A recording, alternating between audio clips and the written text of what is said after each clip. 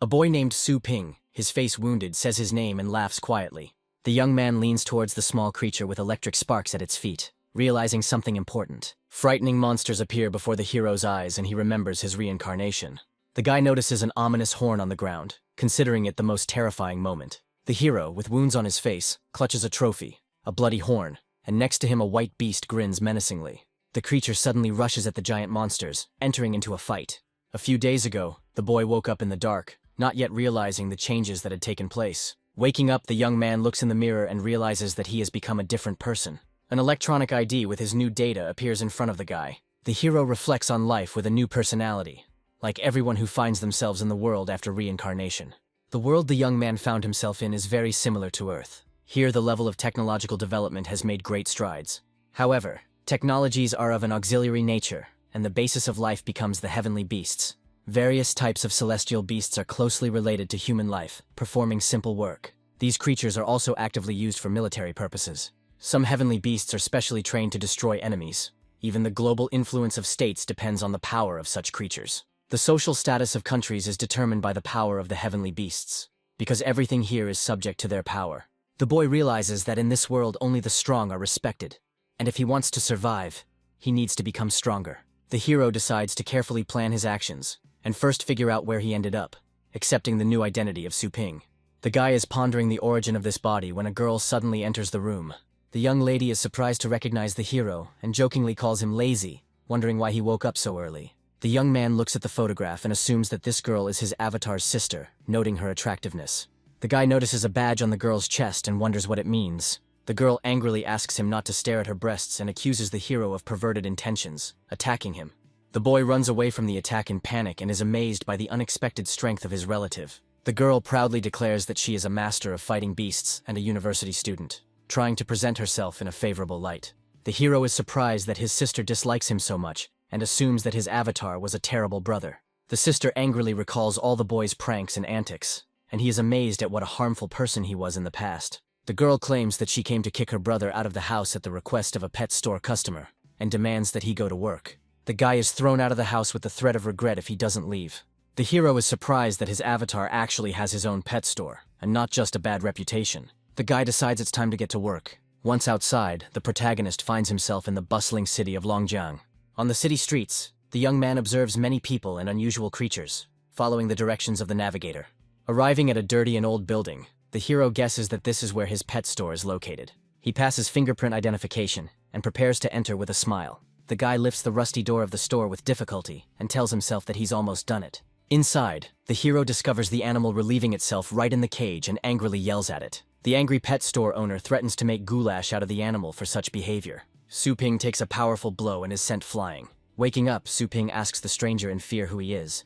The guy with the mohawk tells Su Ping that he is his regular customer and has been waiting for him here for a whole week. Su Ping is wary of whether he is facing an enemy. The Black Panther complains that she was kept locked up for 3 whole days. The beast's owner is outraged that Su Ping locked his pet with other predators for so long, and reproaches him for his cruelty. Su Ping apologizes for what happened, assuring that his avatar is simply shameless and will not take a penny for the inconvenience. The dissatisfied customer asks Su Ping with disdain if he thinks he needs any money. The man with the mohawk orders the black beast to attack Su Ping, giving the command to take him. Obeying its master, the black beast rushes at Su Ping with terrifying fury, preparing to teach him a lesson. Su Ping realizes with amazement and fear that the beast has caught him by surprise with its incredible speed. Su Ping, in desperation, proposes to resolve the conflict peacefully and pay triple compensation. The man with the mohawk asks with disdain if Su Ping really thinks of paying off the spoiled fighting beast with money. Suddenly, the client will beam and announce that he has a great idea. The man orders his beast Black Monsoon to perform a new attack on Su Ping. Black Monsoon, with the power of a dragon, charges a powerful energy blast to detonate the magazine and restore his honor. Su Ping is amazed by the beast's strength and does not understand why he has dragon blood. The hero is confused as to why he ended up so weak in a world where he himself was recently reborn and did not even have his own pet. At this critical moment, a notification screen appears. A suitable target has been found, and the contract is being concluded. Su Ping is overjoyed to realize that his cheat system has finally activated, and now it really does feel like reincarnation. Su Ping is completely shocked to learn that his contract is somehow connected to a pet store. The guy suddenly finds himself enveloped in blue energy and is surprised by what is happening to his body. The system explains to the hero that the store makes him immune to any damage. The young man is amazed, since attacks in the store are useless. He becomes invulnerable. The shop owner is suspicious whether the object of the contract is really this old homeless shelter. The system confirms Su Ping's guess, and he thinks ironically about discipline. Meanwhile, the battle continues, and Black Monsoon continues to attack with the same ferocity. A man with a mohawk shouts at his beast to tear his opponent to shreds. Su Ping, with a cold expression on his face, stopped the attack and menacingly asked what the enemy was planning to do with his store. The protagonist, as the owner, gives the beast a strict order to lie down, demonstrating strength and control. Su Ping mockingly asks the customer if he was not satisfied with their service, while Black Monsoon lies defeated. The client panics when he realizes that the guy stopped the beast with his bare hands and wonders why he has never heard of such strength. The guy offers, if there are no complaints, to look after the animal for a couple more days. Su Ping smiles sweetly and promises that he will definitely take care of Black Monsoon. The shop owner, with a demonic smile, swears to take care of him again, frightening the enemy even more. The man with the mohawk and his beast run away from the hero in fear, unable to withstand the pressure. Su Ping wonders if he really looks that scary to others. The system notifies the hero that the problem in the store has been resolved, and offers to update the store status. Su Ping notes with interest that this system has proven to be very well thought out, and agrees to the update. A powerful stream of blue energy envelops the owner's shop, announcing the start of the upgrade. Su Ping looks around his shop in amazement after the renovation. The premises sparkle with cleanliness and newness. The hero approaches the reflection and admires how the system has changed everything around him, calling the update cool. The guy notices a mysterious room and decides to see what's inside. The young man discovers cages with small animals and is surprised by their size. Su Ping suspects that the pets will damage the cages, but the system reports that the animals are in a state of cultivation and do not need food or a toilet. The guy asks the system what to do to prevent the new owners from causing trouble, and who should take these two pets. The system congratulates the owner on starting the main quest, and offers to choose between the Thunder Mouse and the Moondog. The hero chooses a mouse, explaining that he has a bad relationship with dogs. Information about Thunder Mouse is described. Its main skill is to be cute, which Su Ping is very surprised about. The system explains that the pet will learn new skills depending on the owner's training style, and suddenly the boy and the mouse find themselves in the center of an energy vortex. Su Ping is stunned and realizes that he has entered the cultivation dimension.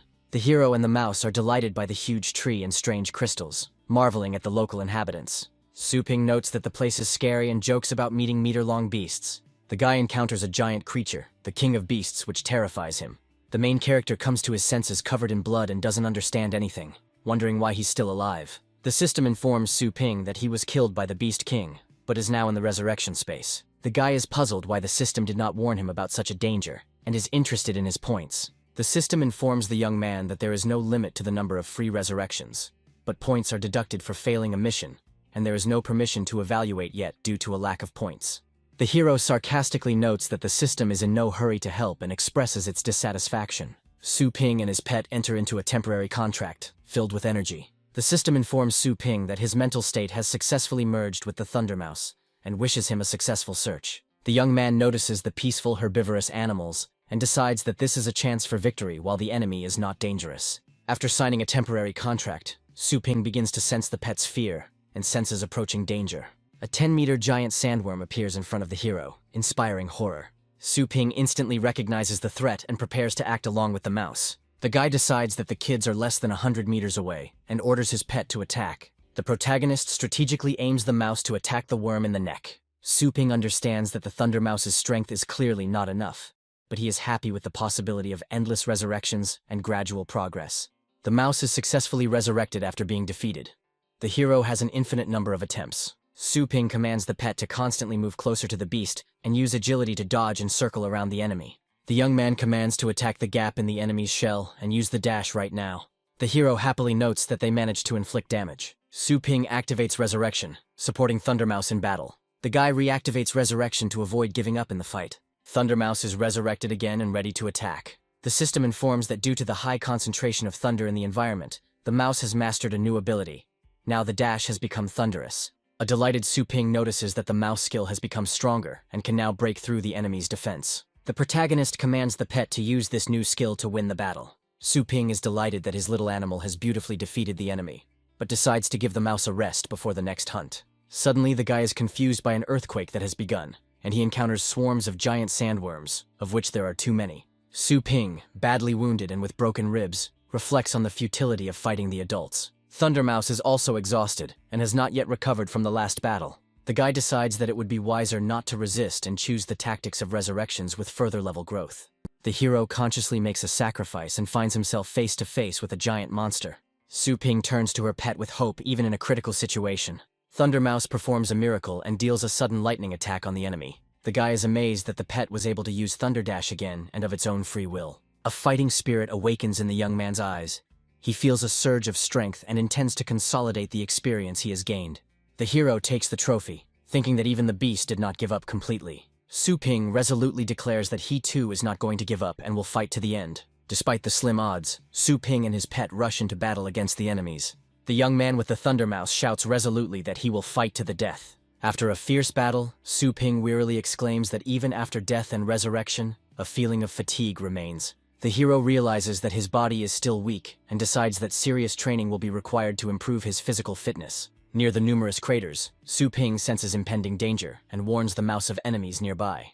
The boy notices that the terrain is different from the previous battlefield and explores the hard surface of the crater. Suddenly, a 10-meter stone cockroach, smaller in size than the previous opponents, appears from underground. The monster attacks and spews a stream of acid, threatening the heroes with violence. The boy and the Thundermouse narrowly escape the acid, realizing the new danger. Su Ping orders the beast to be fully prepared and show the enemies all the progress it has made. Su Ping, covered in scratches and fatigue, is depicted among the remains of the monsters. Next to the owner is a Thundermouse. The system records 68 resurrections for Su Ping and 847 for the pet. The hero and the animal lie among mountains of corpses, and the system reports 472 destroyed enemies. Su Ping is surprised that the mouse has mastered thunder, residual perception, and as many as 10 secret techniques. The progress of combat skills of not only the mouse, but also other animals is shown, from elementary to ancient secret skills. The exhausted young man thanks the system and asks to return them home as soon as possible. The scene switches to the annual competition of Longjiang Fengshan University,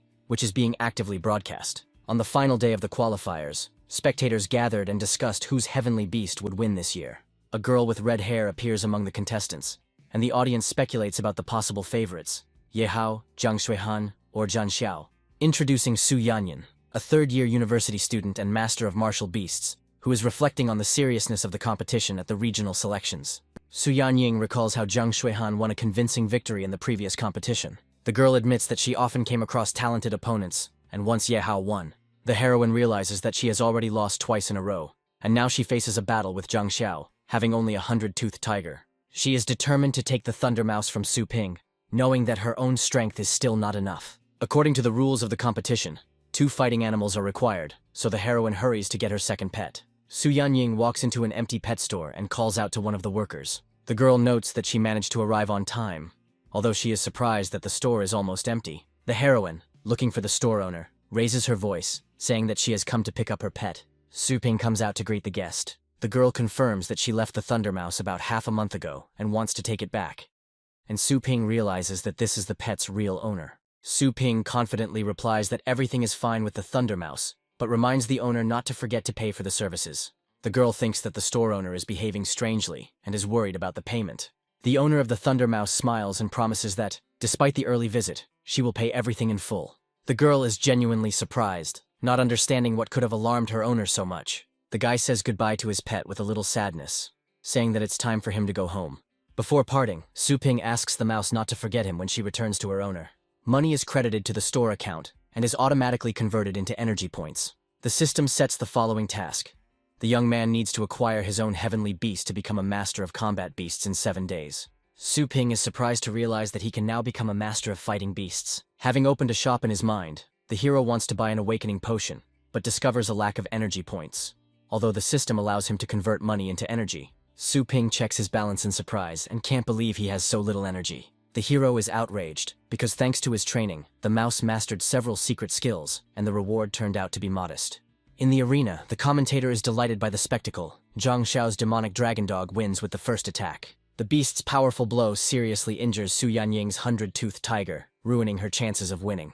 Zhang Xiao's demonic beast, called the Chosen Terminator, displays its colossal strength, causing admiration.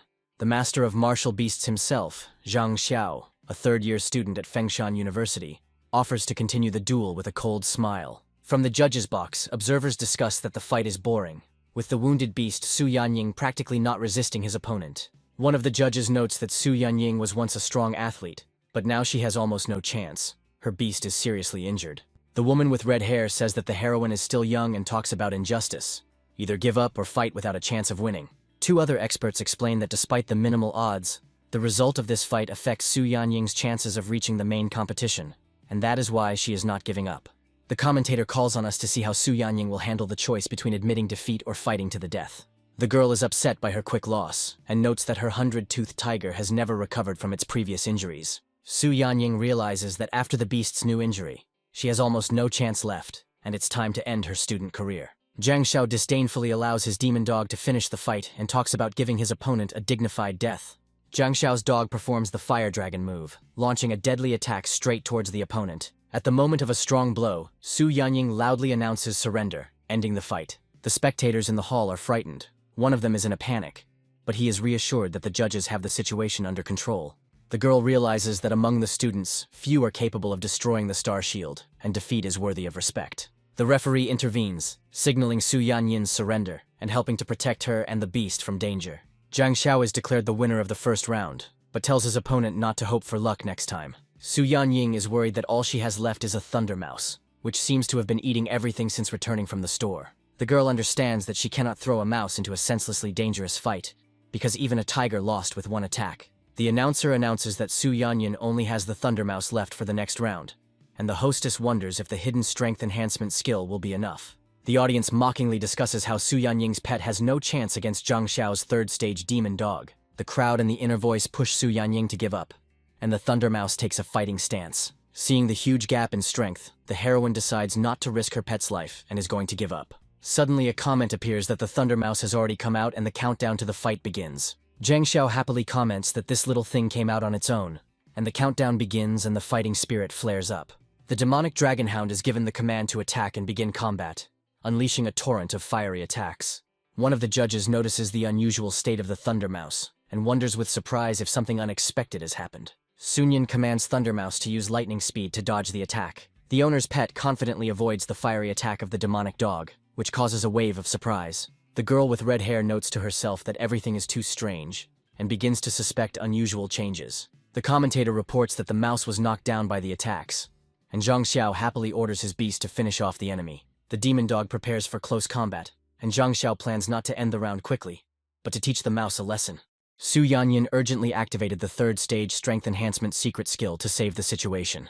The animal dodges with incredible lightning speed, which takes the enemy by surprise. The judges and spectators are surprised by the mouse's impressive speed and watch the progress of the fight with interest. The commentator notes that the Thunder Mouse was indeed able to avoid the blow, and Su Yanying decides to immediately go on the attack. The judge in the courtroom strains his eyes and is amazed by what is happening, suspecting something special in the mouse's actions. Thunder Mouse unleashes a 7th-stage Thunder System attack, creating a powerful energy discharge. Releasing the power of the Thunderclap skill, the mouse directs a massive stream of lightning at the arena's protective barrier. Spectators and participants are stunned by what they see, not understanding what is happening in the arena. The judges are shocked that a first-stage beast was able to activate a 7th-stage ability and call the youth terrifying.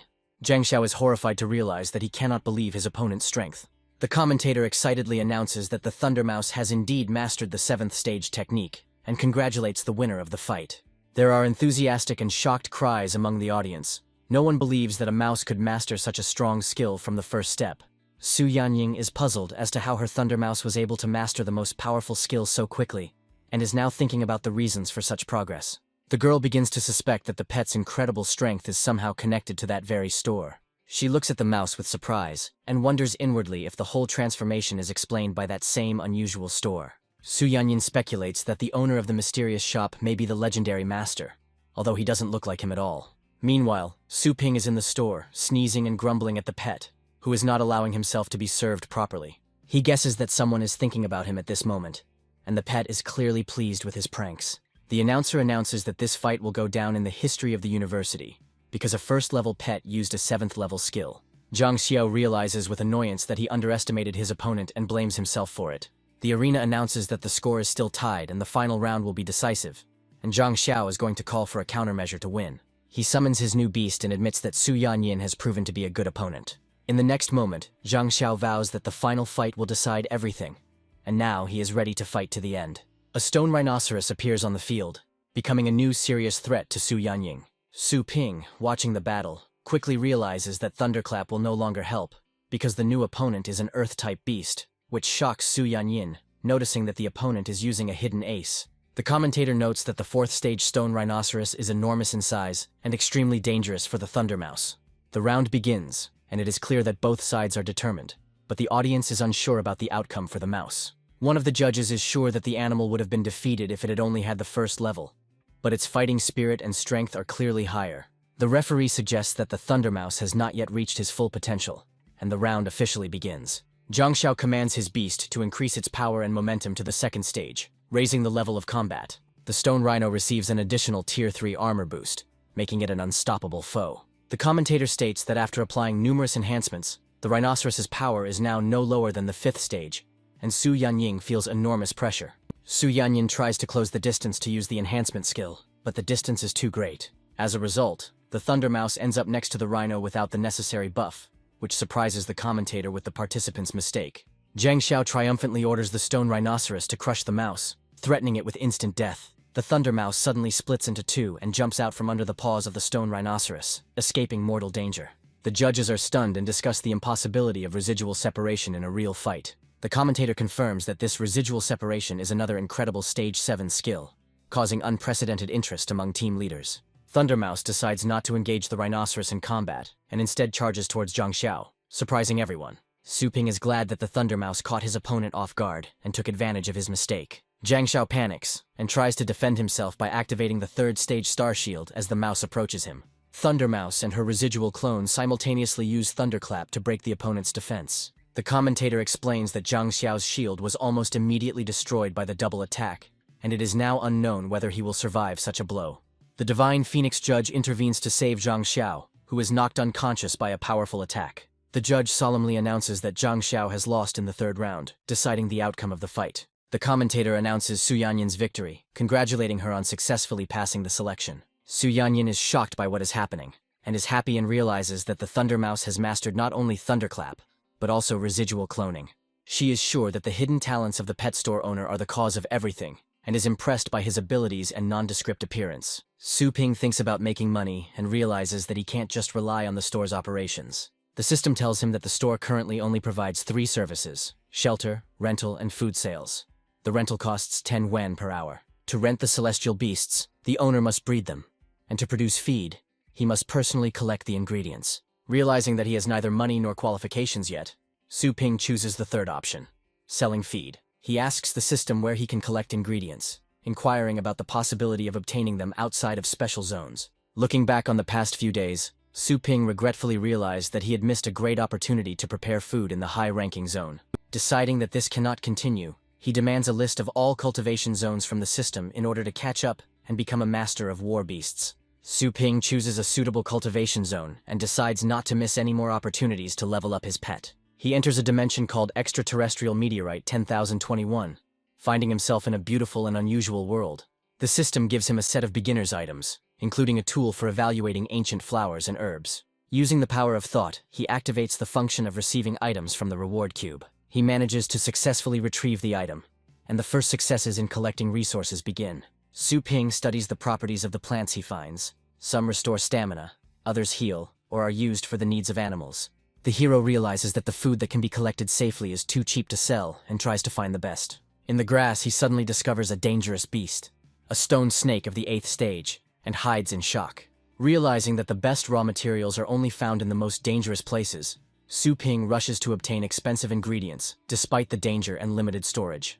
At the last moment, he deftly dodges the attack of the stone snake, continuing to collect the most valuable and expensive herbs. Su Ping hurriedly puts the rare plant into storage, but is injured by a stone snake attack. Despite the danger, he continues to collect expensive ingredients, considering their value worthy of any effort, but falls into the mouth of a monster. Exhausted after battles and numerous deaths, the hero admits that even 30 resurrections a day tire him out greatly. However, Su Ping is confident that there will be no further problems, since he already has the necessary resources. Returning home, he decides to sort everything he managed to collect into the store's storage area.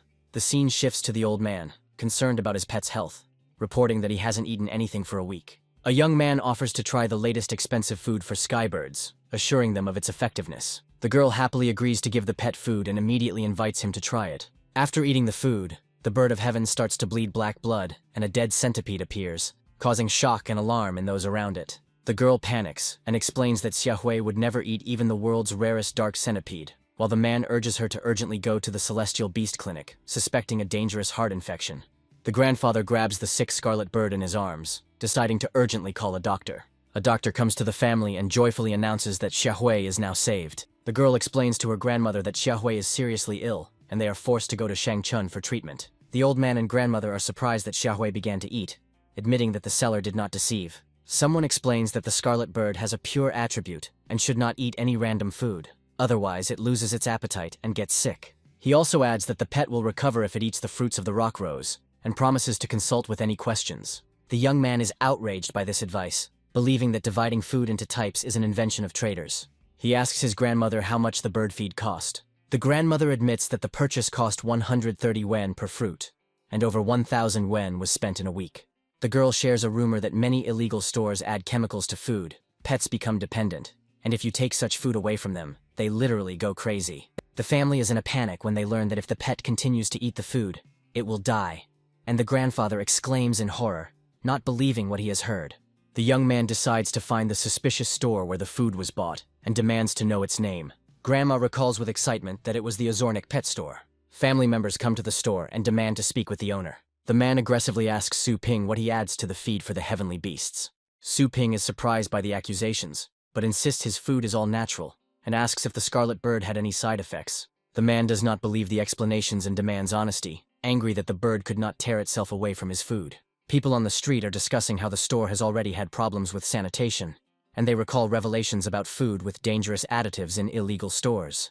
The girl suggests that instead of shouting, they send the feed for testing to the Association of Producers to ensure its quality, and the brother agrees. Su Ping angrily mentally revolted. In your opinion, I sell bad feed. Su Ping intimidates the visitors with a suddenly powerful aura, and demands proof of their accusations, which frightens the girl. The girl's brother angrily attacks Su Ping, accusing him of aggression against his sister. The man grabs Su Ping by the neck and threatens to kill him, asking if he wants to die. Su Ping, with icy calm and powerful strength, easily removes the opponent's hand from himself. The attacker screams in pain, shocked by Su Ping's unexpected strength and feeling powerless. The humiliated guy, in pain, leaves the store, accusing Su Ping of rudeness, and the girl watches what is happening in confusion. Su Ping understands that if he doesn't explain himself to his clients, he risks losing not only his points, but his entire clientele. He claims that his food has no problems and is ready to prove it to everyone present. Angry customers don't believe Su Ping's words and demand that the store be closed immediately. Before starting the demonstration, Su Ping asks the crowd if anyone has a low-ranking water-type heavenly beast with them. The girl replies that she has a low-ranking water-type beast. At Su Ping's request, she releases her pet water beast named Sprinkler, who has simple skills. The brother cautiously asks Su Ping what he is going to do with this beast. Su Ping explains that he will feed the beast a blue yuan fruit to prove the safety and effectiveness of his food. Outside, spectators discuss how they have only heard of such food in special stores, and even joke about its purpose. After Sprinkler eats the fruit, a burst of energy is released throughout the store, leaving everyone surprised and shocked. The girl panics and asks what is happening to Sprinkler and why he is glowing intensely. It turns out that the little animal has risen in rank. It has evolved to the second stage with an increase in strength. Su Ping comments that the blue yuan fruit does indeed raise the rank of the heavenly beasts, and this food is not fake at all. He then goes on to explain the rules for rank advancement, explaining that bloodline beasts can naturally grow to a high rank as they mature and cultivate. Su Ping explains that if the beast does not train, its strength will not grow further, and the audience is amazed at how quickly the rank increase occurred. The girl's brother is convinced by the beast's appearance that its level has truly risen and compares it to federal relics. He comes to the conclusion that if such feeding is available in a regular store, then the owner's personality is too frightening. The girl is surprised and asks Su Ping if he was replaced, because the result is truly stunning. The brother apologizes for his rudeness and admits that he and his sister went too far. Su Ping coldly accepts their apology, and his brother says that they were blind and ask for forgiveness. He comically declares that 8,700 per fruit is a great price, and he is an honest businessman, and everyone is amazed. The brother happily agrees to pay, believing that it is incredibly profitable for such a result, despite the fact that the sister is sorry for the money. Su Ping muses stonily that the price is still very low considering his own efforts and the dangers involved in obtaining it. Trying to raise the prices, Su Ping is refused by the system, and then advises to use the leaves of the colorful surbud for the beast, and to continue the course of the berries of the rock rose for the recovery of the bird. The sister sighs with relief, and the son of the family confidently declares that he will take care of all the expenses, surprised by the effectiveness of the feed for such a low price. The livestock breeders in the crowd are also vying with each other to ask to sell them the miracle product, not believing that such an effect is possible so cheaply. The seller happily reassures customers, urging them to wait in line, while everyone around them is eager to buy the blue fruits. The protagonist triumphs, happily ordering the system to open the store, because he finally saved up money for the awakening potion. The young man looks at the bottle of green liquid, knowing that he can now become a master of fighting beasts, and excitedly swallows his saliva. The guy decisively drinks the potion he bought, mentally urging himself not to doubt. With the essence of awakening within, Su Ping feels a powerful surge of energy, accompanied by a bright golden light. The hero's eyes fill with a new radiance, and he realizes that his moment has finally arrived. Su Ping proudly exclaims his success as he stands in the golden light, confirming that he is now a true master of the fighting beasts. Meanwhile, one of the clients is amazed to notice that even his reaction speed has increased, being able to easily catch an ordinary fly. The protagonist studies the requirements for using the Chaos Spirit Pool, and realizes that the chance of getting a valuable pet is very small. The guy decides to upgrade his pool to level 2, hoping to increase his chances. Having made sure that there is enough energy, the young man calmly starts the process of the appearance of a new beast. A powerful pillar of light shines through the hall, radiating magical energy as the ritual continues. The system reports the successful use of the second-level pool, and the hero anxiously awaits the result. A strange figure appears in a thick cloud, and the guy is surprised to realize that a small skeleton has come to him. The young man is indignant that he spent 100 points for a funny skeleton, and the pet only laughs embarrassedly in response. Su Ping reasons that even with all the bonuses in the cultivation zone, it will be difficult for the skeleton to survive, but by investing in killing skills, one can gain benefits. On the monitor, the hero sees the requirements. Even the Thunder Mouse was stronger than the skeleton, and the skeleton itself is rated as the lowest level pet. Despite the huge difference in characteristics, the guy with humor and optimism decides to make a real diamond out of the skeleton. The hero hears the client's voice and is surprised by the familiar address, holding a small skeleton in his arms. Two girls with a pet appear at the door and call the owner of the store, surprised that their pet store is located in such a remote place. The young man greets the visitors with a displeased tone and immediately clarifies the amount of the debt, inquiring about the purpose of their visit. The red-haired heroine angrily corrects the guy's name, introducing herself as Su Yanyin, and asks him what he did with the Thunder Mouse. The protagonist, confused, notes to himself that the same scene with complaints and attempts to justify himself is being repeated again. Against the backdrop of a crimson mirage, he replies that he was just walking and playing with his pet, trying to look innocent. The guy turns to the animal and confirms with a smile that everything was exactly like that, and the mouse gets scared and confirms the owner's words. The girl is mentally amazed that for the hero the word walk means severe hardening, and the mouse, who was not afraid even of the 4th rank, now trembles in front of the owner. The heroine's imagination conjures up a terrifying image of a store owner who organizes walks comparable to animal abuse. The second girl with blue hair notes with horror that the main character's pressure even exceeds the 6th level, amazed by his hidden abilities. The blue-haired girl whispers to Su Yanyin that the owner looks completely ordinary, and the shop is small, wondering if her friend is mistaken. The red-haired heroine explains to her friend that she cannot explain everything now, but she considers the young man a master of the 7th stage and fears for their safety. The protagonist, thinking about the situation, realizes that the system does not require a limited task, so it is not about the pets, and asks if his prices are too high.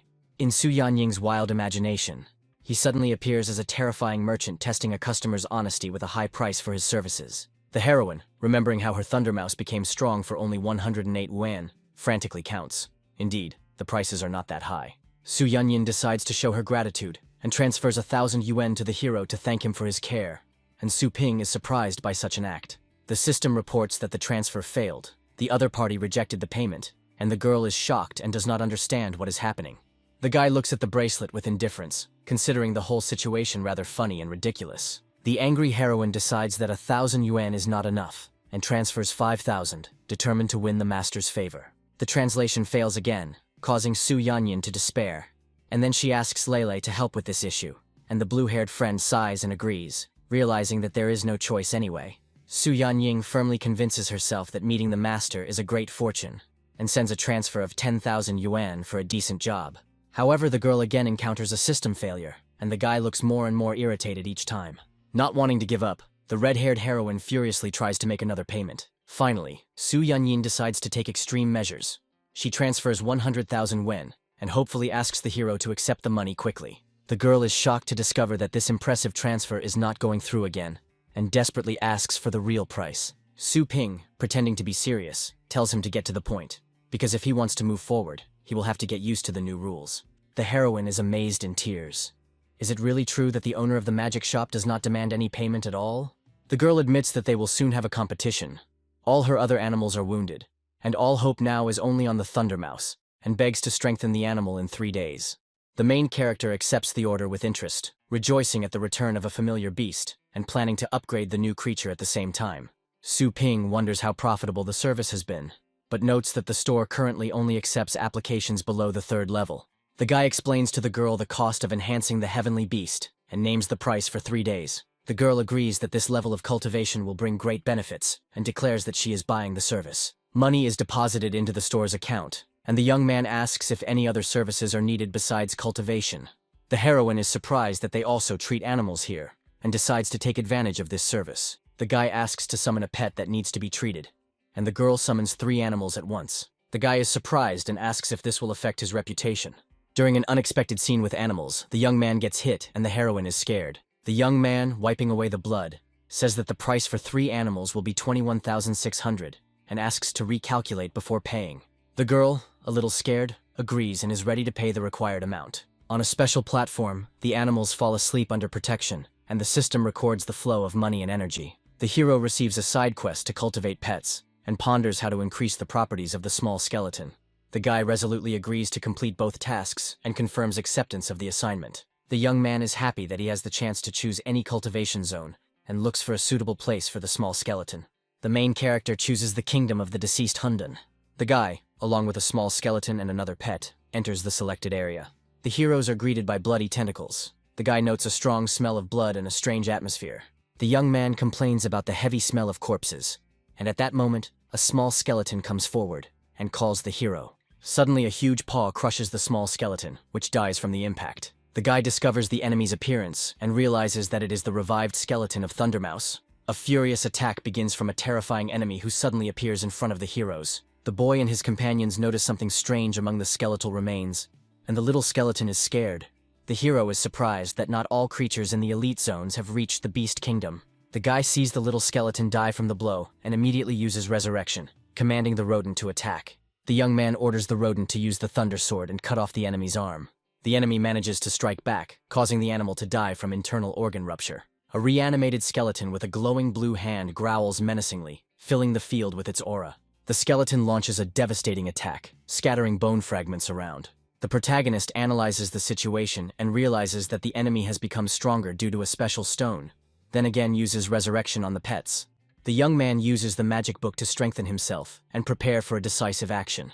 The hero and his pets strengthen their deadly aura and deliver a powerful finishing blow to the enemy. The hero, along with his pets, revives them right on the battlefield and prepares to attack the giant skeleton enemy. The guy analyzes the situation and notices that the enemy is vulnerable due to design features and easily loses balance. The young man understands that the enemy, although he looks menacing, is actually quite fragile. The guy commands to use residual separation to create illusions of speed. Thundermouse, on command of its master, uses a thunderclap attack towards a skeletal enemy. The hero distributes tasks. One pet cuts off the skeleton's leg. The second hits the cervical vertebrae. The small skeleton helps with support, and the hero himself dreams of getting the precious stone. The hero notices how a small skeleton finds and holds a magic stone in his hands, surprised by the actions of his companion. The boy, relieved, jokes with the little skeleton, and praises him for a job well done, rejoicing in the result of their joint efforts. The hero and his pets notice changes in the atmosphere. The sky turns red and mysterious symbols appear around. A mysterious figure of a woman with wings and a bone pattern on her body materializes in front of the young man, causing him surprise and alarm. A mysterious woman with wings concentrates a stream of powerful blue energy around herself against the backdrop of a bloody lake. The guy notices the barrier and is surprised that his identifier does not work, assuming that he is facing a high-ranking creature. Streams of energy penetrate the hero, filling his body, which is reflected on his face. The powerful enemy controls the energy threads, attacking the young man with them, who tries to resist. After an instant defeat, a message appears about the death of the hero, the rodent, and the small skeleton, and the guy comments on the strength of his opponent. The hero turns to the winged woman and politely asks if she is the boss of this dimension. The guy waves his hand with a smile and ironically asks the enemy about her intelligence. The young man doesn't have time to finish speaking. He is again struck by a powerful energy attack, and the flow envelops his head.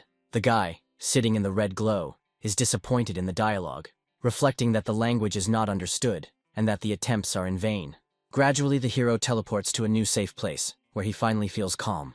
A guy in an unexpected place is surprised by the surroundings, looking around at the giant spikes. The young man sees a strange landscape with a huge army in front of him and wonders where he has ended up. The guy notices a woman with a hood among his surroundings and recognizes her as an old acquaintance. The hero is suddenly attacked by a huge purple hand with a curse, and he realizes that he is trapped. A menacing skeleton in armor appears on the throne, demanding that the hero explain how he got there. The young man feels enormous pressure from the presence of the ruler, and answers the question with difficulty, feigning uncertainty. The guy is confused and wonders why they don't kill him right away, and guesses that they want to find out something important from him. The hero realizes his hopeless situation. He is being held tightly. There is no escape.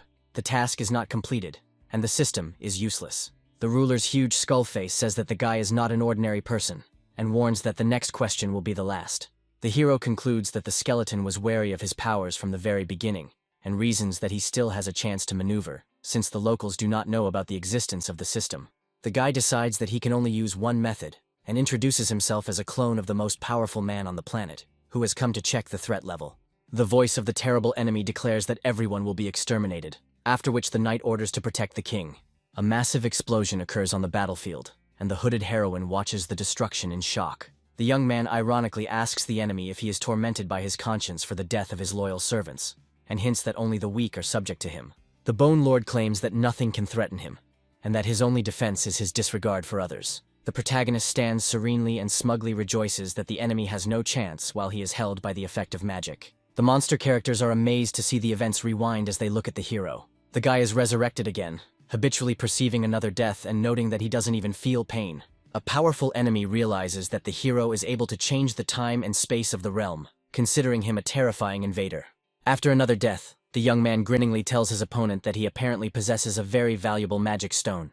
The Skull Lord notices the hero's disappearance in horror. The Skeleton King is amazed that the guy uses 2 higher laws at once and teleports beyond his sight. The hero appears in a safe place with a smile and is glad that his backup plan worked, calling his opponents naive. The boy happily greets his little skeleton, who has already freed himself from the chains. The young man shows the skeleton a huge red crystal to share the spoils.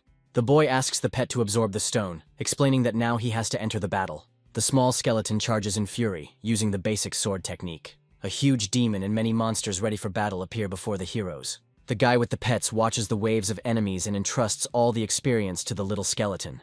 The young man sits on a pile of bones among endless corpses, thinking about the endless waves of small enemies. A huge monster with a red core emerges from the remains, and the young man is confused, thinking that this enemy has not yet been defeated.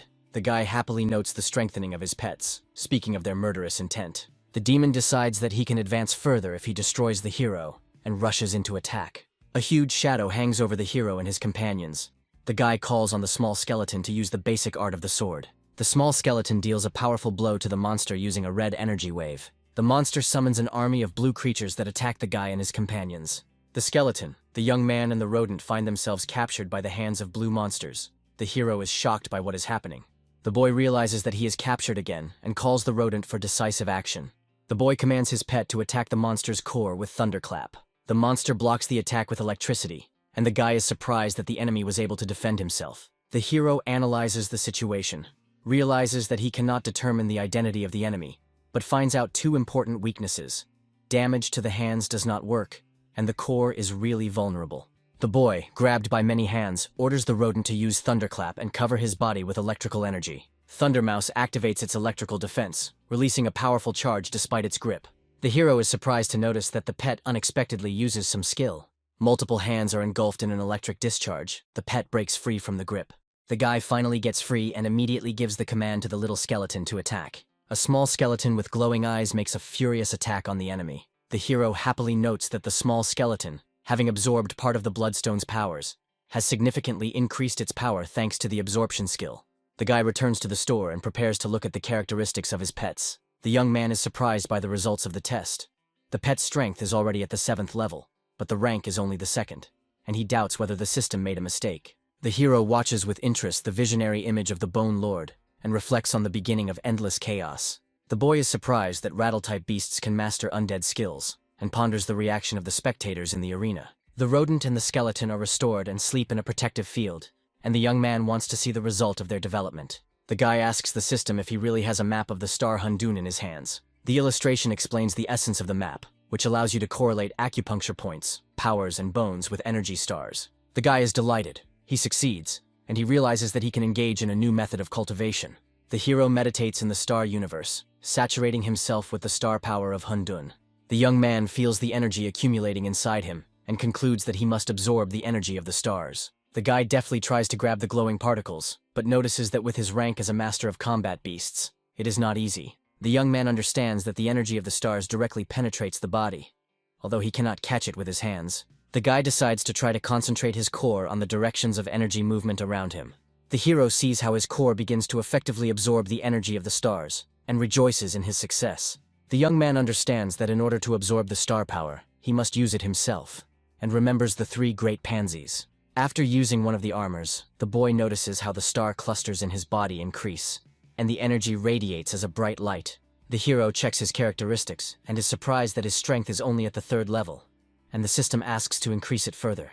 After taking 3 potions, the young man notes that his level is now at the middle 3rd level, and is very happy with his rapid progress. The boy learns that this universe is created by the Hundun star map, and can imitate the real universe, and also receives a warning about larger stars. The hero wonders what inhalation means, and suggests that it might be an interruption to training. The guy comes to the conclusion that we are talking about a food chain, where risks and opportunities coexist. The young man decides to avoid giant stars and absorb only those smaller than him, complaining about the difficulties that arise. The boy recalls how a 3rd-stage martial beastmaster, a determined girl, once rushed in and attacked him. He doubts whether he can withstand her blow now, looking at the night city and hearing the call not to remain hungry. At dinner, the hero politely thanks his mother for her incredible cooking and returns to his room. Mom, clearing away the dishes, tells him that his sister is training for a competition and promises to bake his favorite corn pie in the morning. The young man smiles and responds as he climbs the stairs. He thinks that even though the woman is the mother of the body's previous owner, she still exudes the comfort of domestic kindness. Stretching, the boy decides to continue training, thinking about Su Lingyu's preparation and the possibility of talking to her. In the hallway, he notices golden star power flowing outside the door, and is surprised by its appearance in the house. Opening the door slightly, the hero assures himself that he is simply observing his sister's cultivation, and not peeping. By analyzing the scattered sparks, the young man concludes that the stellar power in the real world is weaker and more evenly distributed than in Hundong, where it is concentrated by a giant star. The guy decides to study university techniques to increase his star power and speed up his cultivation in the Hundun world. The young man sits down in meditation and tries to rotate his inner core following his sister's example, collecting sparks of energy. A powerful vortex of thrust appears in the hero's body, and he is struck by the orange whirlwind that appears in his stomach.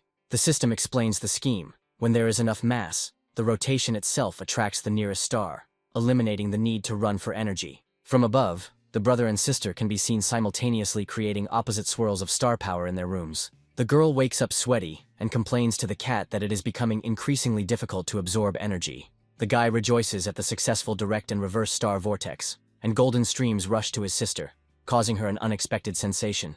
The sister, surrounded by frozen sparks, wonders why the star power has suddenly become disordered and motionless. The frightened girl assumes that there is a powerful master hiding nearby, since the energy has changed so much. The mother, hearing her anxiety from the living room, worriedly asks her daughter if everything is okay. The sister, blushing, assures herself that she felt a strange and abnormal stellar energy. The girl concludes that the flash of power came straight from her loser older brother's room. The guy outside his door is almost taking over the vortex of stellar energy shining in his core. The young man projects himself in front of the huge planet of Hundun and twists the currents, forming his own mini-universe. The joyful hero notices that he now automatically absorbs the star's power if he keeps a safe distance. In the kitchen, the guy is content with what he can cultivate even in his sleep, thinking over new plans. 2 glowing figures of female customers in an aura of star power come to the store owner for pets, surprising him.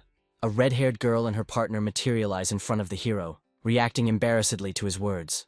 The guy, clearing his throat, explains to the visitors that their star powers are too weak and require serious training to control the beasts. The heroine, hearing about more powerful celestial beings, is amazed that the Thundermouse managed to rise in just 3 days. The guy, wiping away his sweat, notices that at their university, they usually only encounter animals of the 3rd or 4th level, while his pet already has the 7th.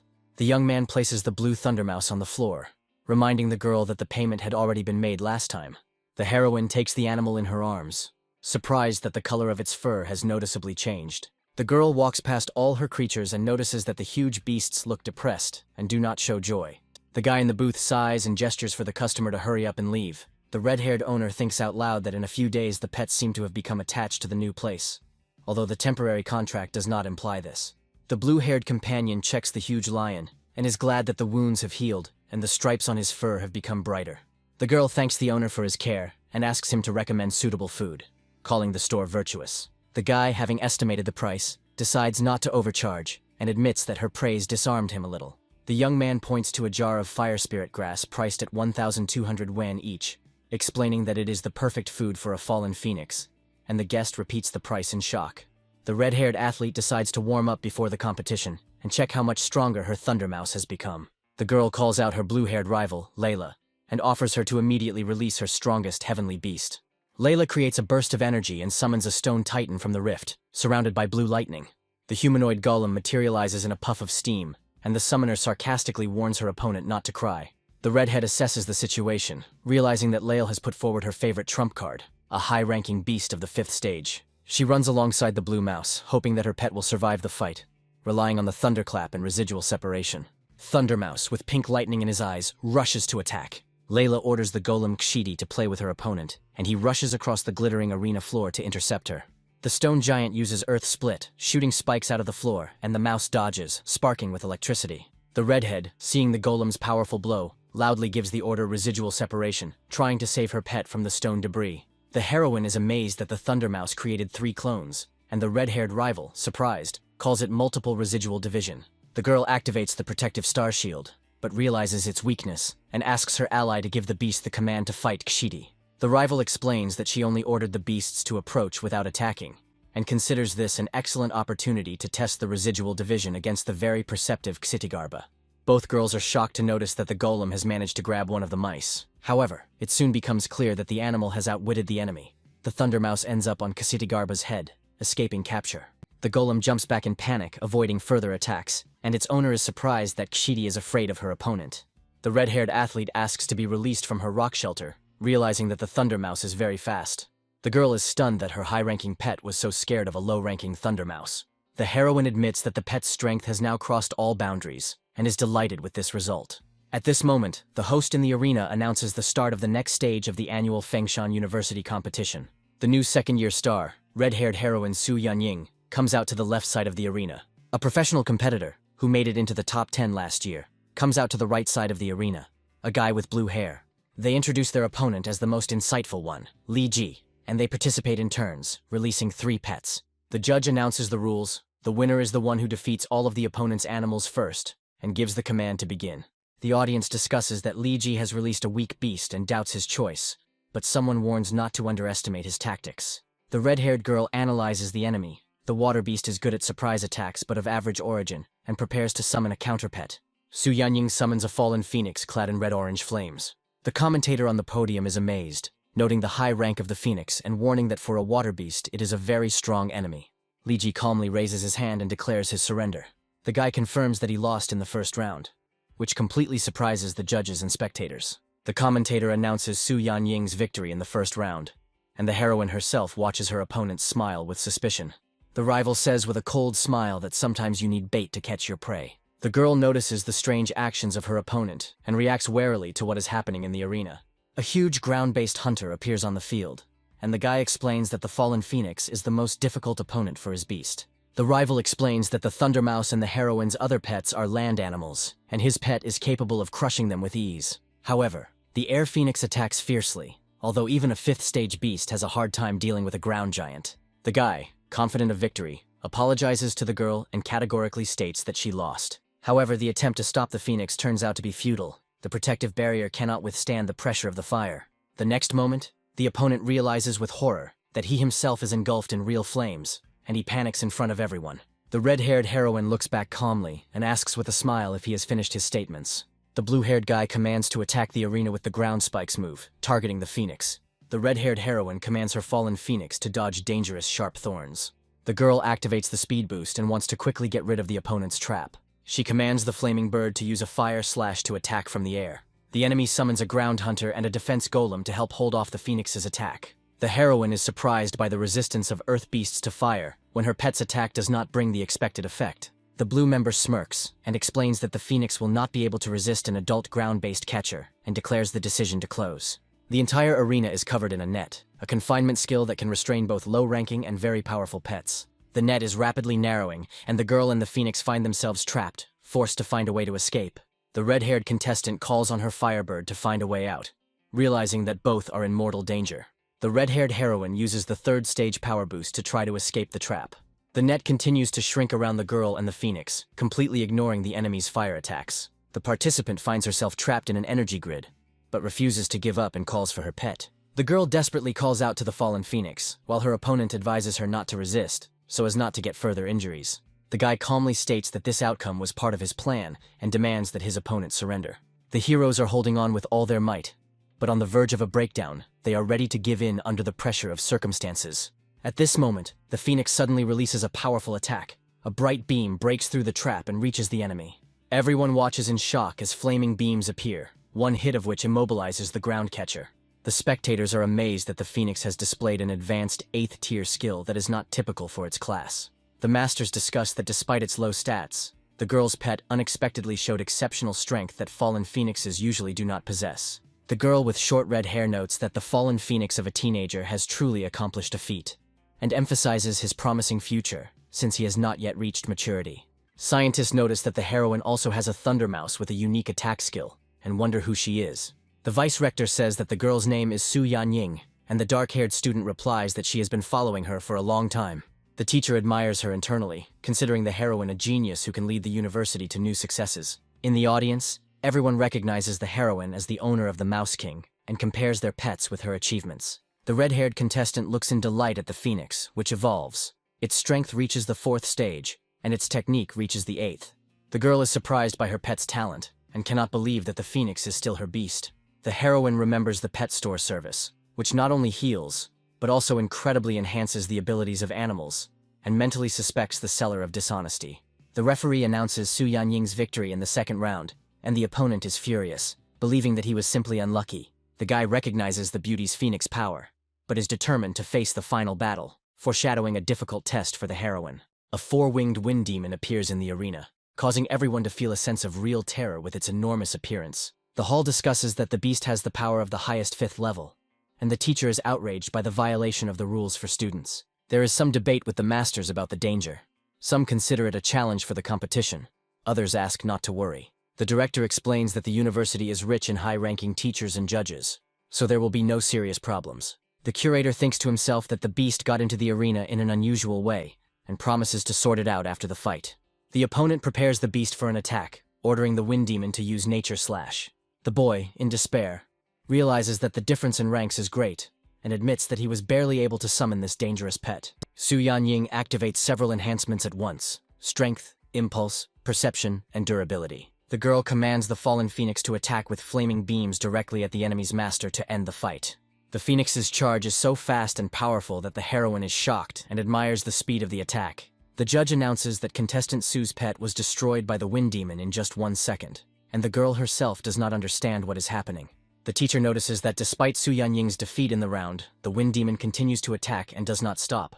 The guy with blue glasses falls to his knees, losing consciousness in front of everyone due to losing control of the beast. The heroine, in a state of shock, tries to stop the monster, and the host and judges shout to immediately stop the fight, because the beast is out of control. At this moment, a mysterious figure in a black cloak appears and summons a divine phoenix to confront. The masters are shocked by the speed of the new phoenix, suggesting that it is even faster than their own divine beast. A thunder mouse suddenly appears on the field, surprising the commentators with its unprecedented agility and stealth. The teacher explains to the audience that Su Yanying could have hidden her pet in the arena all this time, which means that this little animal knows how to hide its aura. The host announces the start of the 3rd round, where the heroine and the thunder mouse once again face the wind demon face to face. The girl with her pet finds herself in the center of a furious attack. The number of attacking streams grows, and she gets lost in attempts to dodge. A group of characters with shocked expressions discuss Thunder Mouse's ability to use demon-type skills. The observer in the hat comments on Thunder Mouse's spectacular use of a demonic skill, successfully blocking a natural attack. The girl behind the shield, surrounded by blue electrical discharges, shouts the name of Thundermouse, who quickly collides with the Wind Demon. A blue electric mouse, surrounded by lightning, rushes forward towards the final battle. A dark demonic figure with glowing red eyes is riddled with electrical charges after Thundermouse kills the out-of-control Wind Demon. A winged creature surrounded by blue electrical energy confronts the small mouse, dealing an unexpectedly deep wound to the Wind Demon. The transformed Thundermouse, with its horns and menacing appearance, exudes incredible power, causing amazement among observers. A cloaked figure floats in the blue environment, commenting on Thundermouse's killing intent and asking if she really wants to kill the Wind Demon. The hooded man, with a serious expression on his face, wonders if she is following anyone's orders. The red-haired woman in light clothing looks surprised, asking about the real victory and suggesting that Thundermouse might have also gone out of control. The cloaked man comments on the blossoming newcomers while looking at the majestic bird called the Divine Phoenix, and warns of disqualification for killing heavenly beasts in competitions. Divine Phoenix approaches Thundermouse, who stands ready to fight, while someone expresses concern about the future of the promising new star.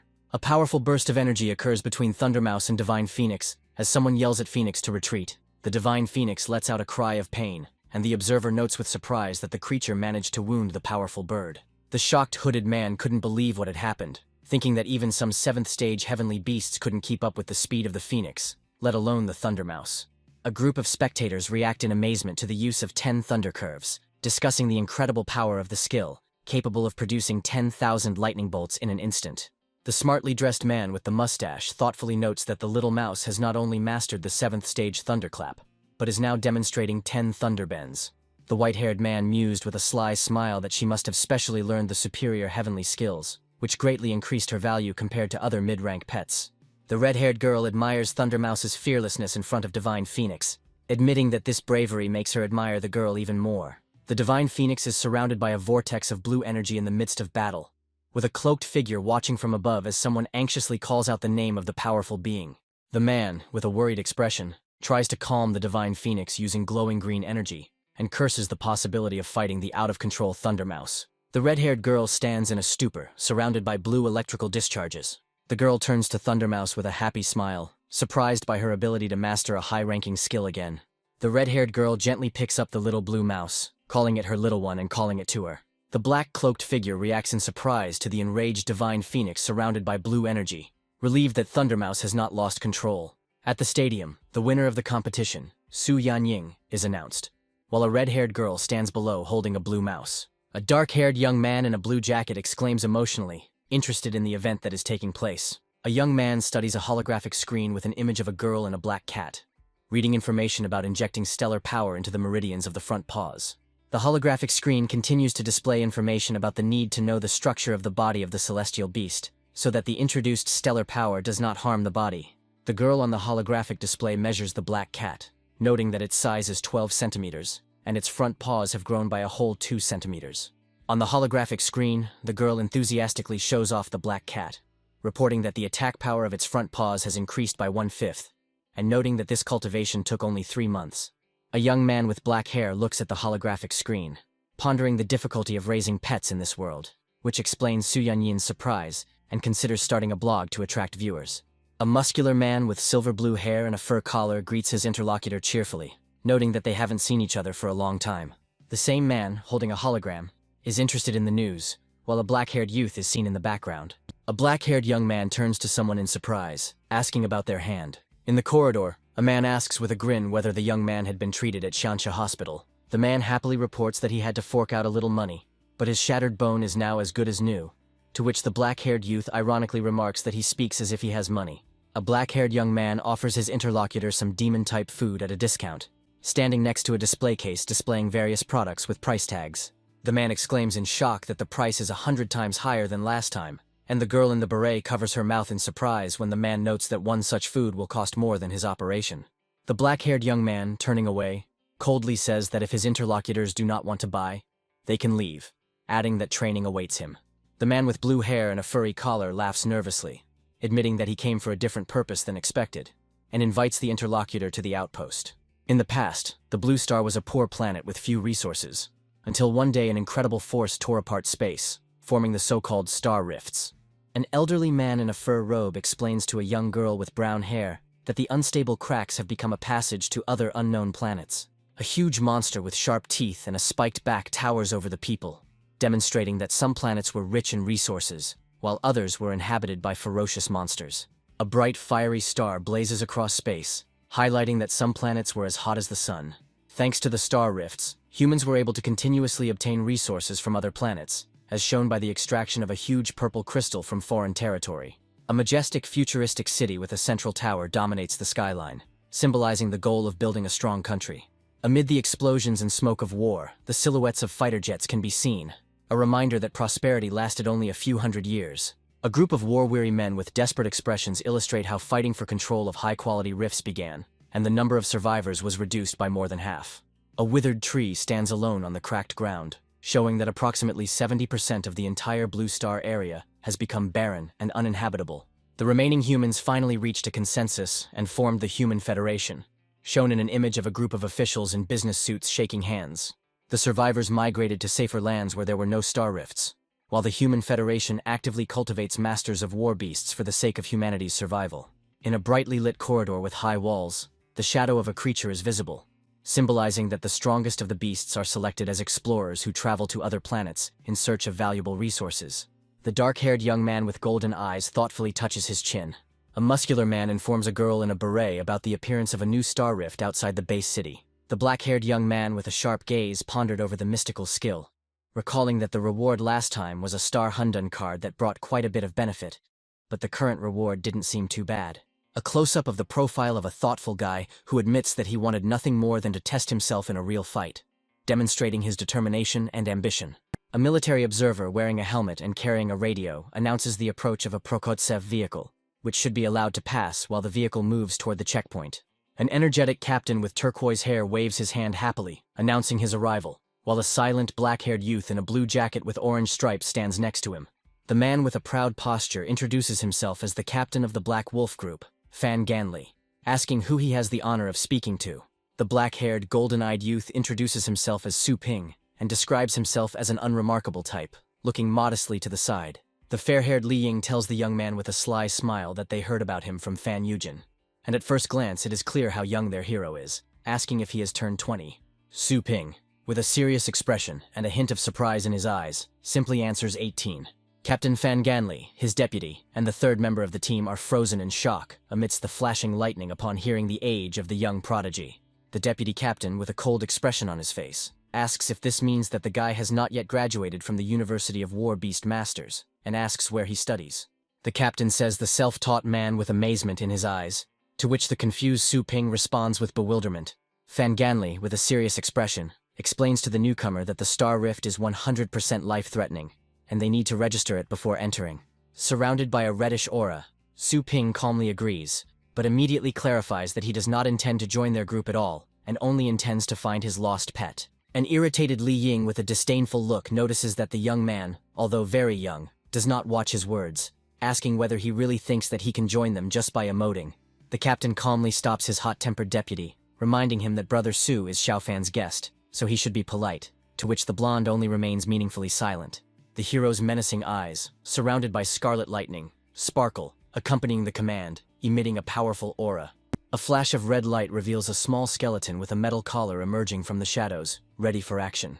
The team looks at the lurking little skeleton in shock, while the hero, calmly observing the situation, calls his servant personally. Su Ping holds a red energy stone in his hands, saying that after 8 days of diligent absorption, this thing is enough for his further use in the wasteland. The captain, turning to the hero, is surprised that he recently acquired this pet, to which Su Ping calmly confirms. Expressing concern, the captain explains to Su that the personalities of their leader and his deputy could create difficulties if he lets them down. Smiling, the young man places his hand on the little skeleton's head and assures the captain that he can be trusted because he will not disappoint. The small skeleton, responding to its master's command, draws a sword that glows with powerful energy, ready to fight. The entire squad, including the captain, watches in amazement at the incredible speed of the little skeleton, who has already managed to put his sword in. Glittering attack circles fly out from the point of impact, creating destructive force. Su Ping asks in confusion if the young man has completed his skills at this point, and the man standing next to him is surprised that the hero only graduated from high school and is only 18 years old. The fair-haired assistant warns the hero that temporary employees can claim merit, but they will still not have full privileges. The man shows the way to the hero, directing him to the registration corridor, clarifying that for any crime he will be tried as an ordinary civilian. The cheerful captain cheerfully assures Sue that if he has any problems with the police, he will definitely come to his aid, which makes Sue think sarcastic thoughts about this talkative comrade.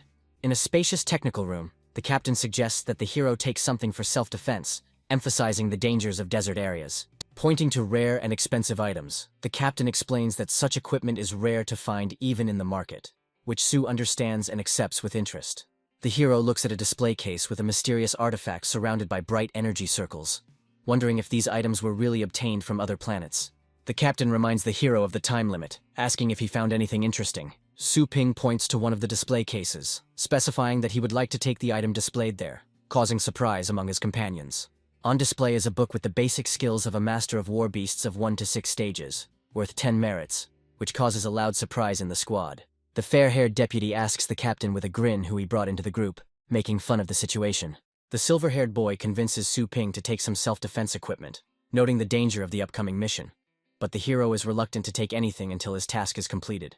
The captain ponders the hero's capabilities, suggesting that he is either incredibly confident in his abilities or acting impulsively. Su Ping looks at the box containing the strange black equipment with confusion, wondering what kind of item it is. His partner explains that it is a protective armor capable of withstanding attacks from 5th-stage beasts, adding that failure by their group is unacceptable. The boy with golden eyes coldly agrees to the plan, showing confidence and willingness to act without hesitation.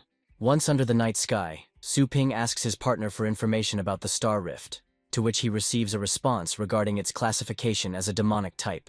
With a slight smile, the hero thinks out loud that he chose the right place, while simultaneously clarifying the situation with the 2 wounded. The partner mentions that the deputy has already called the second assistant, warning Su Ping to be careful not to anger him.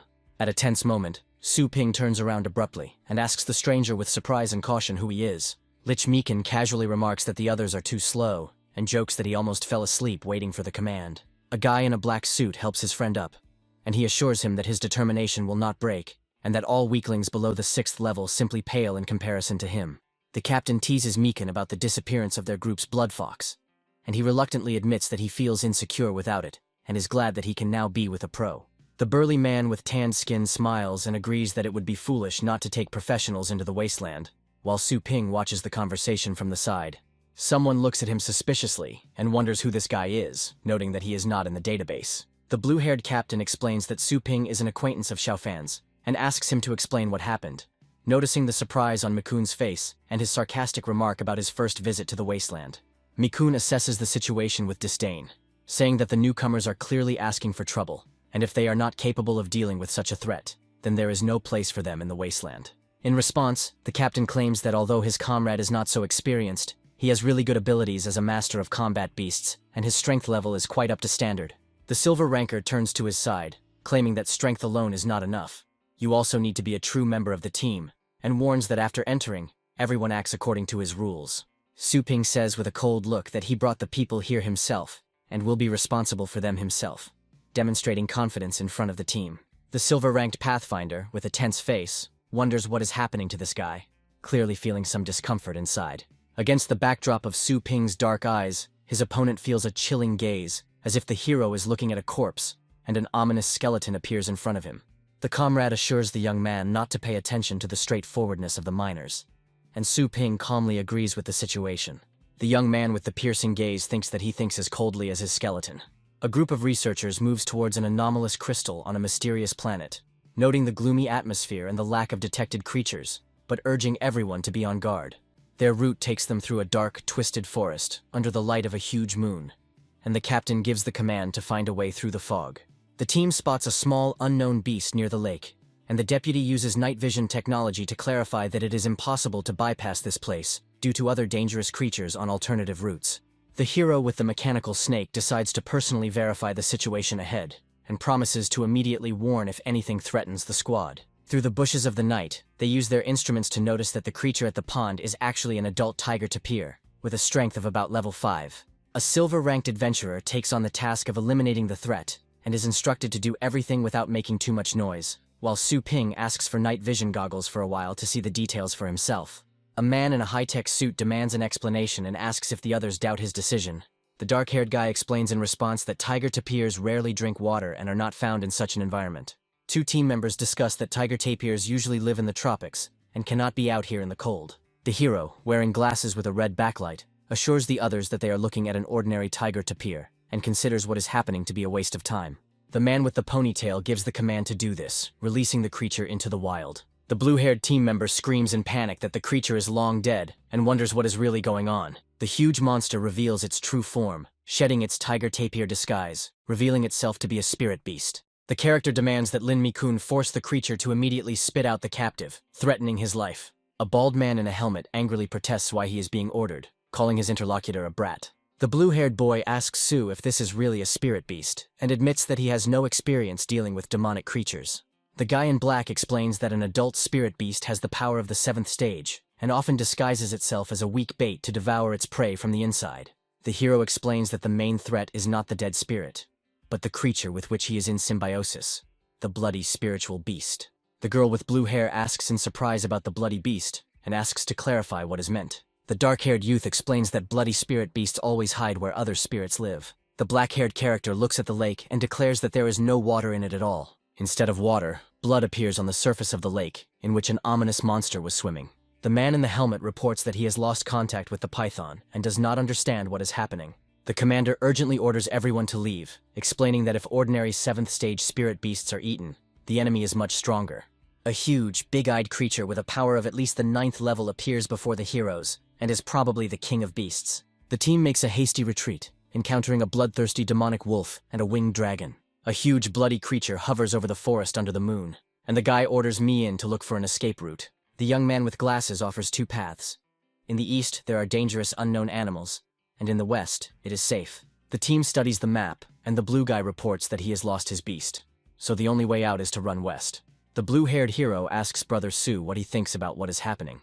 The man in armor advises to go straight east, causing surprise among the others. Riding on the beasts, the crew argues about the wisdom of this decision, and agrees with the captain to retreat. The blue warrior desperately asks Sue again if he is sure of his plan, because a mistake could cost them their lives. The dark-haired youth insists on trusting him, assuring them that they are running out of time, and that this is the only way to find the bloody fox. The guy hopes that this choice will not be his last. The team moves east towards the canyon with determination, following the chosen course. A guy in goggles calls the captain in alarm after noticing something unusual. The radar shows all the monsters in the canyon suddenly starting to run away. The young man explains that everyone sensed the bloody spirit beast behind them, so they ran away. The team discusses what is happening, and receives an explanation that the huge beast cannot chase prey on its own, and uses others as bait. The hero with black hair clarifies that they are of no interest to the monster, and the canyon itself is too small for its size. The man with pink lines on his armor admits that he himself would not have retreated, and justifies himself by saying that he did not know all the features of the bloody beast.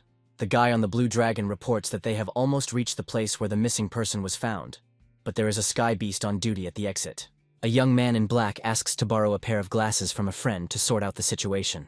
The man reluctantly agrees, calling him a pauper and telling him not to be arrogant. The dark-haired hero catches the transmitted devices and thanks his comrade in arms. A mysterious dead spirit in a cloak gets into the sight of the electronic visor and causes alarm among the heroes. The man with the metal bands on his head says that this is an adult dead spirit with the power of the 5th stage, and the guy in the red glasses asks if this guy is dangerous. The young man in the black suit assures his comrades not to worry, promising to deal with the enemy himself. A demonic monster with a skull for a head charges forward using medium sword art. The heroes are amazed. The guy with the dragon destroys the enemy in a second, causing surprise and admiration of the others. A bald man with pink lines on his suit angrily declares that he is also capable of this, and accuses the hero of showing off. The blue guy remembers that this mountain is very dangerous. Once, because of an encounter with a strong beast, they lost the bloody fox. The main character commands everyone to hurry up and go down and start looking for traces. The girl with the tail and the boys notice something unusual and ask the many-armed monkey if she found anything interesting. The captain analyzes the find and reveals that these are the golden bracers of the Black Mist group, which only high-level explorers can afford. The silver-haired girl reasons that if the captain of a strong group died, then an incredibly powerful and unusual beast lives here. The black-haired young man asks that if no one notices anything, then let them give him the find. The man with the mechanized arms reluctantly agrees, and asks what the boy even knows about special equipment. The hero arrogantly hands over the golden item, emphasizing his importance and rank as a silver miner, adding that he does not recognize the young man. The man drops the armor on the ground, telling him to pick it up himself. The boys watch this, wondering what is going on between the heroes. The guy in black examines the find, noticing that the blood has dried and the body died several days ago. But a dark aura is still emanating from the wound, deducing that a high-ranking demonic beast is approaching. The blue-haired man asks Sue if his concern is related to the blood fox. The young man explains that if the body part has been there for several days, then the target is still nearby, and categorically denies that it has left. The man with stripes on his head starts laughing and ridiculing the hero, deciding that he was just making faces and had not expressed any useful thoughts. A black boot hits the ground with a crunching sound, causing some of the group to look surprised and laugh. The dark-haired hero makes a swift move and punches the scarred man in the face. A man with metal stripes on his head furiously vows to kill his rival for insulting him. The enraged rival accuses the young man of impudence for touching his face. The bald warrior takes out a weapon, threatening the guy with violence. The skeletal pet with chains is instantly nearby, and everyone is amazed at its speed. The guy in the suit asks to let go of the weapon, inviting the others to do the same. The silver-haired girl, in shock, demands an explanation from Sue, asking why he hit the man. The protagonist calmly replies that he asked for it. A grim skeleton with red eyes prepares to attack, accusing the enemy of constantly trying to hinder its master. A terrible darkness hangs over the squad, and the boy declares that he no longer wants to be accused of ruthlessness. The fair-haired youth is shocked by the killer's powerful dark aura, and does not believe that their opponent is really capable of destroying everyone at once. A man with stripes on his head furiously accuses his opponent of bluffing, and demands that he not be considered a coward. The blue-haired hero speaks to Lin in a conciliatory tone, saying that Sue was wrong and promising to return the pet after the mission, asking him to wait for now. The girl with blue hair supports the idea that in desert regions one cannot kill one's own, otherwise no one will survive. The guy skeptically notes that this fighter's help is more harmful than useful to them. The man with red lines on his armor is irritated, thinking that one participant more or less will not play a role. The warrior with stripes on his head leaves, threatening Su Ping that he will definitely deal with him at the base when he is no longer under his command. The hero in the suit announces that he will now be in charge of the group's further actions and asks the deputy for his opinion. The fair-haired guy replies that he only obeys the captain and asks not to ask such questions anymore, doubting whether this young man really wants to help them. Blue guy tells Sue that initiative is good, but warns him of the consequences if he decides to do something like that next time. The hero in the dark suit replies that he doesn't care, although he is warned to be careful and believes that Lin Mikun will not give up so easily. The black-haired boy smiles quietly and confirms that he understood the instruction. The warrior notices that something strange is happening and orders the group to immediately go to the scene. The girl supports her wounded comrade, calling for him to retreat, while the guy wants her to leave him and save herself. A wave of pain and fear engulfs both of them. The guy realizes that a powerful attack has been carried out on them. The hero feels that his body cannot keep up with his mind and cannot react to the attack. A team on a massive wolf appears and introduces themselves as the Black Wolves, reporting that they saw a distress call. The victim tries to warn everyone to be careful, because they are being attacked by an unknown enemy. The blue guy screams in horror, recognizing the description of the dangerous attacker. A huge monster with a bone mask appears before the heroes, and someone recognizes it as the creature that attacked them earlier. The squad, in a panic, clings to the wolf in order to escape as quickly as possible from the monster pursuing them. The man with the metal bands commands everyone to hold on tight, as there is a bumpy and dangerous ride ahead. The monster's claws crash down onto the ground, and someone from the team urges Sue to act faster to avoid the blow. The young man calls his deputy to find a safe route, since only monsters are indifferent to obstacles, and the team is slowing down significantly. The guy with blue hair clarifies that not only Bone Crusher is chasing them, but also other dangerous creatures, and asks if the allies have any more of their team left. The guy regretfully admits that his last beast is lost. The girl with long hair reports that her sacred flame bird is still able to fight despite being injured. The blue warrior notes that even among the 8th stage beasts, this flame bird is a real powerhouse, but is shocked that it also suffered. The protagonist thinks that the skeleton will not help against the Bonebreaker due to the enemy's strong bones, and decides to turn to Lin Mikun for help. The guy with blue hair notes that they won't be able to escape at this rate, and the hero in the blue jacket suggests calling all the heavenly beasts to buy time. The man with stripes on his head is outraged that he has just lost one animal and does not want to lose others. A guy named Ye Chenshin promises to compensate for all the pet's losses and guarantee a reward. The warrior clarifies Ye Chenshin's name and realizes that he is a gold-ranked adventurer. A senior member of the team sarcastically says that it doesn't matter who this guy is, and demands 3 times the compensation. The deputy commands Mi Inu to tell everyone around to summon their beasts, otherwise everyone will die. The blonde deputy announces to the others that if they value their lives, they need to get their pets out. A girl with a bandage on her face sadly remembers her sacred firebird. Against the backdrop of a dragon, a guy in black jumps forward, intending to rush into battle. The bald warrior gloats maliciously, believing that the young brat has decided to play the hero, and is sure that no one will stay to help him. A huge clawed hand bursts out of the ground next to the wolf riding squad, causing shock to the heroes. The group is surrounded by an army of skeletons, and the blue guy panics and tells them they are trapped. The warrior notices that the skeletons have no reaction and assumes that they are not targeting them. A large-scale undead resurrection spell begins on the plateau, at the captain's command, so as not to leave the pet to the enemy. A guy with black hair and a skeleton discuss the impossibility of simply abandoning a faithful beast. A huge army of red-eyed skeletons is ordered to attack and move forward. The hero orders the small skeleton to flank and deliver a surprise attack to the giant monster. The team is shocked that the 8th stage beast was attacked by a mere skeleton. The boy and the girl with the ponytail declare that they will also go and help Sue in the battle. The blonde man in the suit decides that if the captain went down first, they should go after him too.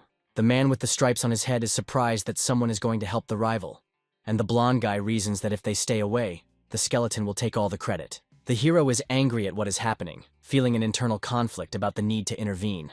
The guy with the red hoop around his neck admits that he is once again obeying the leader's command. From different sides, the fighters summon the bloodthirsty demonic wolf, the serpentine-winged dragon, the mountain crusher, and the sacred flame bird to join the battle.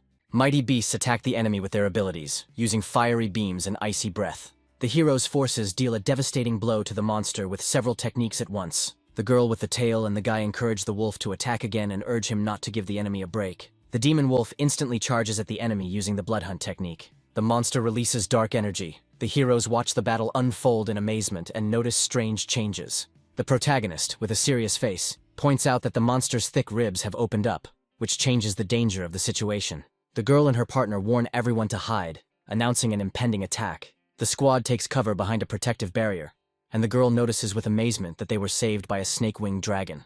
The guy tries to mentally reach out to the bloodthirsty demonic wolf, desperately demanding an answer. The beast's master despairingly admits that the entire attack was useless, and that the forces of the 6th and 7th stages are unable to cope with the 8th stage. The heroes panic because they are too far away from their beasts, and complain that they cannot call them back, scolding themselves for their mistake. The boy commands the little skeleton to use medium sword art. The small skeleton fights fiercely despite the pressure and attack of the 8th stage's power. The warrior is shocked, and asks how the skeleton could withstand an attack from a monster of such strength. The hero with the earring explains that the skeleton would not have survived if he had not used the corpse roar technique at that moment. The blue-haired boy remembers seeing a sound wave during the roar, and wonders if that's what helped neutralize the attack. The blue-haired boy is amazed that using the corpse roar to repel an attack is only possible after endless training. The hero with a neon pattern on his back raises questions from those around him about what experiences and suffering he might have gone through. The team is shocked that a 9th-level skill was just used. A huge black cloud associated with the death annihilation technique appears over the battlefield, and one of the fighters runs away in panic. The protagonist gives the command to the little skeleton to act immediately. Everyone is stunned that the 8th-level monster was killed so easily by a skeleton, and they don't believe what they saw. The hero answers his comrades' questions with a smile, assuring them that he simply guessed how to attack the enemy from the inside. At this time, they reason that only demonic beasts are capable of using the recombination of severed limbs, and are surprised by his recovery. The voiceover explains that the monster's body is just a shell, and the root of its life is in the spiritual core. Thanks to the core, the monster survived all this time and restored its body after any damage. As long as the monster uses its abilities correctly, any demon-type heavenly beast will be nothing more than paper to it. The guy with the earring notes with satisfaction to himself that this fight dispelled all doubts about his strength. The team is shocked and cannot believe that the monster is still alive after all the attacks. The hero with the blue collar notices that the monster's movements are unusual, as if it is being controlled from outside. The girl with the tail asks Sue if he is responsible for what is happening, and he reluctantly confirms. The group members are stunned by his confession, discussing how a small skeleton was able to summon an army and make a puppet out of a beast. The blue and blonde guys decide not to go into details and suggest continuing the search for the bloody fox. However, the protagonist stops them, saying that he still has unfinished business, and asks them to pretend that they didn't see anything. The blue warrior shouts after Sue to stop and listen to the command, but he stubbornly moves forward. A man with stripes on his head finds himself in a force barrier and indignantly demands to know what the hero is up to. The hero, with a gloomy expression on his face, warns his interlocutor to be careful, stating that he does not intend to do anything. In a desert area, a battle begins where a man fights a dangerous creature armed with a glowing blade. One of the participants in the clash screams loudly in pain, having received a serious wound to the arm. An unknown young man with a cold gaze claims that his opponent will only remain alive thanks to another person. The wounded man retreats, threatening with hatred, but notices something that puzzles him. The hero with bright red eyes says that he will personally destroy the enemy if he does not disappear on his own. The partners turn warily to the blue-haired youth, reproaching him for yet another thoughtless act. The girl with long hair declares that the man in question is too dangerous and insists on his expulsion. A group of people gather to discuss the search for a powerful creature, the blood fox, trying to gain information. The young man, confused, claims that he cannot remember the details, but the girl notes that she saw traces of this creature. The girl asks the hero to lend her a flare gun while at a mysterious object that has attracted attention. The characters find a bloody fox lying on the ground, looking exhausted. Smiling happily, the blue-haired boy announces that the search target has been found. The blue-haired boy tells the fox with relief that he made everyone worry while the rest of the team watches. The young man reports that the mission is completed and prepares the team for return. The hero asks to wait a little, delaying the others before leaving. The hero examines the strange glowing crystals with the small creature, noticing something inside. One of the team members offers to examine the find and begins to study the crystal. The group discusses how the ore discovered does not match any known elements and is clearly unfamiliar to scientists. The hero watches in bewilderment as several members of the team leave, leaving him to deal with the find. A man with gray hair explains that rare ores can bring profit to miners if used correctly. He adds that the probability of finding valuable ores is very small, comparing it to searching for gold in sand. The hero listens as another participant advises him to simply report back upon his return, as the government will take care of the ores. The boy notices that the small skeleton is extremely fascinated by the ore, suggesting that it might be unusual.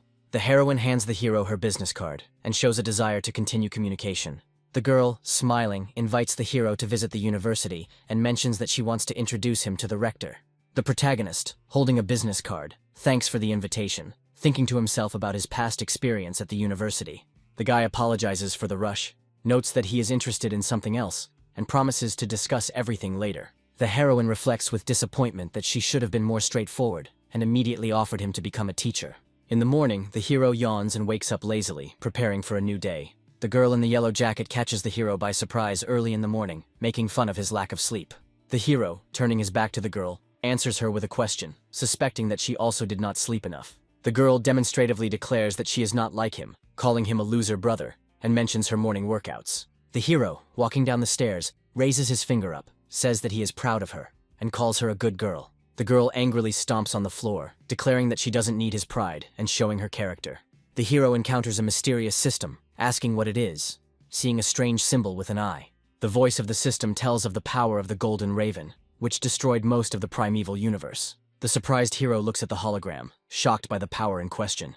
The system reports the inevitability of the hero's transformation into a Golden Raven demon who must rule the Celestial Empire. The hero looks at his hand with concern, wondering if he will become a monster, and notices that it looks like a villain's story. The hero asks a rhetorical question about the possibility of a normal life, realizing the surrounding realities. The fight scene conveys the idea that weak people in this world live without respect and can only survive by changing. The young man with a frightening smile agrees to play by the rules of the world around him, accepting its challenges. The hero controls the workers who deliver boxes of materials, indicating where to place them. He notes the convenience of delivery from the federal storage facility for tunnelers and successfully scans the cargo. The young man tells how he earned merit along the way and activates the water armor of the new defense system. The materials for the first level of the Golden Crow demonic body have already been collected, which the hero finds effective.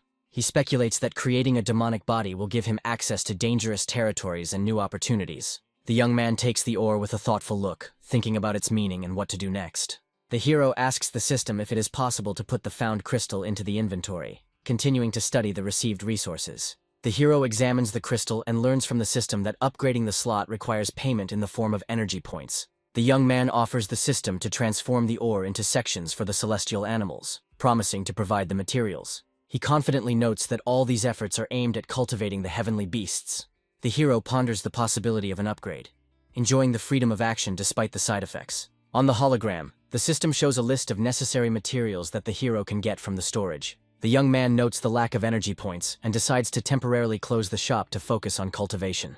A girl with long red hair receives a message from the hero and is surprised that he called her. An image of the heroine appears on the hologram, and the young man asks if she is satisfied with the power of the Thunder Mouse. The girl enthusiastically replies that she is very pleased, but does not know how to express her gratitude. The heroine happily agrees to help the hero, considering this an opportunity to become closer to him.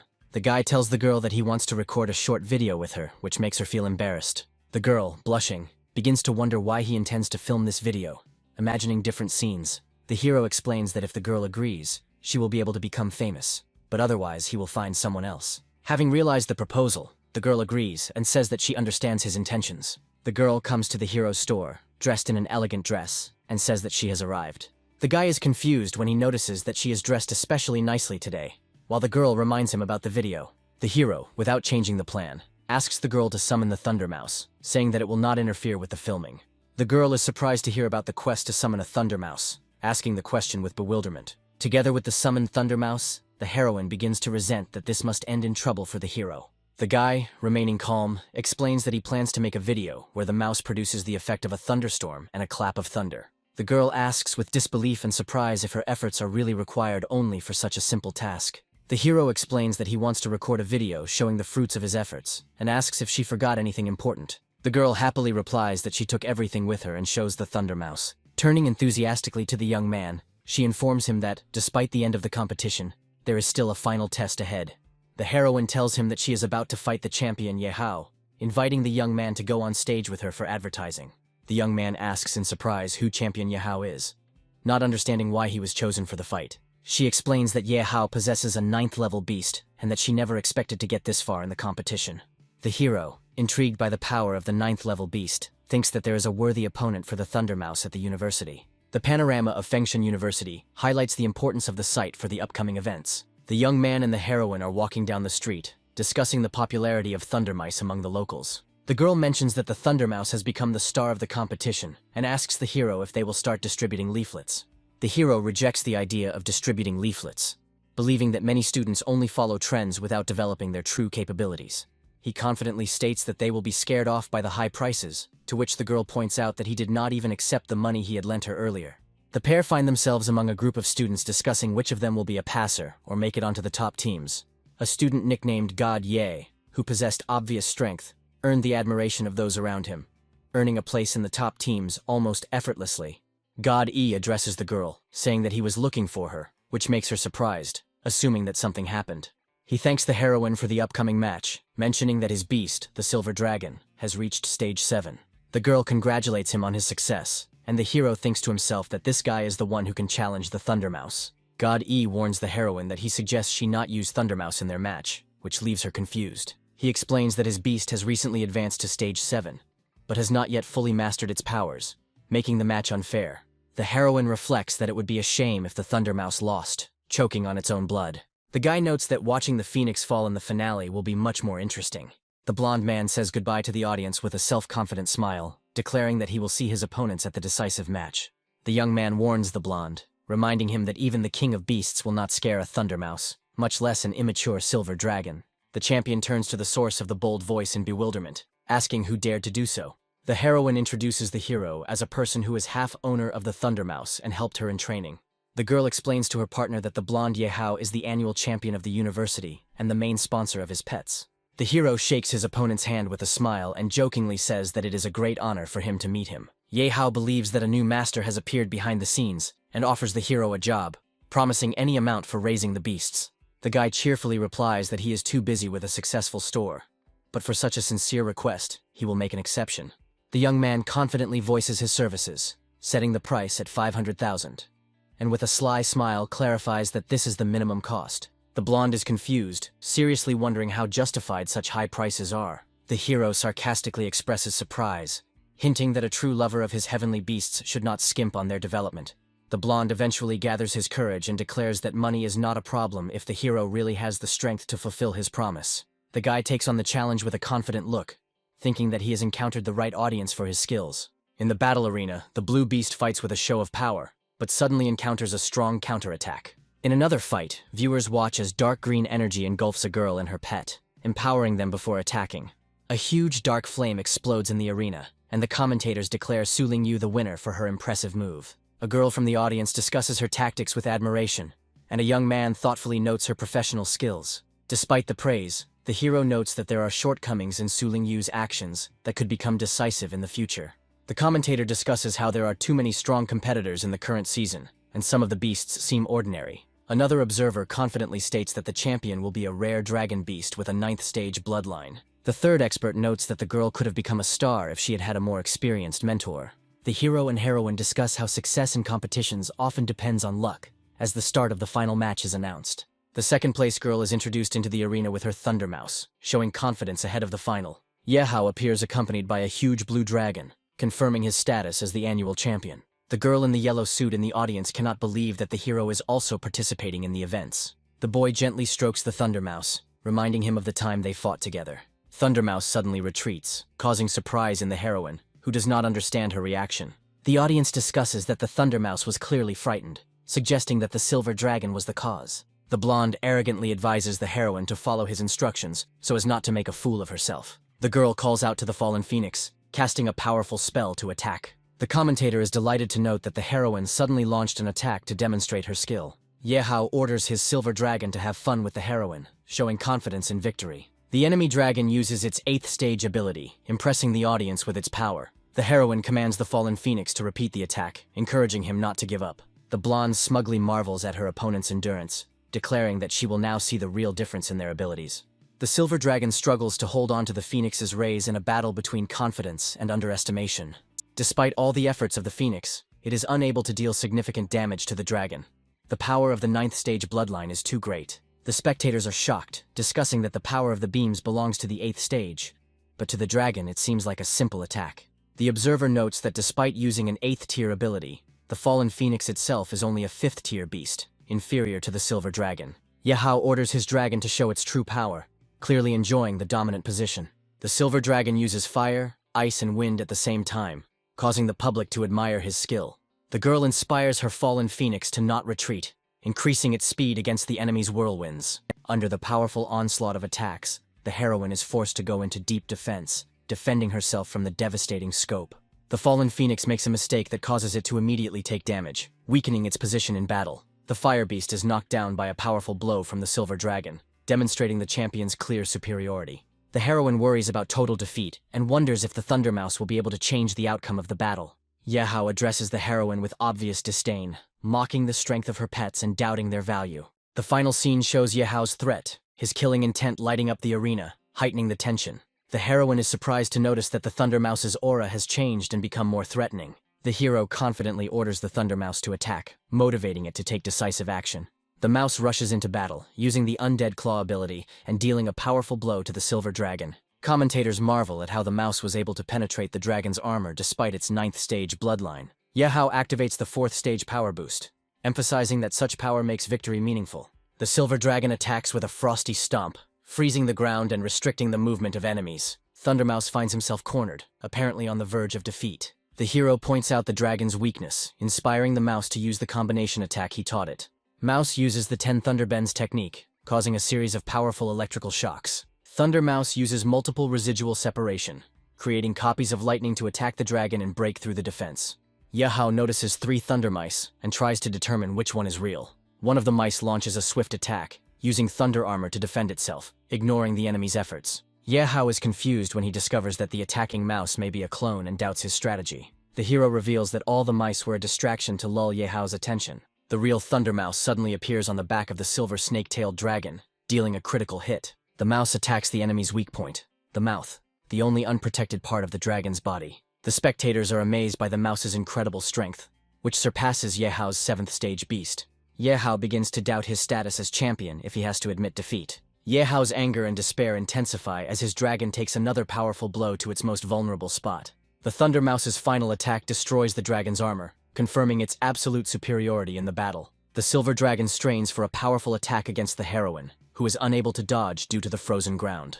The hero looks at what is happening with condemnation, and notices that the actions against the dragon seem unfair. Thunder Mouse deals a powerful blow with a thunderclap, damaging the dragon and creating a huge wave of energy. The silver dragon falls into the arena, and the commentators are stunned by the announcement of the Thunder Mouse's victory. The audience is shocked to hear the silver dragon's unexpected and humiliating defeat in battle. Yahello was at a loss, wondering whether the Thunder Mouse was hiding its abilities or whether it was the hero's merit. The commentator is delighted that the hero with the Mouse King has destroyed the status of the annual champion. The hero jokingly asks his opponent whether he will pay for the service in cash or by transfer. Yahello, flushed with embarrassment, agrees to pay later, while asking if his dragon can reach the strength of a Thunder Mouse. As he leaves, the hero confidently replies that anything is possible, but only he decides whose turn it will be next. The purple-haired boy notices that the boy who commanded the Thunder Mouse is clearly not as simple as he seems. The girl confirms that he was in control of the fight the entire time, despite the enemy's icy attacks, regretfully noting that there is no room for new members on her team.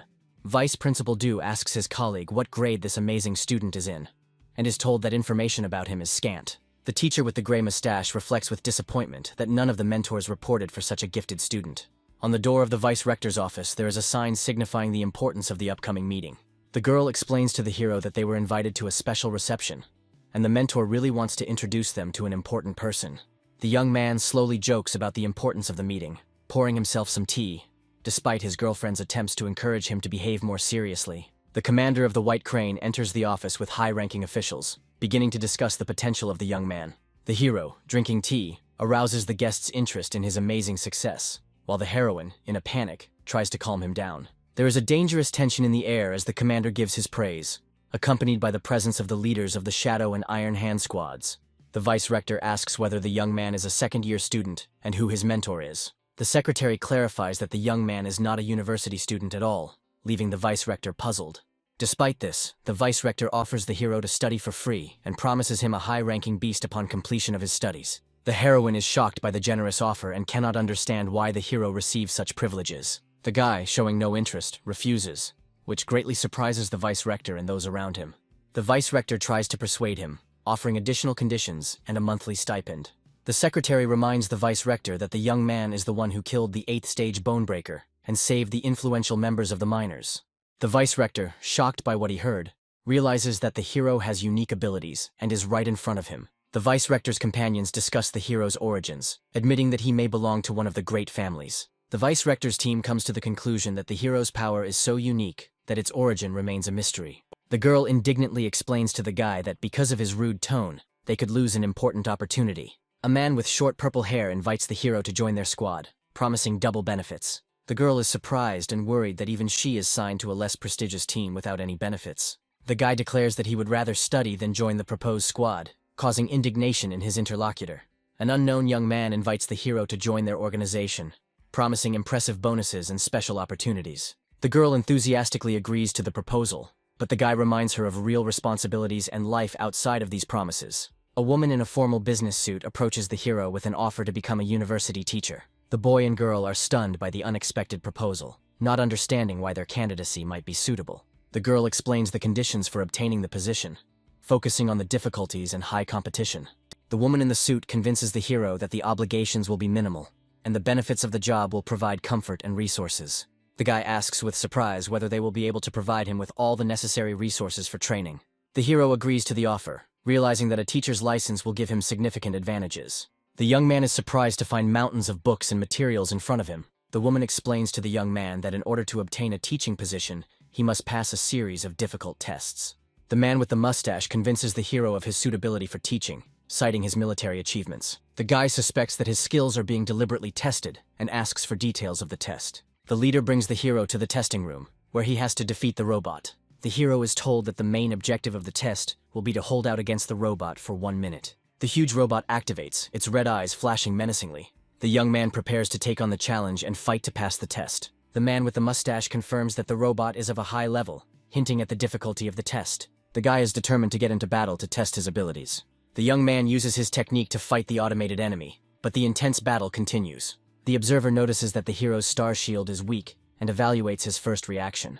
The hero realizes that he is hanging in the air, and this may prevent him from avoiding the next attack. The man notes that the test ended faster than expected, noting that the outcome was not the most successful. The girl anxiously shouts at the hero to be careful when she sees an impending threat. She demands that the man with the mustache stop the test immediately, but he believes that the hero has not yet shown his full strength. The observer explains that the attacks are gradually intensifying, and promises to intervene if the hero begins to suffer greatly. The young man holds back the blows with the last of his strength.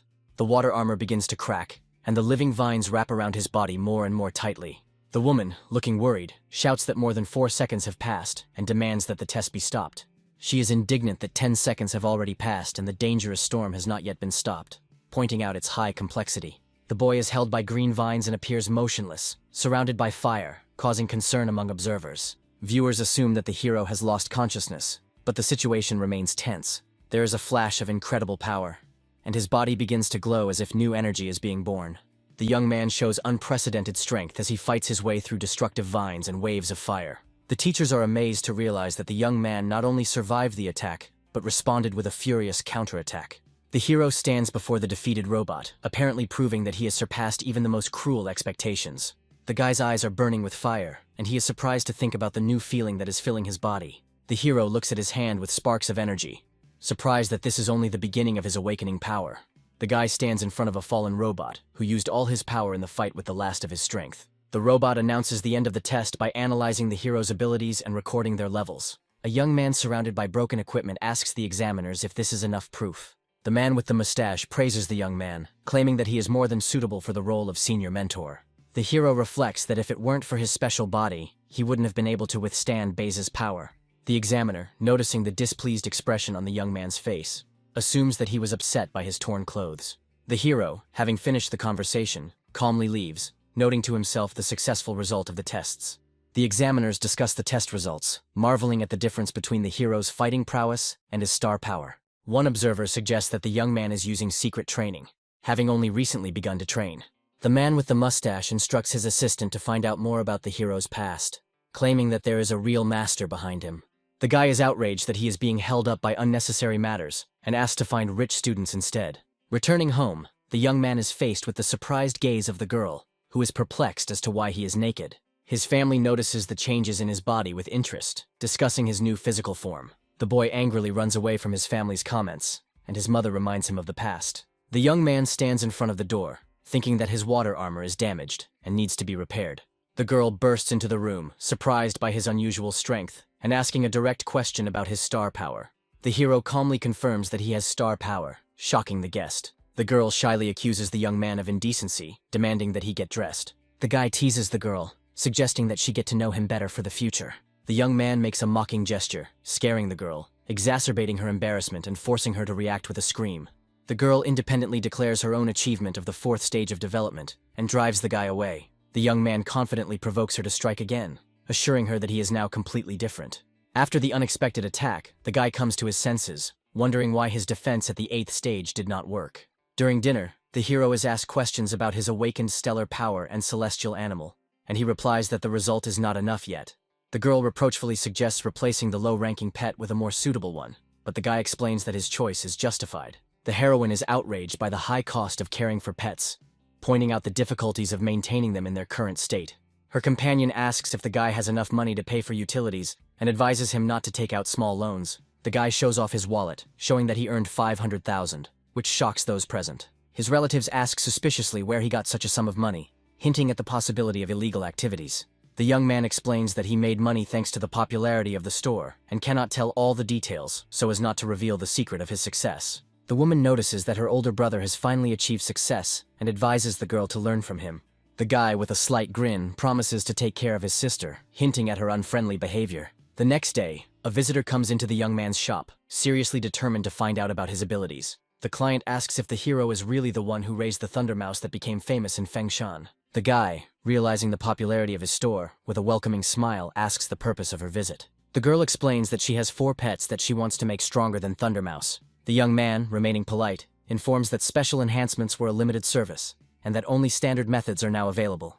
The woman asks with disappointment what the effect of the usual enhancements is, noting that they look less impressive. The guy explains that standard changes work weaker, but still improve the characteristics of pets for a certain fee. The woman reflects on the fact that the store is most likely using Thunder Mouse's name to attract customers, and wonders if the place is trustworthy. The client, not convinced of the value of the services, is about to leave, but the guy calls her to come back. The hero muses that the secret skills and the great panacea are worthy rewards, but wonders if the clients will be able to afford such expenses. He explains to the girl that their unique service may seem too expensive for most people. The visitor clarifies the amount, reminding that she doesn't have much money, and tries to understand whether her savings will be enough. The guy announces the cost of the service with a smile, 1 million, causing her obvious embarrassment. The client is outraged by this amount and suspects that the store may be a scam, but wants to make sure. The young man confidently states that they are not running away from responsibility, offering to check his reputation on the Fengshan University website. The girl activates the system, finding out that he is a high-ranking university martial arts teacher. Upon learning of the hero's status, the client is shocked that he hid such important information. The guy with a sly smile hints at who will now be the loser, calling the client a senior student. The girl, embarrassed, apologizes to teacher Su for her rudeness and underestimation of his status. The hero confidently says that in the store he should be called the owner or boss, pointing out his advantage thanks to his teacher's license. The visitor agrees to the terms but admits that she has a limited amount of money. She introduces her pet, a pig, hoping for help in strengthening it. The hero is shocked that the girl transferred $1 million so easily, because earlier she complained about a lack of money. The puzzled customer notes the shop owner's displeased expression, apologizes, and promises a generous gift once the process is complete. The young man thinks about such a rich sheep with a sarcastic smile, deciding that it is too late to demonstrate his politeness. The hero reassures the client that he treats everyone equally and will begin the cultivation process immediately. The girl is amazed by his generosity and the speed of completing complex cultivation, considering him a true teacher. The grateful client humbly expresses her gratitude to teacher Su for the work done and the attention to her request. Su Ping ponders whether he should spend 10,000 energy points on upgrading the store or the Chaos Spirit Pool. The boy evaluates the difficulty of using the cultivation zone by comparing it to the Thunder Realm, and realizes that he will need a lot of energy to make significant progress. The young man discovers that the second level of his shop has the ability to unlock the Shadow Clone skill. The hero is delighted with the Shadow Clone skill, imagining how it can be used to continuously cultivate pets and quickly recoup the costs. A group of new customers discuss that Su's shop is located here, and decide to go inside. Su notices a noise outside the store, and notices a crowd of people gathered in front of the entrance. Realizing that all these people came to him, the guy feels genuine joy from such an influx of clients. Customers enthusiastically ask the boss if he can strengthen their celestial beasts and improve their stats. Su confidently declares that he will accept all clients, guaranteeing that their requests will be successfully fulfilled. Using the Shadow Clone skill, the young man creates his first clone, spending 200 energy points. Su Ping looks at his Shadow Clone with doubt, which looks strange and raises suspicions of being a mistake. The hero reflects on the place of confluence of elements, where strong environmental attributes contribute to the more successful development of fire beasts. The group of pets, along with Su, come out to a lava landscape where the fire element reaches a temperature of 2,000 degrees. The guy calls his pets to follow him, confidently directing them to a new training location. Su is surprised that even in the hot environment, his defense works flawlessly, just like during the battle with Baze. Remembering the previous battle, the young man realizes that activating the Golden Crow form protected him from the deadly heat. He begins to analyze the connection between his appearance and the nature of fire, thinking about potential and new possibilities. The hero decides to test the fire element, confident in his ability to return to life after failure. The fire streams begin to obediently obey Su, which confirms the unique talent of the Golden Crow. However, his imperfect clone continues to be a nuisance, despite all attempts to get results from him. Su decides not to waste time and starts cultivating his pets, preparing for difficult training.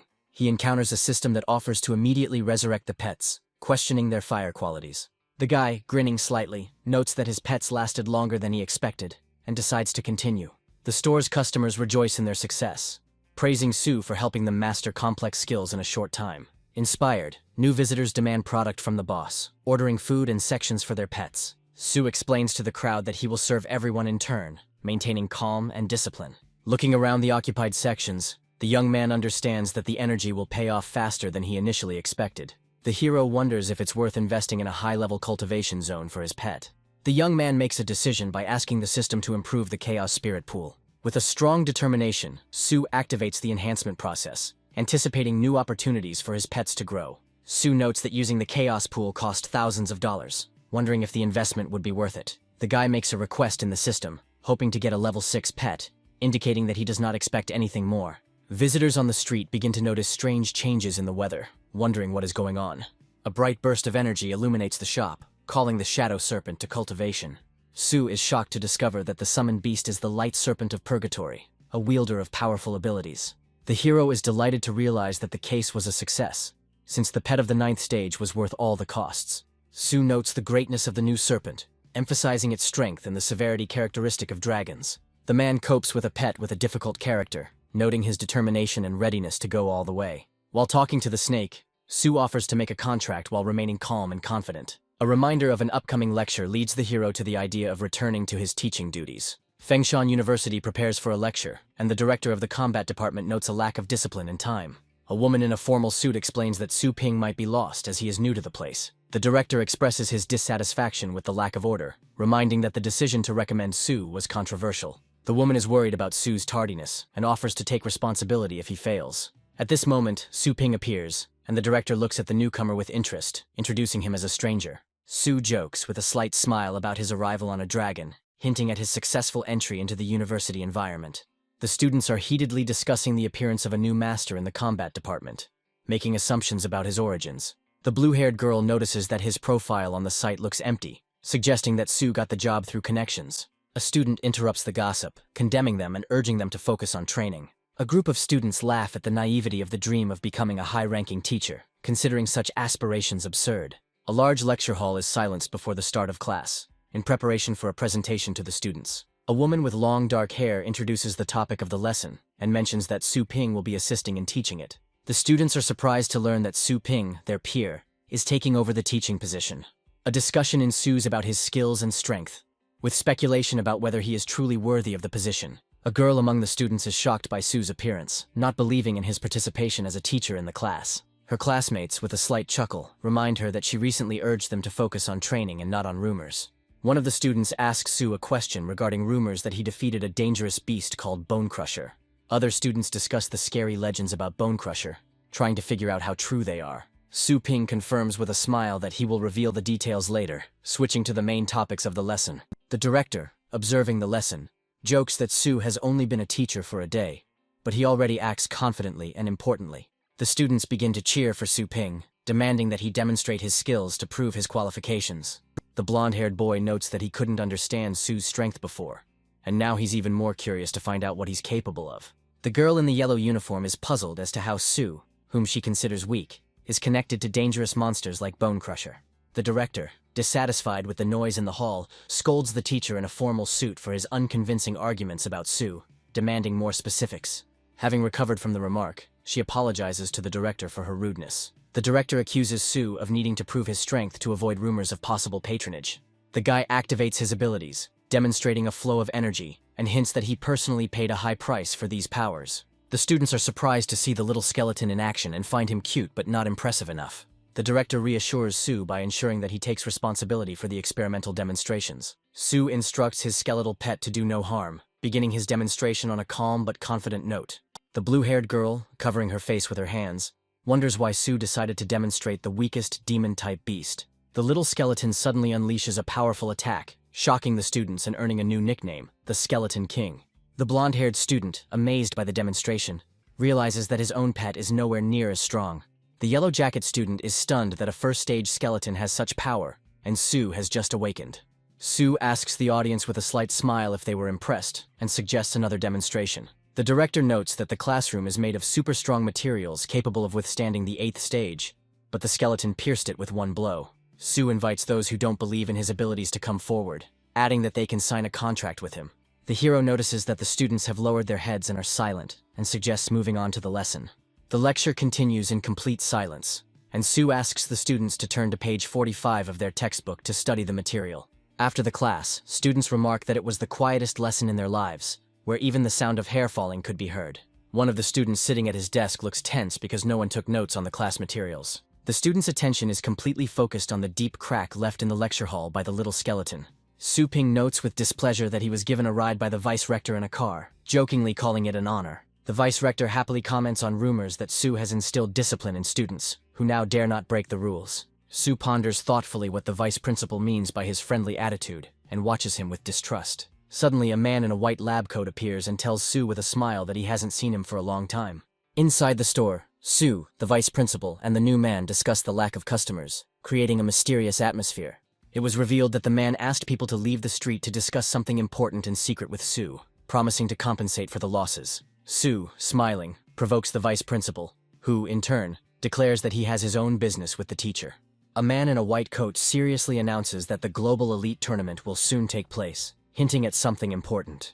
The audience learns that the Elite Tournament is held once every 3 years, and participants can receive not only generous prizes, but also the guidance of a legendary master of war beasts. The throne room depicts the legendary master, before whom young contenders for the title of champion bow. The champions of past tournaments, who have become legendary fighters, now protect the entire continent from threats and amaze thousands of people. The vice principal tries to lure Su into participating in the tournament by promising him a paid year's leave and the rewards he has received. Su Ping categorically refuses, explaining that he has too much to do running the store. Thinking about the offer, Su suspects that participating in the tournament could result in unwanted fame and additional problems. The man in the white coat says that he would like to suggest that Sue explore the secret realm. But he realizes that the idea is second in importance to the tournament. Sue and the vice principal ask the man in surprise about the secret kingdom, assuming that it is one of the 3 unique kingdoms of Asia. The man explains that information about the secret realms is known only to experienced high-ranking fighters, which inspires respect for the vice-rector's experience. Set against a vast landscape filled with giant creatures and ore deposits, the mysterious Dragon Ledge Mountain, associated with the secret realm, is mentioned. A young man in a white coat talks about ancient civilizations and priceless artifacts that can change our understanding of the laws of the universe. The hero in dark clothing exclaims in surprise, realizing the scale of the information presented to him. The wise old man explains that the secret kingdom is protected from humans and filled with dangerous heavenly beasts. The young scientist shares that he was given the opportunity to explore the outer zone. The protagonist, although not interested in the elite league, is thinking about participating in its mission. The boy ponders the system's influence and doubts whether the animals will be able to resist its power, pondering a solution.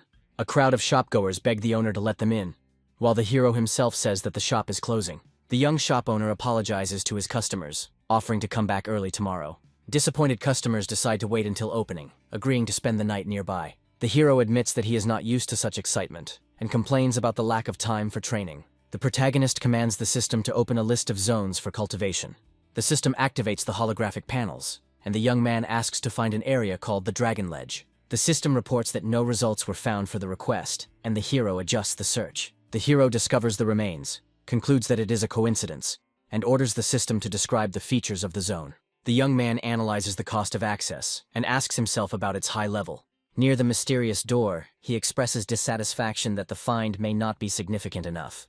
The hero notices a dog whose cultivation period has long expired and thinks about its owner. The guy suggests that the pet's owner may have already died. The hero agrees to cooperate with the dog, establishing a magical connection. A powerful voice asks the hero if he is ready to face the test of his legacy, revealing a group of creatures nearby. The hero resolutely accepts the challenge and agrees to test his legacy. According to legend, the 9 floors of the dragon column symbolize the 9 poles of the universe. The guy wonders how to pass the preliminary test, and what awaits him next. I remember the moment when the dragon's flesh and blood was transformed into the basis for the creation of the continent. Due to the pollution of the earth, monsters appeared, which led to chaos. The young man understands that in order to restore the king's spirit, he must get rid of all the monsters. On the 9th floor, the heroes face a final test with extremely high requirements. The boy understands that the complexity of the tasks testifies to the importance and value of the legacy. The group reaches the Golden Gate, but the hero notices that there is another obstacle ahead of them. Having penetrated the doors, the company is faced with darkness and is perplexed why there is no light inside. The hero is stunned by the intense pressure that suddenly falls upon him in the darkness. Hearing the roar, the boy anxiously recognizes the sounds made by the moondog. He wonders how this is possible if the animal was standing behind him earlier. The young man becomes alert, hearing sounds from everywhere, and begins to suspect the presence of ghosts. The guy remembers that in the dark he collided with a wall, trying to figure out what was happening. The special structure of the wall, according to the hero, causes sound distortion, confusing him. On the ground floor, he is greeted by an imposing statue that demands he learn to show reverence. A giant knight appears from the darkness with a glittering sword, ready to attack. The hero realizes that the statue guarding the gate has come to life and reveals its deadly intentions. The knight's sudden blow wounds the boy, forcing him to curse the situation. The hero blames himself for his slowness and realizes that a concentration of star power could have saved him from the blow. He orders his little skeleton not to interfere, believing that he can handle it on his own. The young man concludes that showing reverence means avoiding eye contact with the dragon.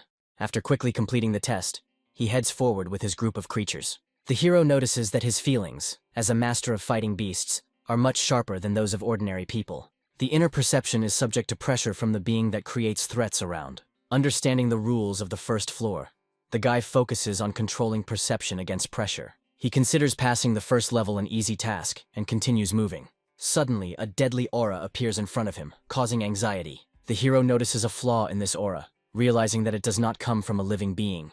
The hero successfully completes the 1st floor test and is instructed to proceed to the 2nd level. He notes with a smile that he reached the 8th floor without much effort, but for others this might be a problem. The boy reflects on the fact that even after mastering powerful abilities, his skeleton is too weak in front of the 9th floor guard. The girl, watching from the side, decides to expose the hero, considering him a weakling, incapable of being an influential master. During the journey, the main character raises questions among his acquaintances, arriving at the place earlier than usual. A group of customers greet the shop owner with glee and approach him with requests. A girl standing aside is surprised at how much those around him trust the hero, seeing him as a savior. The guy orders everyone to line up, emphasizing the importance of maintaining order. The new character easily tries to cut in line, causing outrage among those waiting. Everyone suddenly receives the newcomer with respect, realizing that he is an influential person. The crowd is astonished to see Yahello's arrival, causing a loud response from those present. The girl in the hat looks at the situation with suspicion, wondering why such an influential person is here. The protagonist asks Yahello in bewilderment about the reason for his unexpected visit. Yahello, by summoning the silver dragon, reminds of its strength and majesty. The appearance of the dragon causes panic in the crowd, and people retreat in terror under the strong wind. The giant dragon looms menacingly, causing those around him to fear its destructive power. The girl was worried, thinking that Yahello had decided to put on an illustration of ruthless force. Yahello, with a smug smile, discusses the majestic nature of the dragon and its capabilities. The protagonist stood to the side with restraint, wondering why Yahello had arrived now.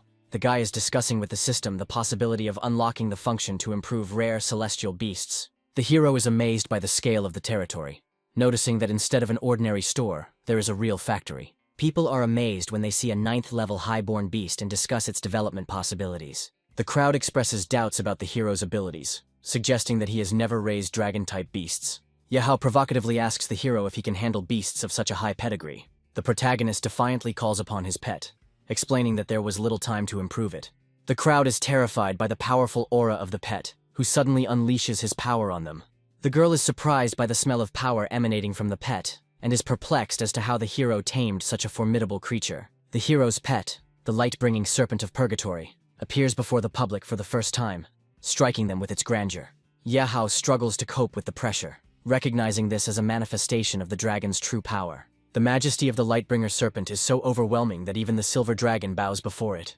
Even the silver dragon, which was larger than the others, felt the superiority of the light-bringing serpent of purgatory. The hero tells Yahello that the main reason for subjugating dragons is not greatness, but bloodline.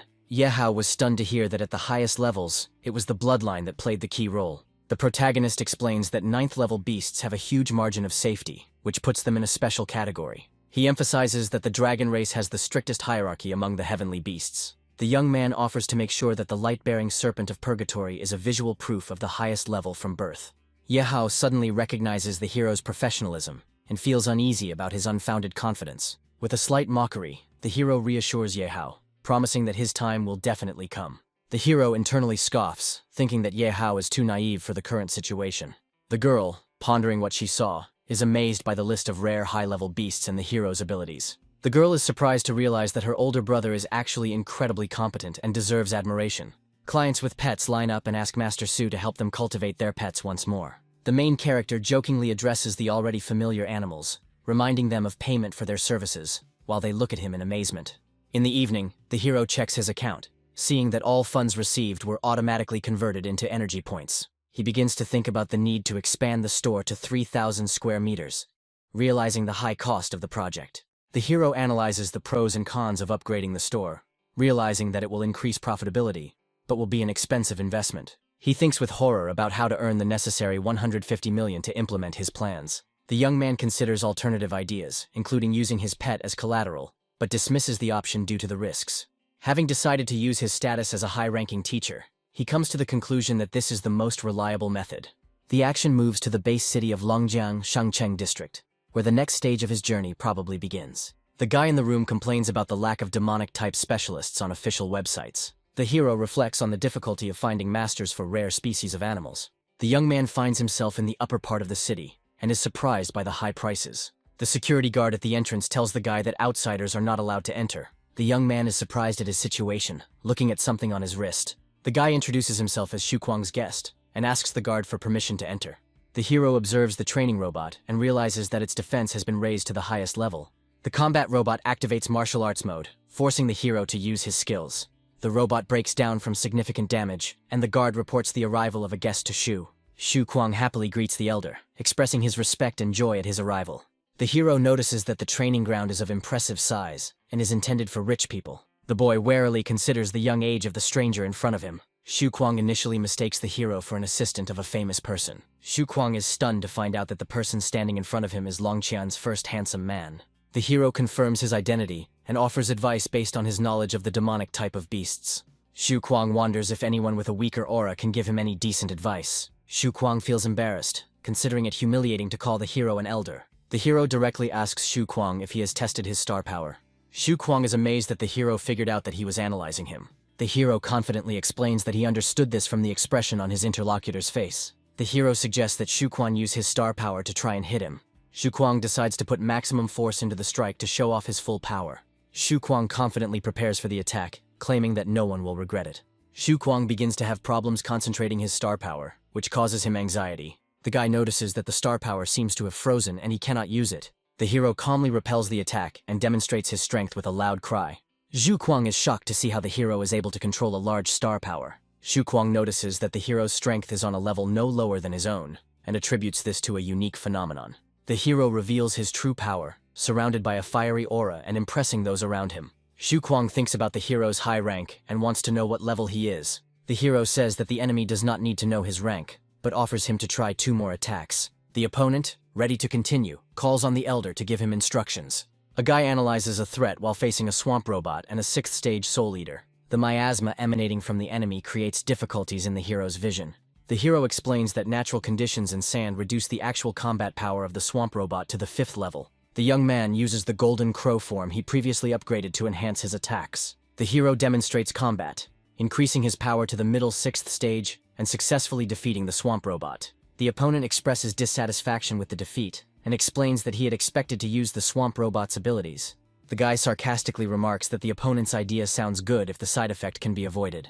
The hero coldly warns that he intends to finally drive out the enemy. The hero remembers hearing the creature's roar many times and uses this memory to focus and strengthen himself. The guy increases his voice and makes a dragon roar, which impresses the enemy. Xu Kuang was stunned, doubting how a martial beastmaster could master a high-level dragon skill. The hero assures that he has slightly strengthened his body and critically notes the fighting skills of his interlocutor's animals. Xu Kuang is confused by the hero's comments about his beasts and acknowledges his observation skills. Xu Kuang enthusiastically discusses the aesthetics of the demonic beasts and notes that their faces are extremely interesting to watch. The guy admits that raising demonic beasts is difficult, as it leads to disapproval from others. The hero points out the flaws in Xu Kuang's tactics and explains how he relies too much on the power of rare beasts. Xu Kuang sincerely asks the hero to teach him how to act in such situations. The hero hands Xu Kuang the Hellbone Lotus, explaining that it will improve the demonic beast's intelligence and expand their tactical arsenal. Xu Kuang is amazed by the hero's generosity and gratefully confirms his desire to accept the valuable gift. The hero sternly states that payment is required first, adding to the costs the manual and shipping costs. The young man is surprised to learn the exact price of the Hellish Bone Lotus and realizes that the deal will bring him great benefits. Xu Kuang enthusiastically agrees to the hero's proposal and prepares for new instructions. The hero gives advice on how to use the bone prison to fight flying beasts. Xu Kuang writes down the recommendations for using the bone prison, and the hero suggests another strategy involving the mint mist. He thanks the hero for his advice before he takes off in a taxi to an unknown destination. Xu Kuang, not having time to arrange additional contacts, confuses his thoughts, watching the hero leave. Later, the hero returns home, where he is asked about the reasons for his late arrival, offering to eat the prepared dinner. At the table, the hero explains that he was busy with business, while those who greet him notice that the dinner looks like a festive one. The hero notices that usually only the remains of food remain when he arrives, but this time was an exception. The hero's mother points out with a smile that he has only just now appreciated the taste of her food, while the guy enjoys his dinner.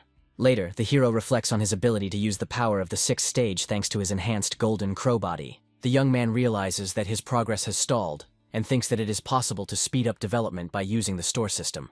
The hero is shocked by the cost of the spirit control skill in the store, but realizes that it can be useful. After a moment of hesitation, he buys the skill book, pondering its potential. The hero successfully activates the skill and is surprised at how powerful its effect is. The boy realizes that spirit control allows him to use star power to control objects from a distance. The hero reflects on the process of compression and compaction of stellar energy, which is necessary for its effective use. He concludes that this technique must be repeated until perfect to achieve maximum strength. The martial artist displays a shining star power that takes the form of multiple fists around his body. The hero explains that once the star power has completely hardened, it can be used to destroy and create objects. He adds that only 9th-level masters are able to control the star power to condense it. The hero begins using the spirit control skill. Discovering that it greatly strengthens his star power, he decides to test the limits of the system by focusing entirely on his practice. Despite his efforts, he notices that with his current level of power, he can only lift light objects from a distance. The hero ponders the need for a panacea to enhance star power, feeling its lack. On the street, drivers watch in shock as a cyclist, boosted by star power, overtakes their car. After another experiment with the skill, the hero understands how effective its use was. He realizes the new possibilities of using spirit control, and begins planning to further enhance his abilities. Some students are discussing the presence of a famous arrogant young man nicknamed Yahello in the school. The group approaches and demands information from the other students about Yahello's whereabouts. One of the students reports that Yahello should personally go out and greet the guests from Jianlan University. A verbal altercation begins between the students and tension mounts. One of the guys indignantly declares that those who came can find Yahello themselves if they are so strong. A fight breaks out and one of the students grabs the other by the arm and threatens to teach him a lesson. The violent confrontation leads to the worried students promising to find Yahello. One of the students reminds them with a grin that they were promised that Yahello would be brought to them, and insists on continuing the search. The big guy makes it clear that leaving won't end that easily, and that the situation needs to be discussed. The conflict continues and newcomers are subjected to bullying by older students as a form of practical training. One of the students defends the honor of his school, declaring that he is ready to take blows, but demands that Fengshan not be insulted. One of the attackers ironically agrees to fulfill this interesting demand. Suddenly the hero appears, demanding that the pursuers release the victims. The guy, with a serious expression on his face, repeats his demand and physically stops their aggression. One of the attackers is outraged that the hero dared to touch the students of Jianlan University and grins evilly. The hero, smiling, advises the attackers to leave the area, stating that it does not concern them. One of the opponents suspiciously asks the hero if he is also a student of Fengshan. The attackers begin to laugh and mock the hero for his old bike and appearance. One of the opponents arrogantly declares that the guy would be better off giving up the bike and walking. The hero, surrounded by spirits of power, hints with a cold grin that it would be more appropriate for the attackers to crawl. One of the opponents is struck down, falling to the ground and angrily trying to understand what just happened. His comrades scoff, suggesting that he simply tripped on level ground. An officer from the opposing camp notices that he did not have time to notice the hero's movements at all. Another opponent accuses the hero of using force, but receives a cold response explaining the situation. The hero calmly invites the enemy to come closer, without retreating and keeping the situation under control. The enemy leader activates his power, threatening to break the hero's legs for his actions. He summons his strongest card, a huge golden-maned bear, declaring it a worthy challenge. The hero sarcastically notes that the situation is becoming troublesome, but does not yet see the need to actively intervene. Noticing that he will soon have a lecture, the hero calls on the other opponents to quickly demonstrate their trump cards. In another scene, a group of elders discuss the progress of a 5th-stage student and his terrifying dragon. Jianlan University vice president and senior faculty discuss upcoming exchange competition, call for mercy. The other side responds with a smile, noting the opponent's good knowledge. He says it's their university's turn to show its potential and win. Vice-Chancellor Jianlan responds to his university's past successes, starting a verbal duel. The assistant reminds students to register before the start of the competition. A teacher from Jianlan says he will send students who were recently planning to take a look around. One of the students greets the vice-rector and the teacher with visible embarrassment, showing signs of beating. The outraged teacher demands an explanation of what happened, reminding that the competition is just around the corner. Seeing the student's silence, he raises his voice, insisting on an honest answer, threatening punishment. Finally, one of the students, overwhelmed by the situation, shouts out that the attack was on them. A teacher from Jianlan reported that a student from Fengshan was the cause of the conflict. Director Jianlan, surprised by this news, wonders how such talent could appear in Fengshan. Vice-Rector Jinlan demands details of the incident, insisting on the accuracy of the information. One of the students apologizes and explains that they were caught off guard by a young man from Fengshan, who learned of their participation in the competition. Vice-Chancellor Jianlan threatens students, warning that any lies will be severely punished. The frightened students confirm their friend's story, claiming that this is exactly how it happened. The vice principal angrily accuses Fengshan of demonstrating poor hospitality. Principal Jinlan calmly asks the students if they know the name of their bully. One of the students describes the attacker as a guy their age with short hair and the surname Su. The hero, calmly training, receives a call from the vice-rector and inquires about his goals. The hero calmly asks the vice-rector about the problem that has arisen, while simultaneously turning off the screen after the call. The vice principal reports that those who were beaten by the hero were the best students of Jianlan University, who were sent to participate in the competition. The hero indifferently replies that he was only teaching the students of Jianlan a lesson, adding that he only broke one of their arms and one of their legs. The vice-rector claims that Jianlan students started the confrontation first, insisting on finding the culprits. He claims that he has already found 2 injured students, but they are unable to give testimony. The hero learns that someone deliberately silenced the victims in order to hide the true causes of the conflict. The guy with the cold gaze asks if the vice-rector assumes that he is ready to take full responsibility. The vice-rector assures the hero that he cannot react impulsively to Jianlan and promises to sort out the situation. He advises the hero to avoid the university for the time being in order to stay safe. At the same time, discussions begin about the upcoming competitions, where they hope to destroy the myth of Jianlan's invincibility. The arena announces the entry of 5 Fengshan Beastmasters, each the strongest in their annual competition. The Fengshan participants enter the arena, cheering each other on and preparing for the upcoming battle. A representative from Jianlan University enters the arena, attracting the attention of everyone present. It turns out that only one third-year student is participating on Jianlan's side, which is puzzling. In the audience, Jianlan students discuss why the mysterious one-player strategy was chosen. Rumors begin to spread that the Jianlan students were attacked by someone from Fengshan before the match. Outraged Jianlan students demand a strict investigation and an apology from Fengshan. The girl from Fengshan responds indignantly, denies the accusations and demands proof. One of Jianlan's students accuses Fengshan of using dirty tricks to avoid fair competition. In the center of the arena, a conflict begins to brew between the representatives of Jianlan and Fengshan, with each demanding an apology. One of the participants from Fengshan suggests that his opponent from Jianlan should forget about the match and just enjoy the battle. Fengshan representatives explain that they do not intend to use numbers to pressure people, considering such behavior unfair. The Jianlan disciple confidently points out that his opponents do not understand the full extent of the danger they face. The hero and his Jianlan rival exchange glances, discussing how the meaning of the battle is gradually changing. The enemy summons his beast, claiming that it is punishment for everything that happened. One of the participants from Fengshan is struck by the powerful aura emanating from the enemy beast. High-ranking spectators comment that the opponent is using a 9th-stage beast, the Dark Black Dragon. Fengshan representatives are called to seriousness and summon their strongest beasts. The enemy mocks Fengshan's strength, claiming that even the combined efforts of the 5 of them cannot defeat him. In the final moment, Fengshan is defeated in just one instant, highlighting the incredible difference in strength. The spectators from Fengshan are perplexed by the huge difference in strength and are surprised that even Yahello couldn't defeat his opponent. Jinlan's disciples gloat after Fengshan's sudden defeat, calling for more attacks. The scene shows bloodshed in the arena, where a rival from Jianlan defeats one of Fengshan's strongest participants. One of the observers from the stands demands that the match be stopped immediately, but receives the answer that the referee is on the opponent's side. Another observer reports that the key truth will be revealed once the witnesses wake up. Jinlan's teachers remind that the witnesses are still unconscious and demand that their recovery be speeded up. A Fengshan spokesman claims that opponents are simply stalling for time to avoid exposure of their actions. One of Fengshan's students holds his ground despite pressure from a rival who mocks his attempts to resist. The girl from Fengshan is surprised that her team still refuses to give up and tries to contact her brother. The hero responds to the contact, assuring his sister that he is ready to intervene in the situation. The hero watches the arena and notices that the situation has gotten out of control, assessing it as terrible. Vice Principal Jianlin notices the hero's appearance and wonders why he is here.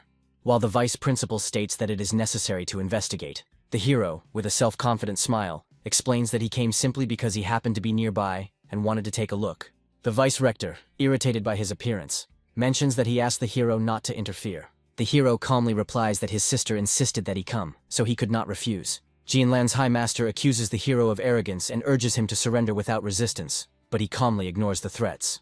An argument arises between the vice rector and the mentor, and the vice-rector of Fengshan defends the hero and forbids touching him without evidence. Mentor Jinlan threatens to hand over the hero to him, but the vice-rector responds with a firm refusal.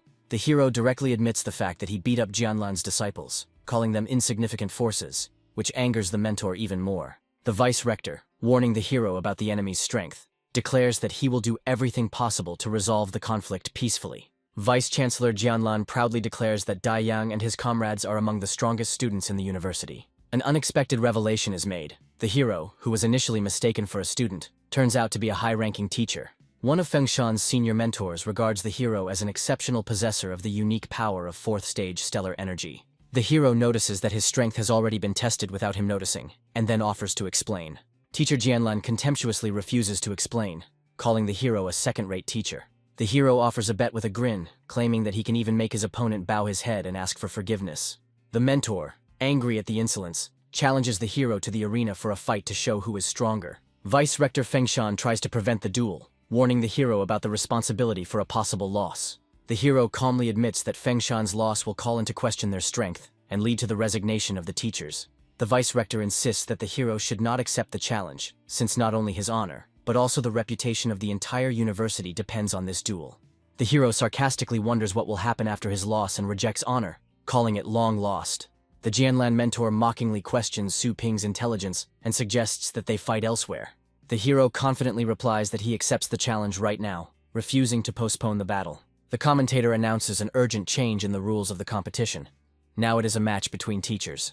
The teacher from Jianlan mocks the participant from Fengshan, promising to show the difference between him and the student. The Jianlan students, led by Fei Yanbo, gloat in anticipation of an easy victory over Fengshan. The Jianlan spectators are surprised that Su Ping looks the same age as them, but are confident that he will not be able to defeat their experienced teacher.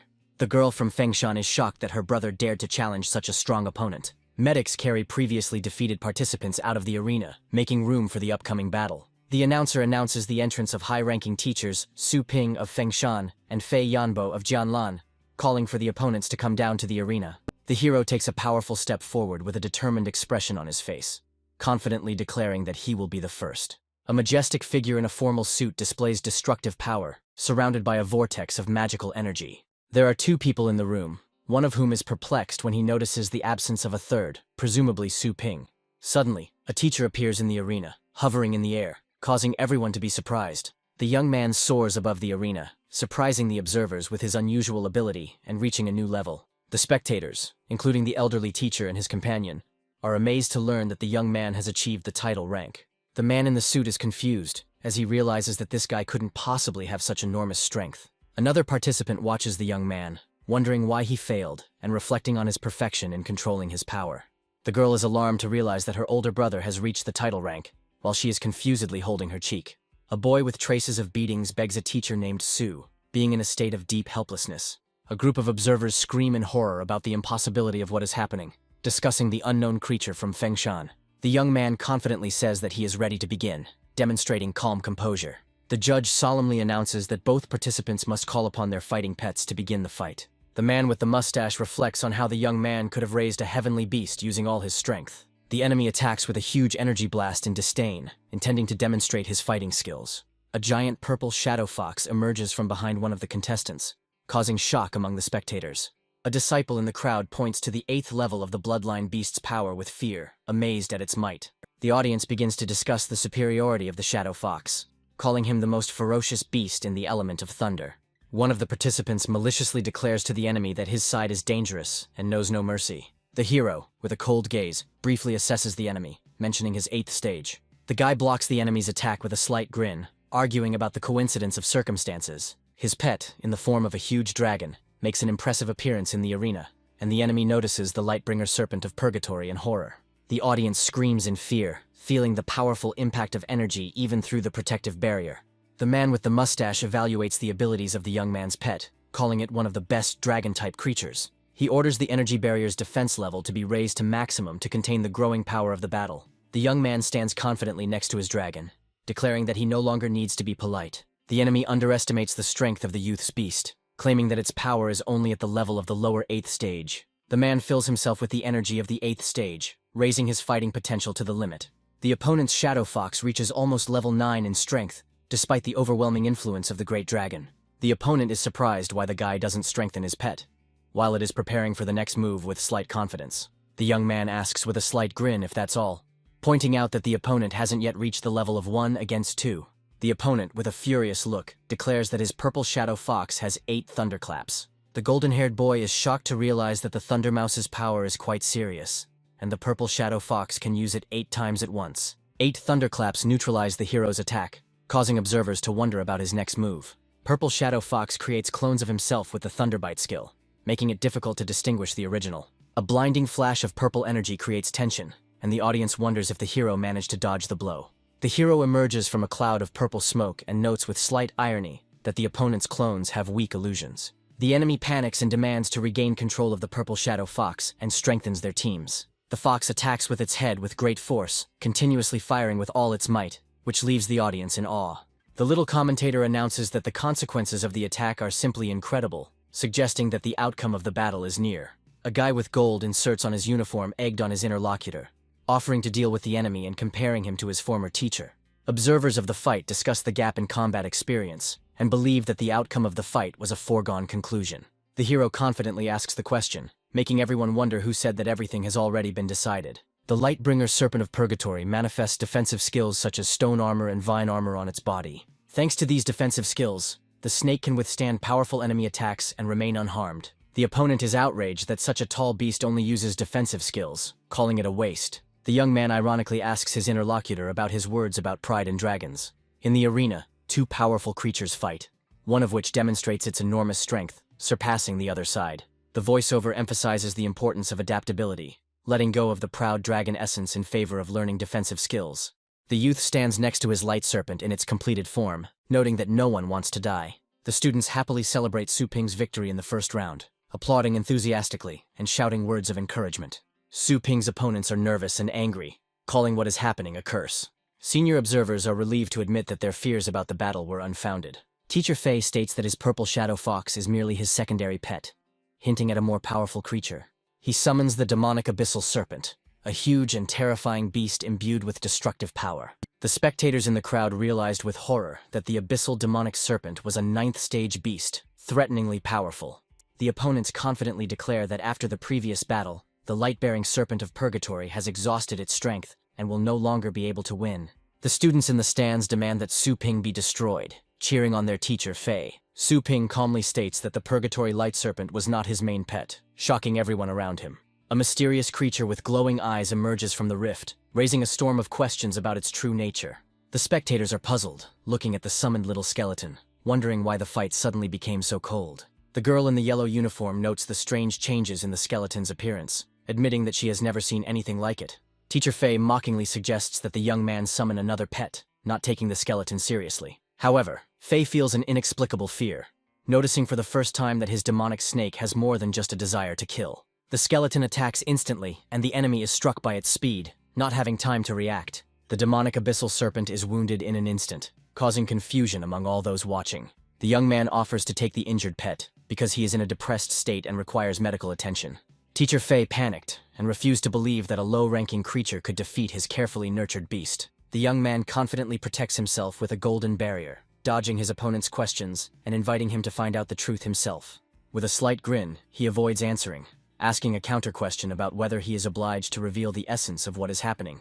The crowd applauds loudly, celebrating Su Ping's victory and calling it his first big win in 10 years. Students in black and gold uniforms discuss the hero's success, admiring his actions and calling him a heartbreaker. A man with gold inserts on his clothes angrily demands that Su Ping not be released from the arena, accusing him of attacking his pet.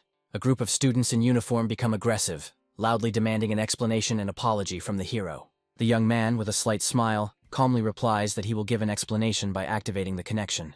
Su Ping's little assistant links the device to the screen, offering to show the evidence on the large monitor. Opponents from the other team are perplexed, wondering who will provide evidence and what the hero has planned. Su Ping, reacting with restraint to what is happening, asks to step aside and give an opportunity to show what happened. The man with the gold badge recognizes the two students the hero plans to bring on screen and says that he was expecting this. Taking the whole situation in stride, the enemy remarks with a terrifying grin that the two pose no threat due to their severe injuries. Su Ping shows footage of two injured students who have already recovered with local medicine and confirmed their willingness to talk. The opposing leader becomes furious and confused, not understanding how this is possible. An elderly observer asks with interest who these people are that Su Ping brought onto the screen. Students from the rival school panic and try to leave the scene, accusing the heroes of deception. Su Ping coolly invites the witnesses to recount in detail what happened that day. The injured student explains how a group from the enemy school surrounded them and beat them, trying to get information out of them. A second witness confirms that a hostile group attacked after class, but they were saved by Su Ping. The spectators from the other schools sit in stunned silence, lamenting the loss of their leader and team. The young girl in the yellow uniform confidently declares that it has been proven who launched the attack first, rejecting the accusations of her rivals. The vice-rector intervenes in what is happening, forcing the opposing leader and his team to realize their defeat. The senior mentor with red eyes sternly warns of the consequences if anyone dares to lie. The leader of the opponents realizes in horror that he is in danger of being expelled and deprived of the right to interact with the heavenly beasts. The elderly man humbly takes responsibility for the actions of his students and promises to reimburse all expenses.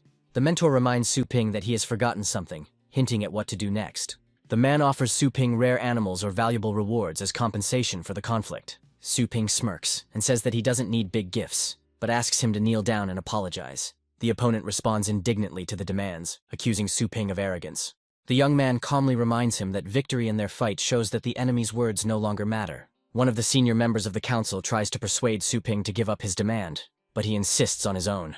Su Ping confidently asserts that there is a need for an apology, pointing to the importance of fairness. Su Ping announces to everyone present that any provocation against Fengshan will result in severe consequences. He also stresses that there is no friendly relationship between their schools, adding that the other school's resources are now under their control. The students of the opposing school are forced to kneel in submission, causing indignation among the senior teachers. Su Ping's shop becomes a popular place, with a huge line of people wanting to get pets and food. Passers-by wonder why such an old store attracts so much attention and becomes a center of attraction. There is talk among the customers that the owner of the shop has a title rank, and his methods of raising animals are surprisingly effective. Some students from Fengshan are asked to keep the store's popularity a secret in order to maintain an advantage for themselves. Su Ping realizes that his intervention in the competition not only resolved the conflict, but also strengthened the reputation of his business. A girl from Fengshan school pushes her way through the crowd to reach Su Ping, determined to talk to him. Su Ping sarcastically notes that she didn't even say hello, adding mockingly, "Why would such an important person stand in line?" The girl states that, as Su Ping's sister, she does not want any privileges, striving to achieve success on her own. She gratefully adds that she wants to take advantage of the opportunity to become stronger by showing determination. The young man calmly asks what level her beast is at, in order to understand what he will be working with. The girl reports that her pet, a cat named Snowball, recently reached the 4th level. Su Ping explains that the 4th level is considered average by the standards of heavenly beasts, and his work at this level is quite expensive. The girl is surprised by the cost of his services, realizing that her income does not even cover one time for a year. The young man, jokingly giving his pet a new name, confirms that he is ready to continue working, despite her doubts. She sheepishly admits that she forgot to take the money, but Su Ping confidently agrees to pay the expenses out of his own pocket. The young man reflects on his business and notes that his system and approach are still aimed at raising strong animals. In conclusion, he adds that he has recently mastered the technique of client cultivation, assuring that now they are even. The girl is surprised how Su Ping was able to improve his skills so quickly and reach heights despite her constant training. Su Ping confidently states that his strength has reached the 9th stage, and he aims to use this level to study new knowledge. The hero calls upon his pets to be brave, directing them to attack the blind spots of enemies, executing a well-thought-out battle plan. In the midst of the battle, Little Skeleton delivers the decisive blow, restraining the powerful dragon and causing it to roar uncontrollably. Su Ping comments on the transition to a new level of confrontation with a slight grin, calling it the 2nd stage. The enemy's forces increase, causing the Beast King to appear, making it the perfect time to test the Little Skeleton. Su Ping is amazed by the increased pedigree of his pet dog, who has acquired a new skill, Dragon Armor. A huge black wolf, befitting the status of the new bloodline, inspires fear with its menacing appearance. Using coordinated teamwork, Su Ping dispatches pets such as the Tianjin Pig and Dragon Dog to deliver the finishing blow. He ends the battle by commanding Phantom Fire Beast and Lightbringer Serpent of Purgatory to engulf the battlefield in flames, clearing out the remaining enemy units. Little Skeleton displays incredible abilities due to his absorption of the Bloodstone, making him virtually invincible. Su Ping orders the Light Serpent of Purgatory and the Dragon Dog to unite and destroy the remaining enemies. Su Ping happily realizes the comfort of working with dogs' intelligence skills, planning to use them to determine the quality of food. The guy jokingly wonders why the other pet has more survival skills in its arsenal than offensive abilities. As Su Ping examines the 2 pets, he lists their strengths and finds ideal roles for them to use in battle. The very next morning, a huge line of people lined up outside Su Ping's shop, wanting to strengthen their pets. The girls are surprised at the speed of improvement of their pets, because, according to rumors, it took a whole month. Passers-by discuss how the pets have gained significant muscle mass, amazed at the effectiveness of Su Ping's methods. Su Ping encourages those who are hesitant to try the store's services to test the effectiveness of its approach. A funny scene unfolds when Su Ping's team angrily throws out the doubting customers, ending the hero's working day. Su Ping looks out at the crowd with confidence, knowing that he no longer has anything to prove. His results speak for themselves. The hero curiously activates the hidden function, expecting to gain a mystical skill. He learns about the demon god's overwhelming fist ability and evaluates its potential. Su Ping finds himself facing giant beasts equal in strength to the Beast King and studies their attack mechanics. The hero's most powerful energy strike demonstrates his abilities and destroys the surrounding space. A vision of the 5 stages of the new skill's impact is projected around the character, detailing its capabilities and risks. Su Ping is asked to make a decision to overcome the power of the demon god's overwhelming fist, as only the Golden Crow can withstand its backlash.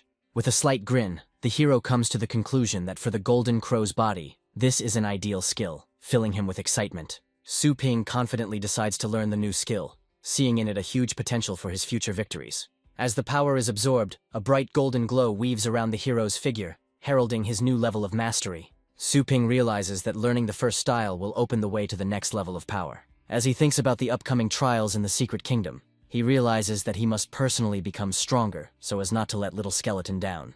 The hero decides to temporarily close the store, devoting all his time and effort to training the overwhelming fist. After 2 days of intensive practice, Su Ping completes the main stage of training in the Dragon King's heritage lands. He is surprised at the speed of his progress, noting that his Golden Crow demonic body has grown considerably stronger.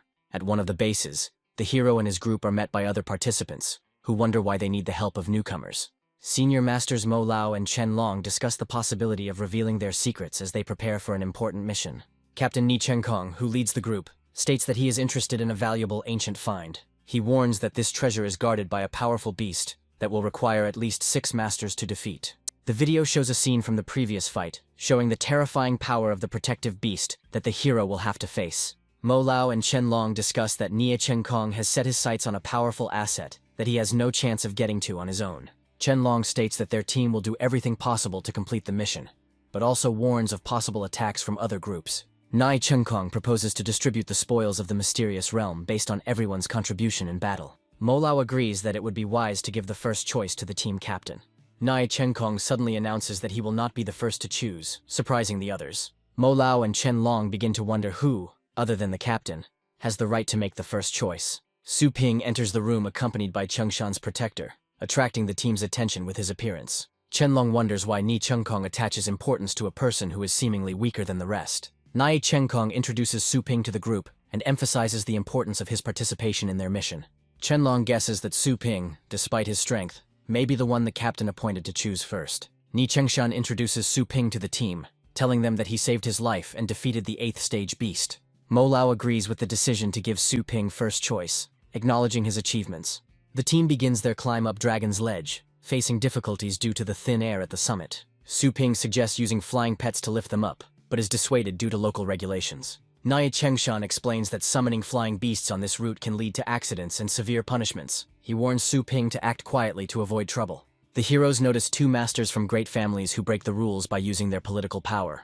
The fight between the masters of the Qin and Tang families results in a powerful energy being released that threatens the entire zone. The ensuing rockfall forces the team to be cautious, although the experienced members are confident that it will not hit them. The hero watches their calmness with a smile, realizing that the situation could get out of control at any moment. Su Ping, faced with a rockfall, uses his power to destroy the falling rocks and protect the team. His actions inspire the other members of the group, and Nie Chengshan agrees with his initiative, realizing that it is impossible to avoid threats. Mo Lao and Chen Long discuss how Su Ping quickly showed leadership skills, boosting the team's morale. On a narrow staircase, the team encounters a crowd making way for a clanswoman who has decided to challenge Dragon's Ledge. The Tang family group appears ahead, their appearance accompanied by respectful remarks from those around them. The 2 winds of the Tang family, Masters Zhuo Fengqiong and Feng Mo, display their impressive titles and strength. The mistress of the Tang family, Tang Ruyan, is preparing for another attempt to conquer the Dragon Ledge, attracting the attention of all participants. She addresses her opponents, warning them to stay out of her way to avoid trouble. At this time, the owner of the Qin family, Qin Shaodian, appears on the scene and decides to also challenge his rival. Tang Ruyan, with arrogant confidence, declares that she has not taken the fight seriously up until now, and asks her opponent if he is ready to continue. A man with blue hair provocatively addresses a woman, wondering if she is taking the situation seriously. A tense duel breaks out between them, where both decide to sort things out by force. At this time, the mysterious realm of Dragon Ledge Mountain opens, attracting the attention of many participants. The legendary master Dao Zun, a man with the highest 9th level, appears on the way, inspiring respect in those around him. Many observers discuss his presence, deciding that his approval is a chance to continue on the path. The Tang family places a strict ban on further advancement, threatening anyone who tries to cross their territory. A man from the crowd dares to condemn the actions of the Tang family, causing their representatives to react in bewilderment. The place is destroyed by a powerful blow from the sword, leaving a huge mark on the ground. Dao Zong intervenes, urging everyone to resolve conflicts privately, rather than on the open stage. Su Ping respectfully thanks the master, admiring his sword technique, which allows him to cope even without the help of heavenly beasts. The man with gray hair says that his actions are aimed only at correcting mistakes, noting that the attack could not harm his interlocutor. The two elderly men rush forward furiously, condemning the disdainful treatment of the Tang family. The crowd watches the scene as a group of people discuss the boy's impulsive behavior and his recklessness towards the Tang family. The people in the darkened room analyze the situation, discussing the pursuit of the man and the possibility of receiving a reward from the Tang family. The young man, with a cheeky smile, reflects on his abilities and expresses his readiness to test them in the current situation. A woman with a purple aura appears on the battlefield, and one of the older men asks why she took so long to respond. The man, with an expression of repentance, asks the woman for forgiveness for not being able to catch the right person, and offers to punish him for his failure. The woman discusses her family's success in the ranking, emphasizing their place as a symbol of strength and respect. The man sets a goal to ensure the teams rise through the 6th floor to take first place in the ranking, and the others agree. A group of people notice that the lights on the 6th floor have come on and conclude that someone has just successfully completed a test. The tower lights up with fire, symbolizing the conquest of the 7th floor and the remaining 2 levels to complete the climb. The heroes are surprised to notice that the 8th floor is on fire, discussing who has the strength to get through it first. The elderly man angrily recalls how their place in the heavenly ranking was stolen, blaming it on other families. The tower amazes everyone by signaling the completion of the 9th stage and inviting the remaining challengers to take up the challenge. The girl is surprised to see the top of the column, discussing what kind of family could possess such enormous power. A crowd gathers at the tower, watching from afar and discussing the events. The young man coolly notes how easily he defeated his enemy, reminding him that these difficulties were once his limit. The hero completes his personal inspection of the system and decides to return to the group to continue the treasure hunt. The group looks out over the top of the tower and shares mixed emotions about how easy it was to get through stage 9. The boy turns to the captain, asking about the group's future plans as the sky envelops their silhouettes. The young man returns to the group, where the man greets him promptly, mentioning that he was expected to begin the treasure hunt. Among the participants, there is surprise that the guy who passed the column first used his abilities even for a small warm-up. The two companions discuss the young man acting on his own, which irritates them, but they promise to teach him a lesson. The man tasks the group with scouting the terrain on foot and in the air, while summoning a huge beast for protection. The young man summons the Dark Dragon Dog, deciding to test its skills in the current situation. A senior member of the group criticizes the boy for summoning a high-level heavenly beast, suggesting a lack of trust. Another team member notices that the summoned beast is too attention-grabbing, asking the boy to bring it back. The Dark Dragon Hound suddenly growls, warning its master of a threat that has appeared nearby. The group notices the beast's behavior, becoming wary and activating abilities to search for nearby enemies. One of the heroes looks around in confusion, wondering where exactly the enemy the beast is warning about is. The team captain is outraged by the lack of signs of the enemy, while the girl reports that her flamebird did not detect anything. One of the group members mockingly comments that the guy is trying to attract attention with his behavior. The flamebird and earth cradle become active in response to an unexpected change in environment. The group encounters high-threat pythons and prepares to fight. Realizing it is too late to escape, a massive magical creature is summoned to protect the team, while the rest of the party prepares celestial beasts to attack the enemies. The hero explains that his Dark Dragon Dog was not protected, but was accompanied by 2 powerful 9th stage beasts. The girl warns that it is impossible to escape from the pythons due to their dense surroundings, pushing the group into action. The young man recalls that his Dark Dragon Dog had warned them of the danger from the very beginning, offering a strategy to protect them. The guy thanks the team members for their involvement, explaining that he appreciates their concern, but does not fully require it. He assures everyone that his beast is not only strong in reconnaissance, but also has good combat skills for the upcoming tests. The young man suggests killing the leader of the pythons, explaining that this will solve all problems with their threat. One of the team members doubts the Dark Dragon Dog's abilities, believing that he will not be able to defeat opponents of the 9th stage. The senior member of the party uses the Earth Cradle skill to hide the team to create a safe shelter. The team observes the battlefield from a protected area, hidden using the invisibility ability activated by the curator's box. The girl is concerned about the fate of the Dark Dragon Dog, not understanding what happened to him after the battle began. The young man points to a strange line of light in the distance, suggesting that it is related to developments on the battlefield. The girl suddenly realizes the connection between the light and the Dark Dragon Dog's actions, amazed by its capabilities. Dark Dragon Dog finds himself surrounded by shields as he fights against multiple pythons, showing off his skills in combat. The group realizes that the 7th stage Heavenly Beast continues to confront strong 9th stage opponents, shocking everyone with its level of strength. All the heroes watch the events with tension, recognizing the power and significance of the Dark Dragon Dog in the current situation. One of the team members notes with admiration that the Dark Dragon Dog's defense is excellent, seemingly even better than his own pet. The guy reasons that the blows only slightly scratch the dog's skin, proving the focus on defensive skills. The captain and his companion are confused, trying to understand how the pet could have been poisoned with such tough skin. The young man recalls with a confident smile how hard it was for him in the past, and declares that he does not intend to play anymore. The team celebrates their victory and congratulates Dark Dragon Dog, recognizing his strength and unique abilities. One of the men emphasizes the outstanding qualities of the young man's pet, but the hero himself modestly brushes off the praise. The elder in the group laughs at the young man's modesty, declaring that such pets are clearly superior to the others. The young man, with an indifferent expression on his face, notes that the team's pets are still not very different from each other. The situation changes dramatically when the creature vomits and reveals a huge number of python eggs. The rest of the team are amazed by the scale of the event, trying to make sense of what is happening in front of them. The heroes discuss python eggs, noting their usefulness as a nutritious and tonic agent. The guy offers to take the enemy's scales, explaining their value on the market due to their use in invisible paint. One of the team members is surprised by the proposal to share the spoils, realizing that the young man seeks peace, not conflict. The elder and the warrior thank the boy for his generosity, expressing their readiness for further cooperation. The map reveals a cave location to the northeast, which becomes their next target. The group decides to reach the cave in the morning, discussing their plan of action around the campfire. The young man recalls that he had already been to these places during the previous test, and is amazed at the choice of this particular cave. The hero inquires about the origin of the map. The captain explains that he got it through a profitable deal, but other points could have already been plundered. The group learns that a 9th stage beast lives in the cave, causing anxiety and tension among the companions. The hero assures the others that he will cope with the danger, despite the fact that the team has not yet entered the cave. The young man confidently declares that he knows what awaits them in the cave, since he has already been in these places during previous trials. The captain and his companion discuss how the young man's pet successfully dealt with a swarm of pythons, proving its strength.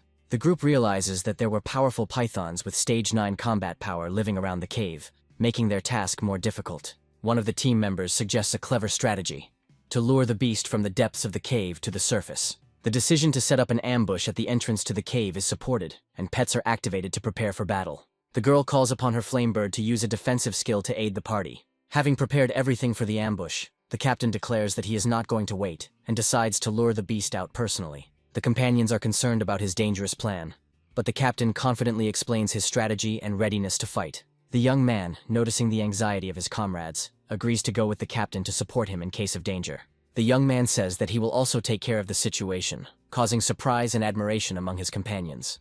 The captain smiled slightly and expressed confidence that with Brother Sue's participation, everything would be under control. One of the team members warns of the thick, toxic air in the cave, advising Sue to stay outside, but he assures him that his armor will protect him from any toxins. The young man points out that the captain chose the most dangerous mission, asking him about his real motives. The hero observes his surroundings, noting the absence of anyone, while his interlocutor offers to share information. One of the group members says that there is a unique spiritual tree in the cave that has impressive properties. The tree is displayed, revealing its rare fruit, capable of stimulating the potential and reviving the abilities of war beast masters. The young man suspects that the captain risked his first choice for the sake of this fruit, receiving categorical confirmation. While at the woman's bedside, the captain explains that there are things Sue should not ask, as his goal is to save someone close to him. The captain declares that even great benefactors have no right to reproach him for possible actions related to obtaining the fruit. His words indicate a willingness to go all the way for the tree, regardless of any risks or relationships with others. The young man reflects that the fruit of the spiritual tree may be an ordinary treasure, but for the captain, it clearly has special value. One of the heroes warns that the beast guarding the place is on the highest 9th step and uses powerful psychic attacks. The young man is perplexed by his knowledge of the beast, but suggests simply following him without asking unnecessary questions. The group discovers a spiritual lamp capable of resisting psychic attacks and discusses its properties. The young man says that he had seen this artifact before, but it could not be used outside the Dragon King's testing area. With the lantern raised, the hero confirms that they can continue onto the tree without delay. The group is suddenly hit by an attack, which they barely manage to repel thanks to the active artifact. The youth notices that the attack was not directed at them, but remains wary due to the presence of enemies nearby. The group engages in a brutal fight using pets and rockfall, with the elder heroically summoning his war beast to attack. After a successful victory, the crew rejoices, assuring the captain that all threats have been eliminated, and they are ready to move on. The young man and the captain discover that they are late at their destination, and unexpectedly encounter the enemy. The enemy attacks Flamebird, who desperately defends herself while the team tries to figure out what's going on. A huge ninth-stage beast appears, under whose influence the situation becomes increasingly tense. The team realizes they are in an illusion where their allies are at risk of killing each other and attempts to use the spiritual lamp. The young man orders the captain to infuse star power into the lamp to counter the illusion's attack, to which he agrees. The team members suffer from headaches caused by the enemy and try to keep from going beyond the protective zone of the lamp. The young man jumps down, strengthening the protective zone, and calls on everyone to stay within it for safety. The team joins forces and channels stellar energy into the lamp to destroy the illusory field. The lamp begins to show activity, and one of the heroes notices movement as the object's power increases. The enemy attacks from all sides, and the team led by Brother Su begins the battle to protect the spiritual lamp. The hero tries to protect his comrade by using the star shield to block a powerful attack. The guy calls on his enemies to stop hiding in the shadows and come out to resolve the conflict. A huge creature appears, while in the foreground a group of mercenaries are seen watching the battle. The group's leader, Poison Fang, apologizes, explaining that he was acting on orders from his boss. The captain is shocked by the betrayal of the Poison Fang group, believing that there was no feud between them. The enemy leader scoffs, explaining that the map was only a deception to use them as bait. It becomes clear to the captain that they were used to lure out the Blood Flame Dragon from the very beginning. The leader of the Poison Fang threatens violence if the heroes try to attack him. The young man activates his weapon and prepares to fight, despite the threatening plan of his enemies. With a cry, the hero rushes into the attack, decisively entering into battle with superior enemy forces. The Poison Fang leader realizes that the Supreme Ninth Stage Blood Flame Dragon has been temporarily immobilized. The heroine and her partner, having been wounded, discuss with bewilderment what happened and the successful blocking of the dragon. The young man appears before the enemies in the air, insisting that they wanted to destroy them, and now it is time for payback. The mercenaries are shocked to notice that there is a young master of the title rank in the squad, and they realize their mistake in not taking into account the intelligence. The leader loudly orders to stop panicking and carry out the attack, reassuring that the situation is under his control. The long-range scorpions prepare to attack, but the young man stands still and condemns their methods. The leader commands, mocking their confidence, but is unexpectedly wounded. The captain, bleeding, asks the crew to hold on, while two of his companions are in serious condition. One of the squad members reports that two of their comrades, Mo Lao and Chen Long, were unable to complete the task and fell in battle. The young man stands in the center, ready to take control of the situation and continue the fight. He and the captain run towards the tree, despite the bad feeling, trying to reach their goal. The captain asks the young man to guarantee that the fruit of the spiritual tree will be obtained in the event of his death, to which he receives a question about the meaning of such an act. The captain reveals that the fruit is intended for his daughter to save her from an incurable disease. The captain explains that the fruit will be able to stimulate the development and rebirth of war beasts, which is important for healing. A group of enemies reach the tree and discover that it is impossible to take it all, starting to harvest the fruit. The Poison Fang leader gives orders to destroy the tree so that no one else can have it. One of the enemies successfully obtains the fruit and rejoices, not noticing the impending danger. The youth intervenes and begins the attack. The enemies are amazed by his appearance and strength. The group's leader is shocked to realize that their opponent is a 9th-level master and suggests settling the matter through negotiations. The enemy leader offers to divide the find in order to avoid further confrontation, trying to buy time. The enemies are confused and look for the one hiding in the shadows, accusing him of cowardice and provocation. The Poison Fang leader faces a powerful attack, indicating readiness to destroy the enemy. Having lost 2 heavenly beasts, the leader is shocked to realize the catastrophic consequences of what is happening. The terrified leader begs for mercy, offering all the treasures in exchange for his life. The young man approaches and explains that his goal is not treasures at all, but the elimination of the enemy. The leader, in an attempt to find out the name of the young man, wants to know at whose hands he loses and dies. The young man coldly declares that he is not giving the target the slightest chance of resistance, guaranteeing its end. Under the control of the young man, his beast incinerates everything around, destroying traces of the enemy and their presence. The young man folds the spiritual tree, having completed his mission, and prepares to leave this place. He analyzes what happened and concludes that survival in such dangerous places is only possible by adapting and strengthening one's abilities. At night, at the base of the miners, the group's further plans after recent events are discussed. Inside the base, the heroes decide to bury the captain and deal with the consequences of the fate of Mo Lao and Chen Long. One of the companions thanks the young man for saving him, admitting his own weakness and expressing regret for the losses. The young man announces that he has unfinished business and hands over the spirit tree to the captain's daughter. The heroine wonders why the young man refuses such a valuable artifact, and wants to know how he knows about the captain's daughter. The young man says that the details are not important, and asks to fulfill the captain's last wish, to which the group agrees. He points to hidden treasures found in the cave, and offers to give them to the families of his fallen comrades.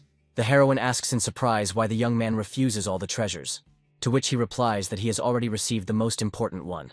The young man shows the artifact he has found, and explains that he intends to give the treasures he has found to society to help people. At the exit from the base, a warning sounds about the need to hand over fines to the checkpoint, and the obligation to comply with the rules. The young man joins his companions after an emotional conversation, offering to go through the upcoming stage together.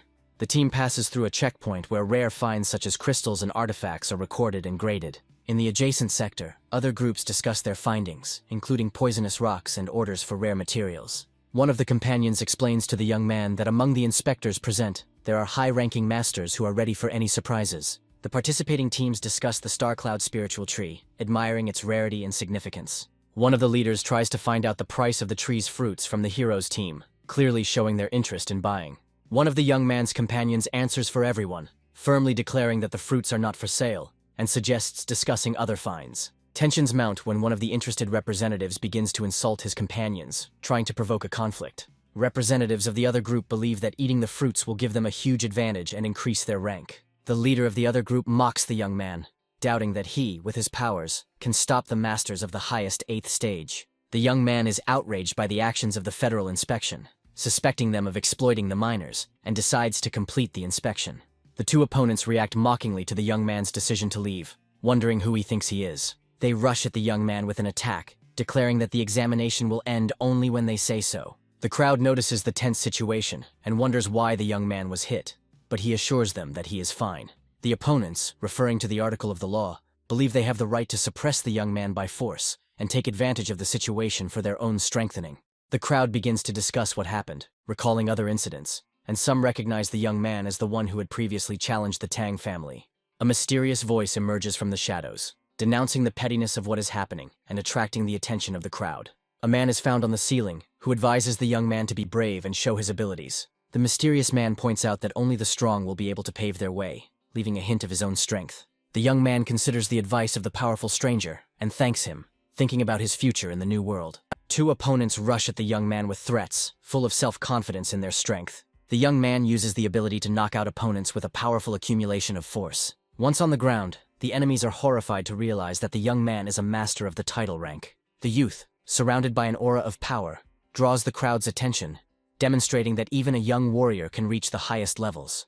He subjugates the Star Cloud spirit tree with the spirit control technique, proving his exceptional skills. The crowd is astonished when the youth disappears, suspecting that he was using a spatial artifact. The opponents discuss the situation without understanding who this person is and complain about their failure. Realizing the strength of the young man, they humbly apologize, admitting their mistake and unpreparedness. However, the young man rejects their apologies, claiming that the blow was for a friend, and demands compensation of 20 million. The opponents argue about the impossibility of compensation, when the appearance of the head of security makes them realize that the situation for them is becoming even more dangerous. The boss sharply remarks that instead of following the rules, the wall was destroyed, and ironically asks if the lesson has been learned. The young man, rejecting a quick solution to the situation with money, sets the payment at 60 million, adding that the funds will go towards improving the pet store. The companions discuss their defeat, expressing regret for their weakness, and the young man undertakes to look after the spiritual tree. The hero decides to replant the tree after using it, and offers the fruits to reach the 9th stage. The companions are surprised by the young man's generosity, and the heroine shyly notices his ability to help others. The young man instructs his war beast to guard the territory, while he himself dives underwater in search of treasure. He finds himself in a mysterious underwater place, remembering that a great treasure must be hidden here. A young man discovers an ancient temple that possesses incredible power, capable of moving mountains and filling the seas. Once inside, he finds a secret scroll hidden in a secluded place and realizes its uniqueness. The scroll turns out to be a tool for creating spatial storage, which impresses the hero despite its limitations compared to system storage. The young man studies the ability of an artifact that can create space and increase its capacity with the growth of stellar power. The hero notices suspicious activity in the sky. A bird is watching what is happening from above. Deep underwater, a guy ponders the undead demon fruit and its unique properties. The hero and the dark dragon dog discuss the location of the bird and the fate of the demonic fruit. The two 8th stage martial beastmasters resent the bird's pursuit, feeling threatened. The hero attacks the guys on the cliff with a powerful blow, which causes them to react with alarm. A mysterious old man with a magical artifact and a bird on his back tracks strangers in the forest. The masters of the fighting beasts are surprised to recognize a representative of the Tang family in front of them, and begin a dialogue. A girl in an elegant dress demands the return of the stolen item, reminding him of her status. She warns them not to give in to greed and reveals that the demon fruit was stolen from them. Two martial beastmasters try to escape by activating the so-called 36th plan. The titular old man accumulates star power, demonstrating his might and stopping the fugitives. One of the opponents falls to the ground, trying to protect the artifact, but notices that his plans are ruined. The magician threatens the fugitives, offering to avoid further conflict if they remain silent forever. The old man uses magic to forcibly take possession of the artifact, leaving his opponents no choice. The 9th stage Shadow Asura appears, causing chaos and displaying its fighting power. The hero commands his dragon and allies to use defensive abilities against the Shadow Asura. The guy uses the Dragon Patron technique, breaking the enemy's defense and attacking the Asura. The Shadow Asura is defeated, causing shock and fear among the enemies who realize the hero's power. The old man realizes that the enemy has suppressed the Shadow Asura in just a few blows, and tries to understand how this happened. The old man furiously discusses with his ally the decision to leave the hero no chance to escape. The master uses powerful light attacks, causing a cascade of destruction and demonstrating the power of his title. The hero appears with his ally, a small skeleton preparing for battle. A giant beast appears in front of the heroes, and the guy realizes that the trap has failed. The older opponent is surprised that the young guy has reached the title rank at such an age, and decides to stop him. The enemy releases a demonic beast, accusing the hero of killing his pet. A girl from the enemy camp is amazed by the destructive power of a small skeleton. The eldest of the enemies attacks with swords filled with star power, pointing them towards the hero. The enemy uses the clan's most powerful attack, using a whole barrage of energies. The young man prepares to use his power with an expression of confidence, finally testing his strength. A bright golden attack flashes across the battlefield, causing enemies to be surprised due to its divinity. The senior magician is seriously wounded by the hero, who is struck by the extraordinary strength of the young guy. The Dragon King is commanded to save his mistress by carrying her away from danger. The hero and his ghost animals block the path of those fleeing, preventing them from escaping. The wounded mage launches a secret technique, convinced that the outcome of the battle has not yet been decided. The hero realizes that the enemy is using the secret art of the Tang family, known for its powerful destructive power. The girl finds herself caught in a deadly trap of a magical technique that sacrifices the owner's body. A huge phantom enemy materializes in front of the hero, threatening to take his life. The ghostly spirit begins to laugh, confident in its invulnerability to the hero's attacks. The enemy declares that even after his death he will destroy the hero, threatening him with an incredible curse. The phantom is puzzled as to why he cannot take possession of the hero, suspecting hidden protection. The young man holds in his hands a secret treasure of spiritual protection, causing the enemy to become furious. The girl is worried that the Dragon King of Earth might betray her and attack her. The guy notices the girl's appearance and asks about her presence with slight irony. The heroine, in irritation, forbids calling her young mistress, hinting at contempt for the hero. The girl begins to suspect that the aura of her ally, Old Feng, has disappeared and expresses confusion.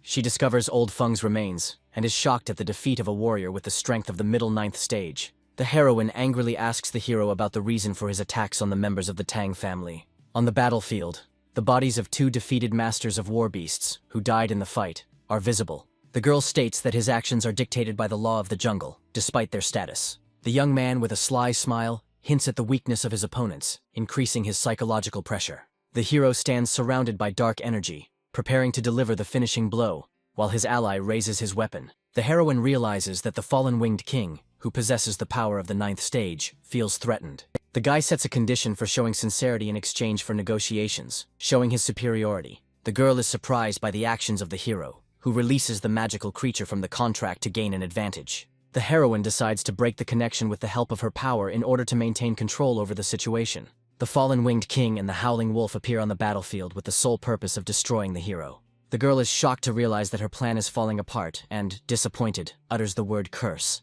The young man decides to end the dispute by preparing to physically destroy the connection between the opponents. The heroine reacts tensely when she notices that the hero has a spatial treasure that could change the course of the battle. The young man is inside the mysterious space of the scroll, and hears the heroine's question about why he did not kill her. The guy with a mysterious smile declares that the heroine can die, but only after he has extracted all the value from her. The girl notices the shiny mark of the air on the young man's forehead, which shocks her.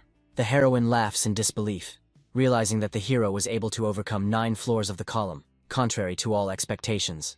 The girl warns the hero that he is on the verge of death and threatens him with a legendary martial arts master from the Asian region. The young man threatens to use tricks if the heroine does not tell the truth, hinting that her photo could fly around the world. The girl admits that the heir to the Dragon's Ledge is a man who is ready to destroy all potential rivals. The guy ironically clarifies how 4 large families fighting for the legacy can resist the real threat of the 9th floor. The youth notes that the entire secret kingdom is ultimately controlled by the legendary Master Yuan, emphasizing his strategic goal. The hero's light-bearing serpent destroys enemies on the battlefield, emphasizing the youth's strength and his superiority over the 4 families. The hero reflects on his success in the battle against the King of Beasts, acknowledging that his victories were achieved through countless mistakes and perseverance. The young man realizes that no one saw his triumph through the Dragon's Ledge column, but prepares himself for a possible investigation by the legendary master. A guy arrives in a town where a crowd of people has gathered outside a store, waiting for its owner. Buyers eagerly discuss the improvement of their pets, showering the hero with requests to upgrade their abilities. The hero tries to calm the visitors, asking them to maintain order and assuring them that everything is under control. While analyzing the earnings from the store, he plans to save up the required amount and find an intermediary to purchase a plot of land. He contacts a virtual assistant to expand his store and purchase a plot of land nearby. The assistant clarifies that the required area is 3,000 square meters, after which she confirms the store address. The hero is amazed by the rising prices of real estate, explained by the beginning of the Global Elite League, which complicates his plans. Thinking about his rare blood flame dragon, he considers selling a top 9th stage wild beast to cover his expenses. The virtual assistant reports that a wild beast above the 9th level is rare, and the current market price is 400 million. The guy decides to sell the beast for the proposed 250 million in order to raise the necessary amount for his purposes. The youth discusses with the system the possibility of finding a more difficult cultivation area than the Dragon King's heritage land. He reflects that the price of entry into the Supreme Divine Realm is high, and every death now costs him too much. The hero activates the portal and plans to find the core of the flame Shinya in the new world, which is necessary for leveling up his pet. Aware of the challenges ahead, the young man confidently enters the new zone, preparing to strengthen his physical defense and increase his survivability. The boy notices that the style of the new world is very different from everything he has seen before, and believes that the place was built by the gods. He decides to use the services of an Empire translator for the first time, hoping to avoid senseless deaths in an unknown world. Meanwhile, in another part of the world, a blonde girl senses a strong energy fluctuation and carefully assesses the threat. The young man summons the little skeleton and the Lightbringer Serpent of Purgatory, preparing for another intense battle. The hero's little skeleton activates the Undead Fruits effect, becoming immune to one fatal attack. The youth calls upon the Lightbringer Serpent to resurrect him, but explains that he has little energy and does not intend to fight. The golden-haired elf notices the hero's otherworldly origins and is surprised by his presence. The guy is amazed how the elf found out about his arrival from another world and demands an explanation. The girl arrogantly explains that this is the domain of the gods, and that mortals cannot be here without outside help. The elf clarifies that humanity sometimes contacts the gods and gives birth to offspring. Surprised by the backwardness of the hero's world, she dismissively remarks that even a student of her level is considered superior, even though the hero uses the heavenly beast.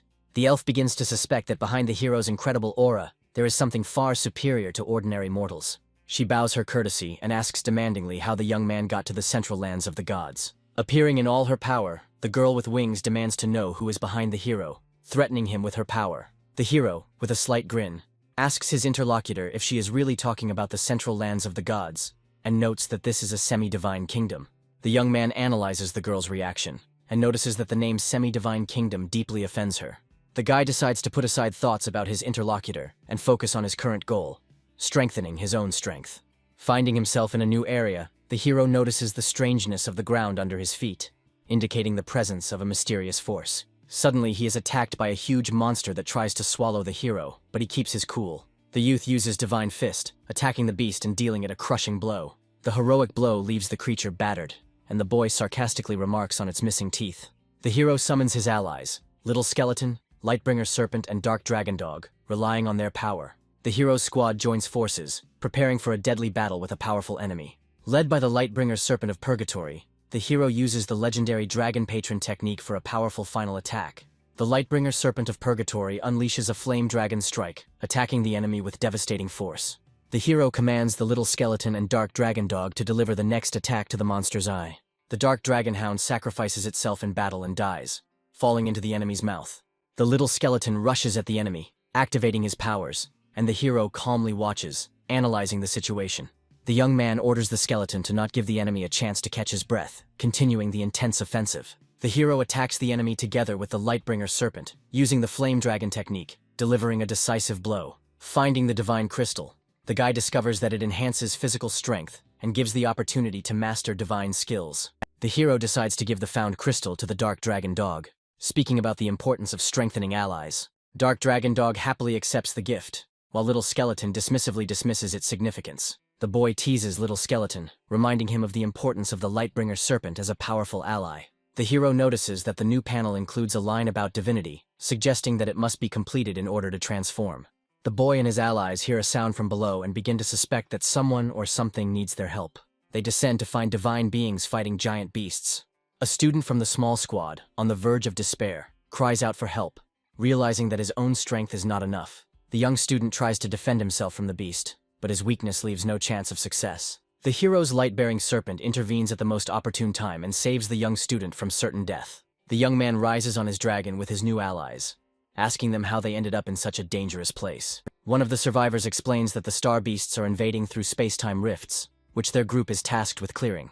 The hero examines the damaged nest, and his new comrade is surprised by his presence on the divine lands. The young man indifferently replies that he was passing by, and sarcastically remarks that even gods have problems with aggressive creatures. The demigods explain to the hero the greatness of divine wings, emphasizing the honor of dying for the expulsion of the Zerg-like creatures. The young man realizes that the girl with wings he met could indeed be a pure-blooded goddess. The hero reflects on the incredible power of the goddess, comparing it with the power of his companions and acknowledging her superiority. During the discussion, the hero's companions admit that they have never heard of her because of their life on the outskirts. One of the companions tells of a legend of the supreme divine realm, where one day of cultivation is equal to a year in the real world. The hero is puzzled as to why this place is considered inaccessible, despite its description as a cultivation zone. The young warrior expressed regret that he was unable to enter the supreme divine realm, even for a short time, to strengthen his abilities. The senior companion denies the possibility of the legendary place's existence, claiming that it is better to focus on real skills. Suddenly, the group notices that they are once again being pursued by hostile creatures that threaten their lives. The student, horrified, desperately asks how they can defeat the enemies, foreseeing imminent death. The warrior man takes the initiative with determination and sends his comrades forward, considering this moment his hour of glory. The hero, watching what is happening, ironically notes the warrior's self-confidence, aiming at the divine crystals of their opponents. The youth discusses the inaccessibility of the supreme divine realm, symbolically comparing the struggle with unknown perfection. One of the companions is surprised by the powerful impulse coming from a person of the student's level and begins to doubt his assumptions. The demigod acknowledges the hero's strength, expressing respect for his human nature and passing on the initiative for the coming battle. The moment of battle comes, the star beasts attack, and the young man and his allies mobilize all their forces. The hero notes the resulting chaos with slight mockery, and calls the encounter with swarms of insects nostalgia. Remembering the mortal threat, the boy feels his body fill with adrenaline, which only increases his determination in battle. The hero commands his squad to attack at full speed, using the last reserves of energy for a powerful offensive. With a smile, the boy realizes that he only has enough energy for one more resurrection, noting the difficulty of fighting against such strong opponents.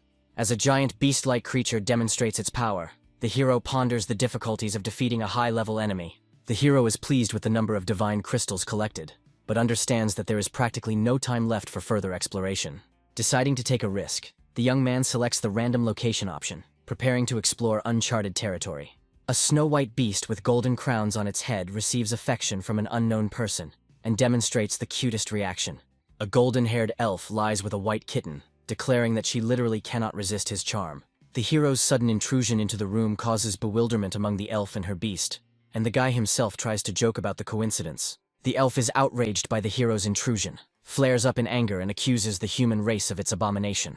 With wings of light behind her back, she aggressively points her divine spear at the boy, demanding an explanation of his intentions. The hero, reflexively defending himself, actively asserts that there was a misunderstanding between them and that he is not the enemy.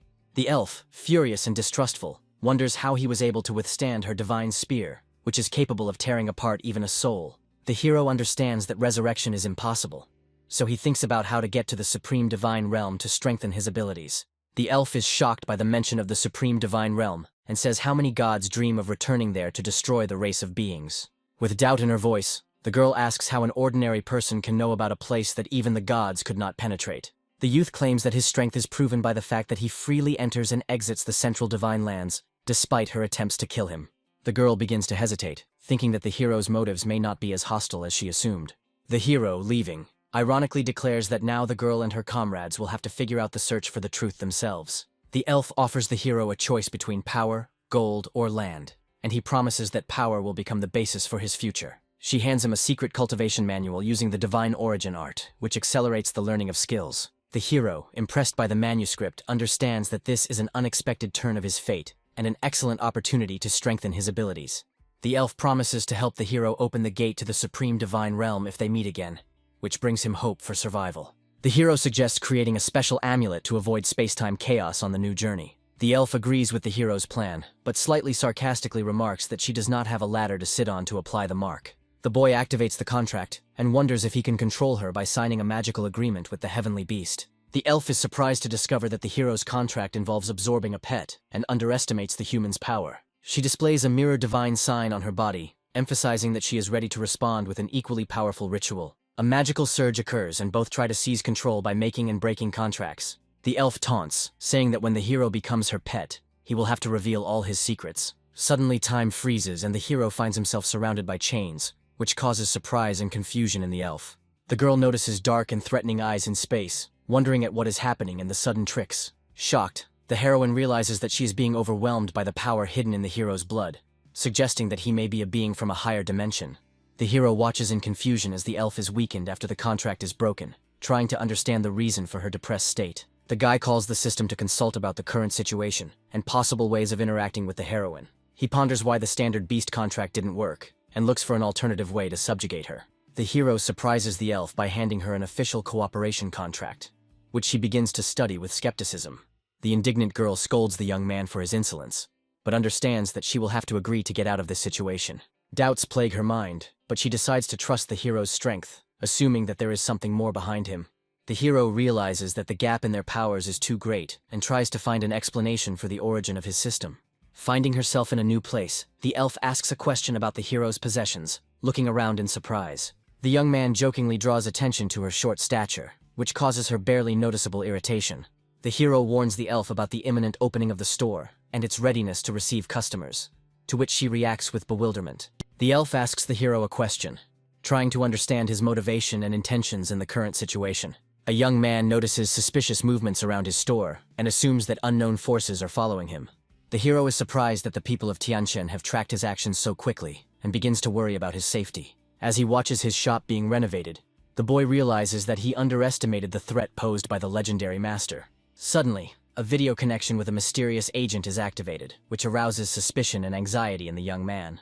A man appears on the screen, calling the hero by name and listing all of his accomplishments, including owning a pet store. The hero is shocked to realize that the background of the video resembles his own house, and begins to worry about his family. The hero's parents and younger sister are shown being held hostage, adding to his anxiety. The young man, with a determined expression, demands an answer from the people who captured his relatives, suspecting them of being unusual kidnappers.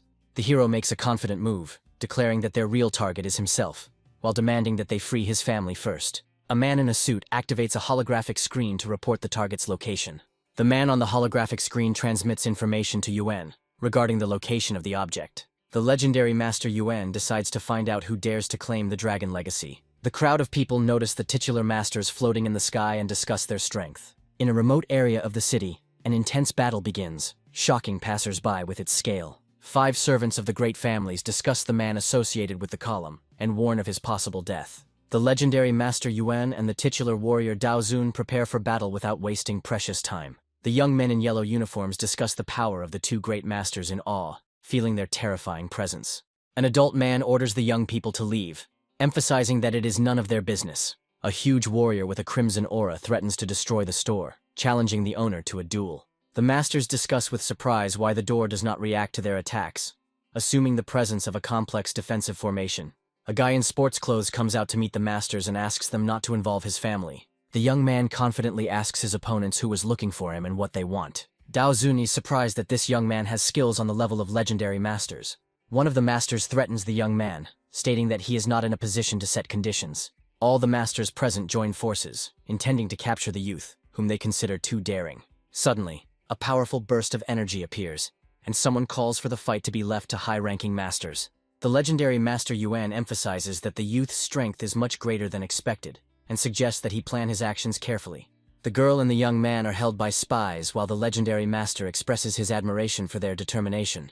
The young man, unable to contain his rage, attacks and demands that his loved ones be left alone. The guy, in desperation, checks the girl's condition and asks what happened to them. The legendary master reassures that it is just anesthesia and adds a philosophical comment about losing control. The young man sarcastically asks his opponents if the legacy of the Dragon's Ledge is really in his name. One of the masters indignantly reproaches the boy for his courage, questioning his right to the inheritance. The legendary master warns his allies of the threat coming from the shop and asserts his dominant status in the region.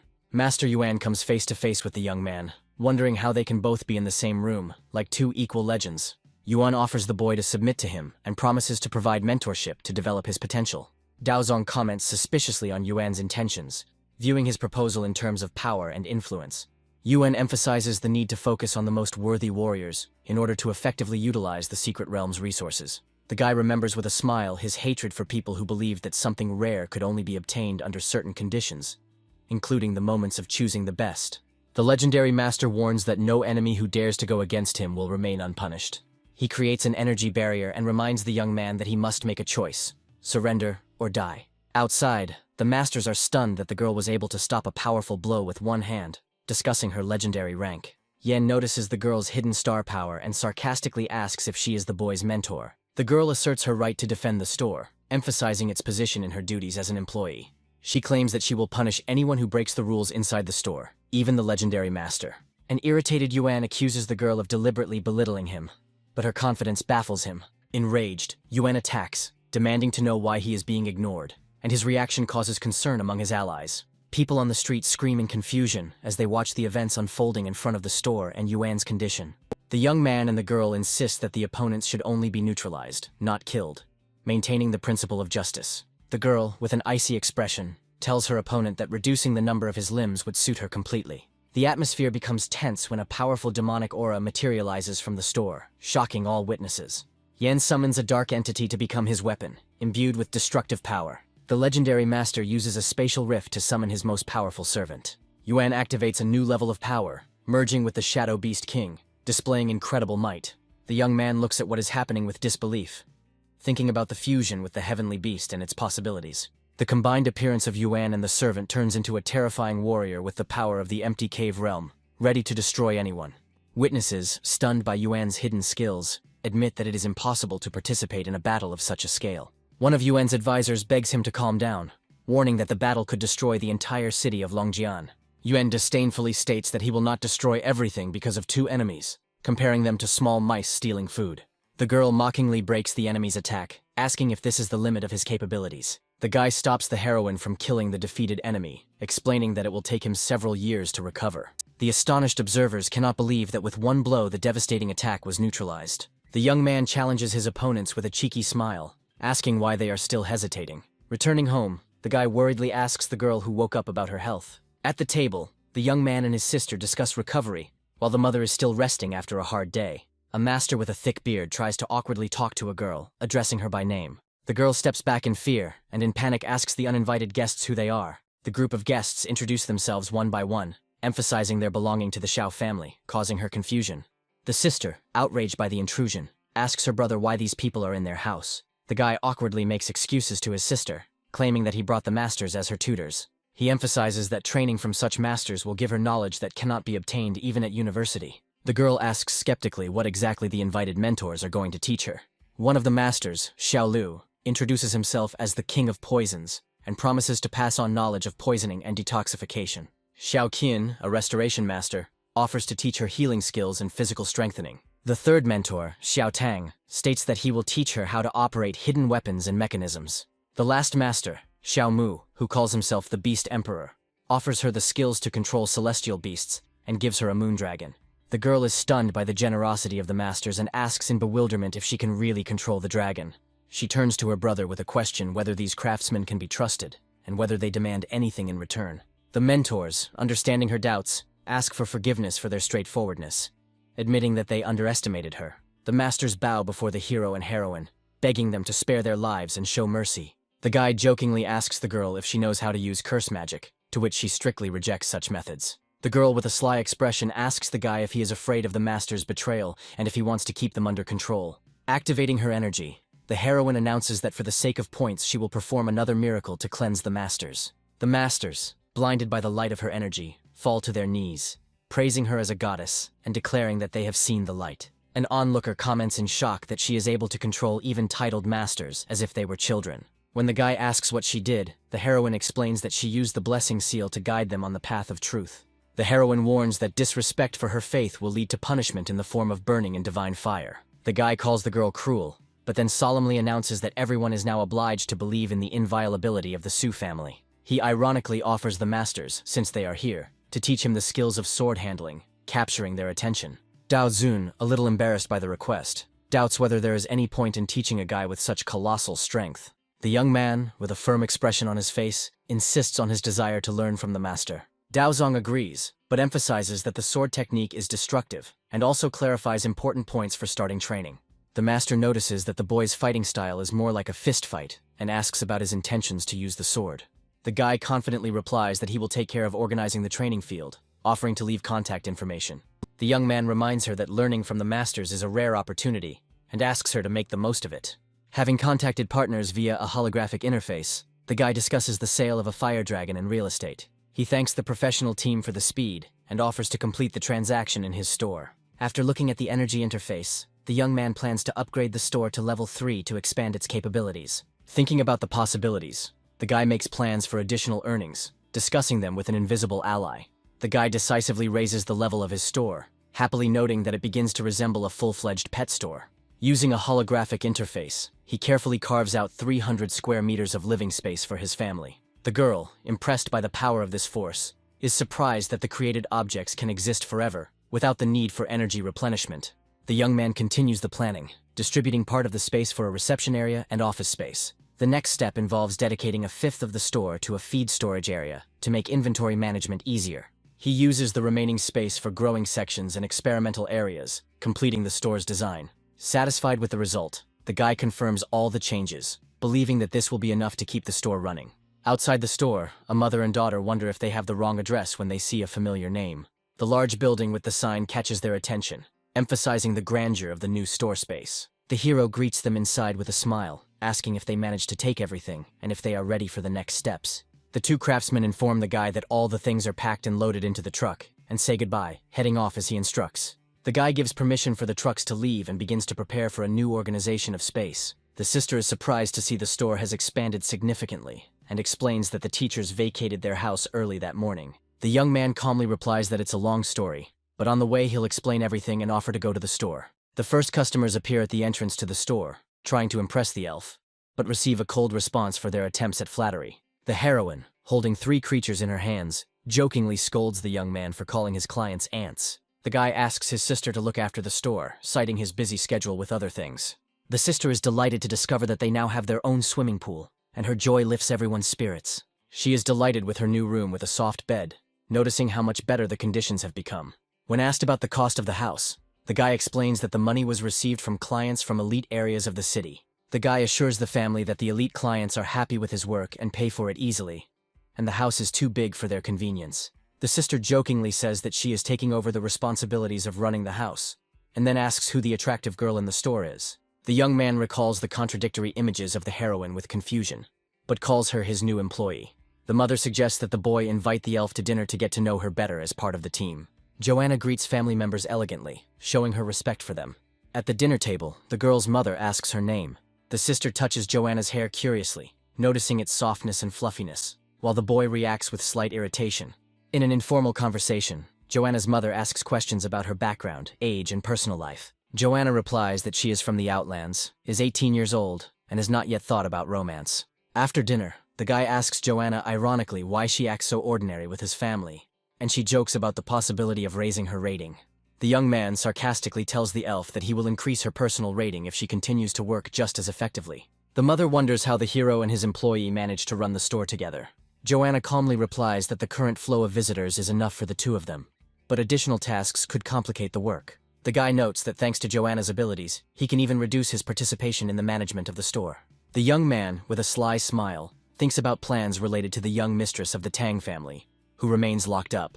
The girl appears in the guy's room and angrily asks what he is up to, while he calmly answers her question. After examining the room, She realizes that she is in the hero's house, deciding that he is not prepared to defend himself.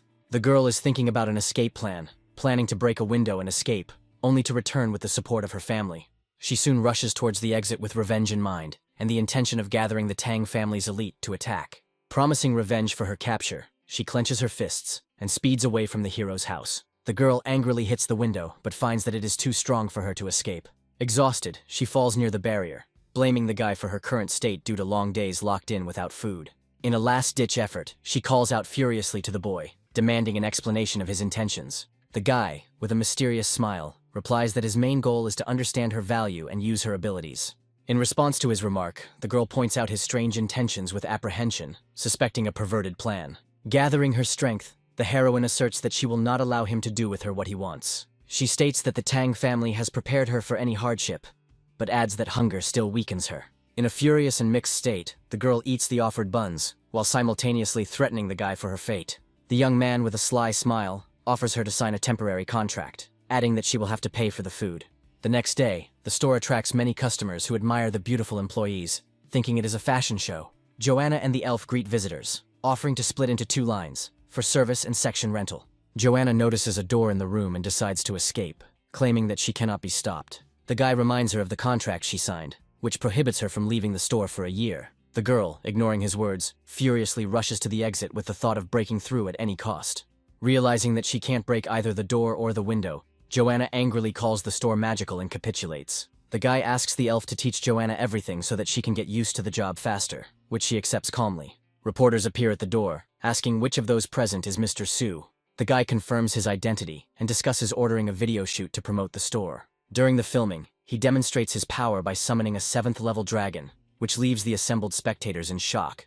One of the reporters asks the guy about the store's slogan, to which he replies that the main thing is the type of dragon and the name, which speak for themselves. The boy's sister says that masters of the title rank followed her even in the most unexpected places, threatening her with their presence. The guy laughingly explains that these masters were hired by him to protect her and cannot harm her. Joanna notices 2 masters, identifying one of them as an elder with the title of Serpent's Heart. Joanna, reflecting on what happened, suggests that her family may still be informed thanks to her skills. The star-titled master transmits a voice message to another elder, who is amazed by what is happening. The heroine tries to explain to the elder that she was captured by the guy and is being held against her will, begging him to release her. The elder asks in surprise if there was anyone else before her who was also caught by this young man. Joanna is relieved to realize that the elder didn't notice her, but his words make her deeply suspicious. The guy instructs the masters to guard the school grounds from the outside, and gives them free access to the training field. Joanna can't believe her eyes when she sees the title masters bowing down to the boy, and wonders how he achieved such influence. The guy records in the system that Joanna received 1 point, justifying her usefulness for training a new employee. He reflects on the slow progress in uncovering the spiritual tree, which has been in the works for thousands of years. The hero discusses the possibilities of the spiritual tree, suggesting that it could turn into a heavenly beast, and is pleased with the prospects. The young man understands that his next step after becoming a master is to become a mature educator, but admits his lack of experience. He activates the panel for further improvements, planning to enhance his combat power and increase his authority. The guy decides to become so strong that no one would dare to interfere in his affairs, ensuring the safety of his family. The elf senses a familiar aura, noticing that the boy's strength continues to grow. Tired from intense training, the hero returns to himself, rejoicing in his victory over a serious opponent. He notes the progress in his training and is proud that his store is also bringing in high profits. They bring him food, and despite his caution, he calmly states that it is impossible to poison him in the store. The guy, sitting in his room, explains to the elf that he used the power of the law of space to reach the divine border. He is surprised by the girl's insight in finding out where he was, and invites her to express her thoughts. The elf states that she wants to accompany him next time to use her power to help him in his training. The guy guesses that she has something else in mind, but agrees to go about her business alone. The hero notices the girl exploring the boundaries of the store, investigating what she is allowed to do, and advises her to be careful.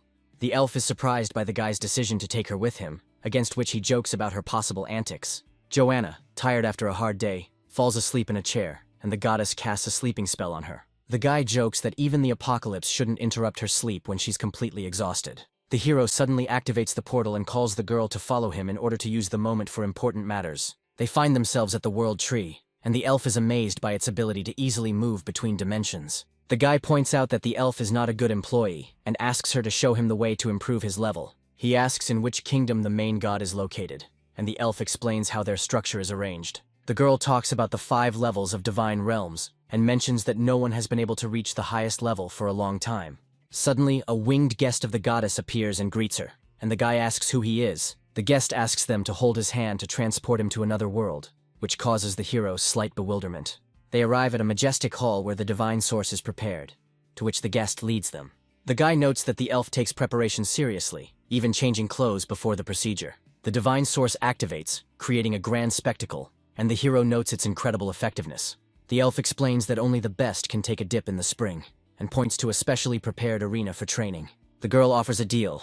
Every time the guy returns her to the kingdom, he gets access to the source, but she asks to stop hunting the star beasts. The guy wonders why the elf is against his battles with the star Zerg, because they have the same goal. The girl brings clarity by stating that she can smell divine crystals on his body, taken from her kind. The young man evaluates her words, and, not finding anything strange, explains his interest in these crystals. The elf points to the giant world tree, remembering its significance to her people. She tells that after death, the bodies of the gods turn into divine energy, which returns to the tree, which gives birth to new gods. The guy explains that the star Zerg absorb this energy, as a result of which it does not return to the tree. The elf explains how cultivation level affects the amount of energy returned, confirming his words. She laments how as much divine power as new gods were lost in the Zerg attack. The girl confirms that with the loss of the supreme divine realm, her people have lost the opportunity to reach the realm of the supreme god. She sadly notes that the once great divine people are now fragmented and on the verge of extinction. The heroine is in a depressed state, worrying about the current situation. The guy gives the girl a large number of divine crystals collected during the day, which causes her surprise. The young man realizes that his actions in eating crystals are no different from the methods of his enemies, and decides to change his behavior. The hero calls on the girl to bring the creatures into the arena to test their strength. The heroine notices that the energy from the crystals penetrates to the bones, thanks the hero, and leaves. The young man dives into the magical waters, thinking about how they speed up his training and activate the cells of his body. The girl leads the hero into the battle arena, pondering his potential and meaning to her people. The hero opens the vault to hide the collected divine crystals in a safer place. The guy completes the training, advancing in his development to a new level of strength and mastering the art of spirit control. The hero realizes that the only real opponent on this subcontinent will be another legendary warrior, whom he must surpass. The young man reminds the girl of the need to prepare for the workday, mentioning the funds spent on advertising. The girl asks the hero about his day off, surprised by his unexpected return from work. The guy explains that the students were released early from classes, telling them about the lesson he is preparing for with his mentor. The girl flares up with emotion, indignant at competitors using clever marketing moves. The young man laughs at her heated reaction, which leaves her puzzled. The hero comments that her behavior is reminiscent of a little boss, which makes the girl embarrassed. The guy explains that the massive success of competitors is due to the influence of the tournament winner and the passive following of clients for trends. The girl decides not to ignore this and suggests developing her own cunning plan of action. The young man comes up with the idea of using the tournament champion to create a buzz around their store. Crowds of people discuss the advertisement of their establishment, preparing to try their hand at the promise of championship. The unknown man is outraged by the appearance of a competitor's store, clenching his fist in anger. The board of directors discusses the issue of competition and the need to take measures to retain customers. The company's president suggests using PR specialists to collect dirt on the owner of a competing store. The president ominously gives instructions on the need to destroy the reputation of the store and its owner. One of the subordinates praises the president's ability to deal with competitors and supports his plan. At the Zhou family residence, they discuss how a small shop can guarantee the championship, causing confusion. The elders of the Zhou family plan to take advantage of the enemy's weakness to strengthen their family's position. At the same time, at a meeting of the Liu family, they discuss who owns the strange store, calling it impudence. One of the elders reports that the shop owner is not listed among the major or minor clans, raising questions about his origins. Additional information suggests that the legendary Master Yuan was sent to the shop owner, but he returned without results. The elder reports that the legendary rank was at stake, and the witnesses were eliminated in secret. The man asks not to spread information about the opponent and to wait for a clear picture of the situation. A few days later, the store attracts attention with the promise of a guaranteed championship, causing excitement in the crowd. The young man answers the student's question with doubt, confirming the seriousness of his statement. The girl clarifies whether the young man is really going to promote one of the clients to champion, following the advertisement. The hero explains that this strategy is just a gimmick to attract traffic, and does not involve any real winners. The young man says he will only recommend trusted people to avoid any unwanted consequences. The hero indicates that the plan is to select someone who can consistently put in the effort to train to achieve success. The determined girl asks to give her the opportunity to train and achieve championship, surprising those around her. The hero notes that with the right strategy and effort, and with a strong ally, one can confidently enter the top 10. The girl resolutely declares that she wants to become stronger and follow in the hero's footsteps, since being in the top 10 is not enough for her. She admits that the hero has gone through difficult training, for which she herself is ready to work to reach his level. The hero reminds her of her significant progress in her first year and asks about her concerns. The young man warns that the fight for the championship will bring confrontation with the city, competitors, and even former friends. The guy adds that the upcoming tournament will require her to sign up for a life-or-death fight. The girl confidently replies that she realized this when she became a master of fighting beasts. She mentions the day she felt a strong aura of a hero protecting them behind their backs. The girl screams that she is no longer a child and wants to use this opportunity to protect others. The hero replies with a smile that he will think about her decision. The young man agrees that her aspirations deserve discussion and further action. A crowd of people are demanding their money back, outraged by the situation around the store. The hero feels a strange reaction from the system and thinks about what is happening outside. One customer claims his pet was injured by the store and is arguing for contract rights. The crowd begins to discuss rumors about a possible store error and suspicions of hormone use. The customer makes accusations against the store and claims the money invested, demanding an answer. The man panics, accuses the store staff of coercion, and threatens to call the police. The heroine appears in the background, but the hero stops her further actions with a strict order. The man shows off a brightly glowing artifact, claiming that everything will now become clear. The client's pet, when exposed to magic, suddenly becomes weak, causing outrage. The hero asks the man if he had been in the store before, and is going to find out the details of what happened. The hero presents the documents and the man's signature confirming the agreement about the heavenly beast, but he tries to reject them. The man claims that his fox Aurora began to get sick after returning home, and the hero suggests conducting a check. The young man notes that the animal's strength has indeed decreased, but the cause looks more like poisoning than illness. The hero asks a girl named Anna if she has the ability to heal, and she modestly replies that she can do a little. The man accuses the store of using stimulants and mutated substances, citing a doctor's report. Anna intervenes, interrupts the accusations, and declares that she will take care of healing the beast herself. Anna pushes the noisy man aside with one movement, ordering him to get out of the way. Shocked onlookers watch as Aurora the fox almost instantly recovers and gets back on her feet. The man, seeing the result, apologizes for his accusations and says that he will leave them alone. As he leaves, he calls for the restored beast to follow him, acknowledging the shop's craftsmanship. The hero stops the man with the fox Aurora and asks him to go upstairs for further investigation. The young man notes that the man's nervous reaction to curing the fox is suspicious and asks who sent him. The man attempts to deny his actions, threatening to call the police if he is not released. The hero increases the pressure, forcing the man to reveal information, using his magic and the power of the fox. The hero remembers that the title rank allows him to punish without bringing charges, and asks the man if he is willing to experience this for himself. The frightened man confesses that the Liu family, who run another pet store, is behind him. The hero asks the man if the Liu family is connected to the famous Feifei chain of stores, and demands more information.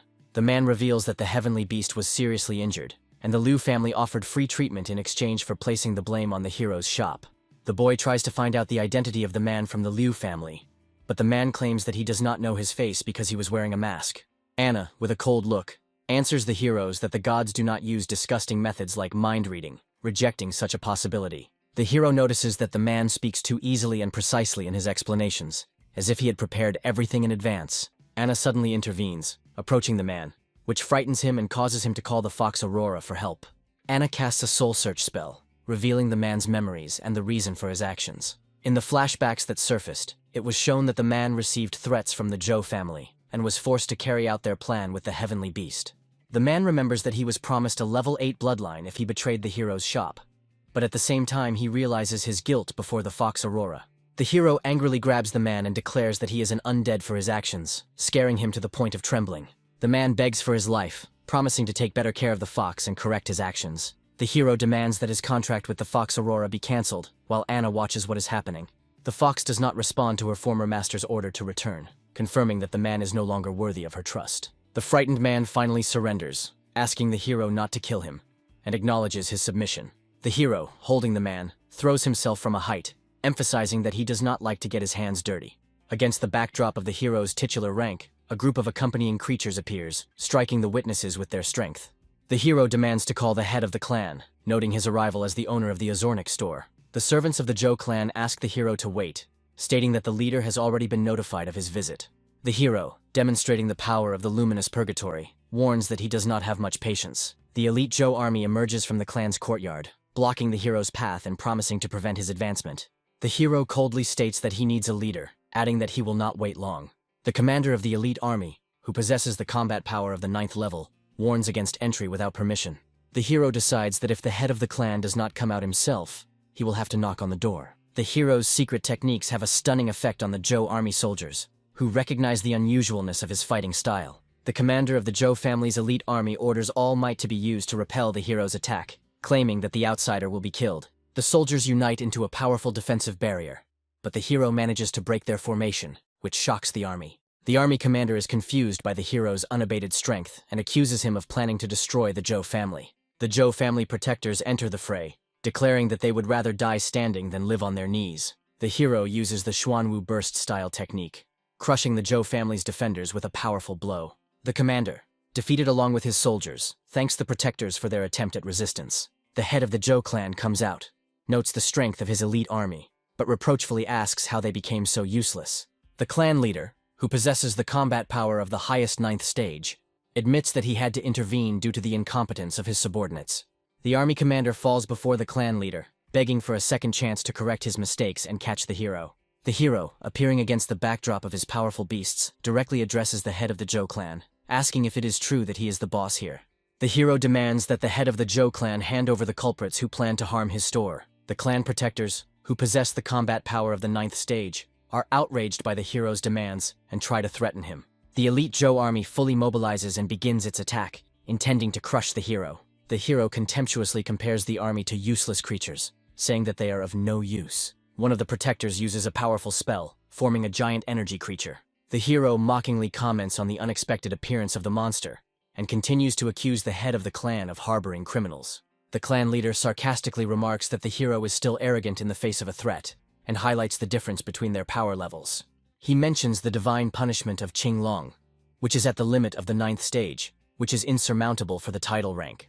The chapter's spell manifests a huge green dragon that can rival legendary ranks. The hero summons his strongest beasts, the light serpent of purgatory and the dark dragon, to show the Joe clan that he is ready for battle. The hero calls upon his beasts, ordering them to bring down the enemy, demonstrating the power of the Lightbringer serpent and the dark dragon hound. Standing in the middle of an energy vortex, the young man holds one of the enemies by the head, causing him to scream in fear and call for help. The Joe clan protectors are shocked to realize that Qinglong's 9th stage maximum attack has been completely blocked. The hero responds coldly to the threats by destroying one of the opponents, and declaring that he has no intention of negotiating. The head of the Joe clan is horrified to learn of the use of a rare technique called Dragon Execution, which is aimed at dragon-type creatures. He activates his most powerful defensive technique, Joku's Molten Armor, in an attempt to escape. The hero mockingly says that the leader remembered to use the armor too late, and warns that it will not save him. With one crushing blow, the hero breaks through the armor, causing the enemy to vomit blood and realize his defeat. The weakened right protector of the Joe clan confesses to his companions that he hoped to lure the hero to harm the Liu family. The hero, with a menacing look, asks the head of the clan if he intends to continue to cover up for the guilty, demanding an immediate answer. The hero demands that the head of the clan bring all those responsible for the attack, and emphasizes that he does not intend to wait any longer. The head of the clan, reflecting on the situation, understands that the hero turned out to be much more dangerous than he expected, comparing him to the god of death himself. Those involved in the plot are let out under guard, begging for mercy, while the clan leader watches over their condition. Chief Joe states that these people are willing to be punished for their misdeeds, and suggests that the hero do so. The hero watches the prisoners, giving the order to check if all the culprits are there. One of the captives cowardly declares that he does not know the others, denies knowing them, and tries to escape punishment. The hero realizes that the memories of these people were probably erased to hide the real customer. In the background, the right protector admits that key parts of the memories were removed, preventing the truth from being revealed. The hero categorically declares that he will not allow the head of the clan to hide behind deception, and demands that the real culprits be handed over to him. With a menacing look, the young man finally warns that the insult to his store must be washed away with blood. The head of the clan is shocked by the hero's confidence, and tries to understand where he gets such power from. One of the guards reports that several more people involved in the conspiracy have been brought in for questioning, reassuring the chief. The arrested, kneeling, beg for mercy, admit their mistakes, and beg not to take their lives. The head of the clan officially hands over all the culprits to the hero, emphasizing that they are ready to be punished. The hero rightly says that those who were not the main instigators should not be executed, but he has a higher goal. In a serious tone, the hero reflects on the need to strengthen his authority in order to prevent a repetition of such events. One of the observers mockingly states that after so many murders, the hero might calm down. The hero calmly speaks the words, mentioning the small skeleton, which causes tension among everyone present. The left protector of the clan indignantly asks why the destruction of the ancestral home continues if all the culprits have already been handed over. He responds coldly, questioning the justice of his actions and warning that he will find out the truth by the process of elimination if the organizer is not given up. The hero threatens to start with the head of the clan, calling upon the light-bearing serpent of purgatory to force him to answer. The clan leader realizes the criticality of the situation, deciding to call upon his right protector to try to turn the situation around. The hero turns coldly to the protector, suspecting him of organizing the crimes, and demands an explanation. The right protector, losing his composure, laughs at the situation, not believing that the Joe family could be on the verge of destruction due to a conflict with the store. In a fit of rage, the protector accuses the group's leader of incompetence, which led to the discovery of his perfect plan.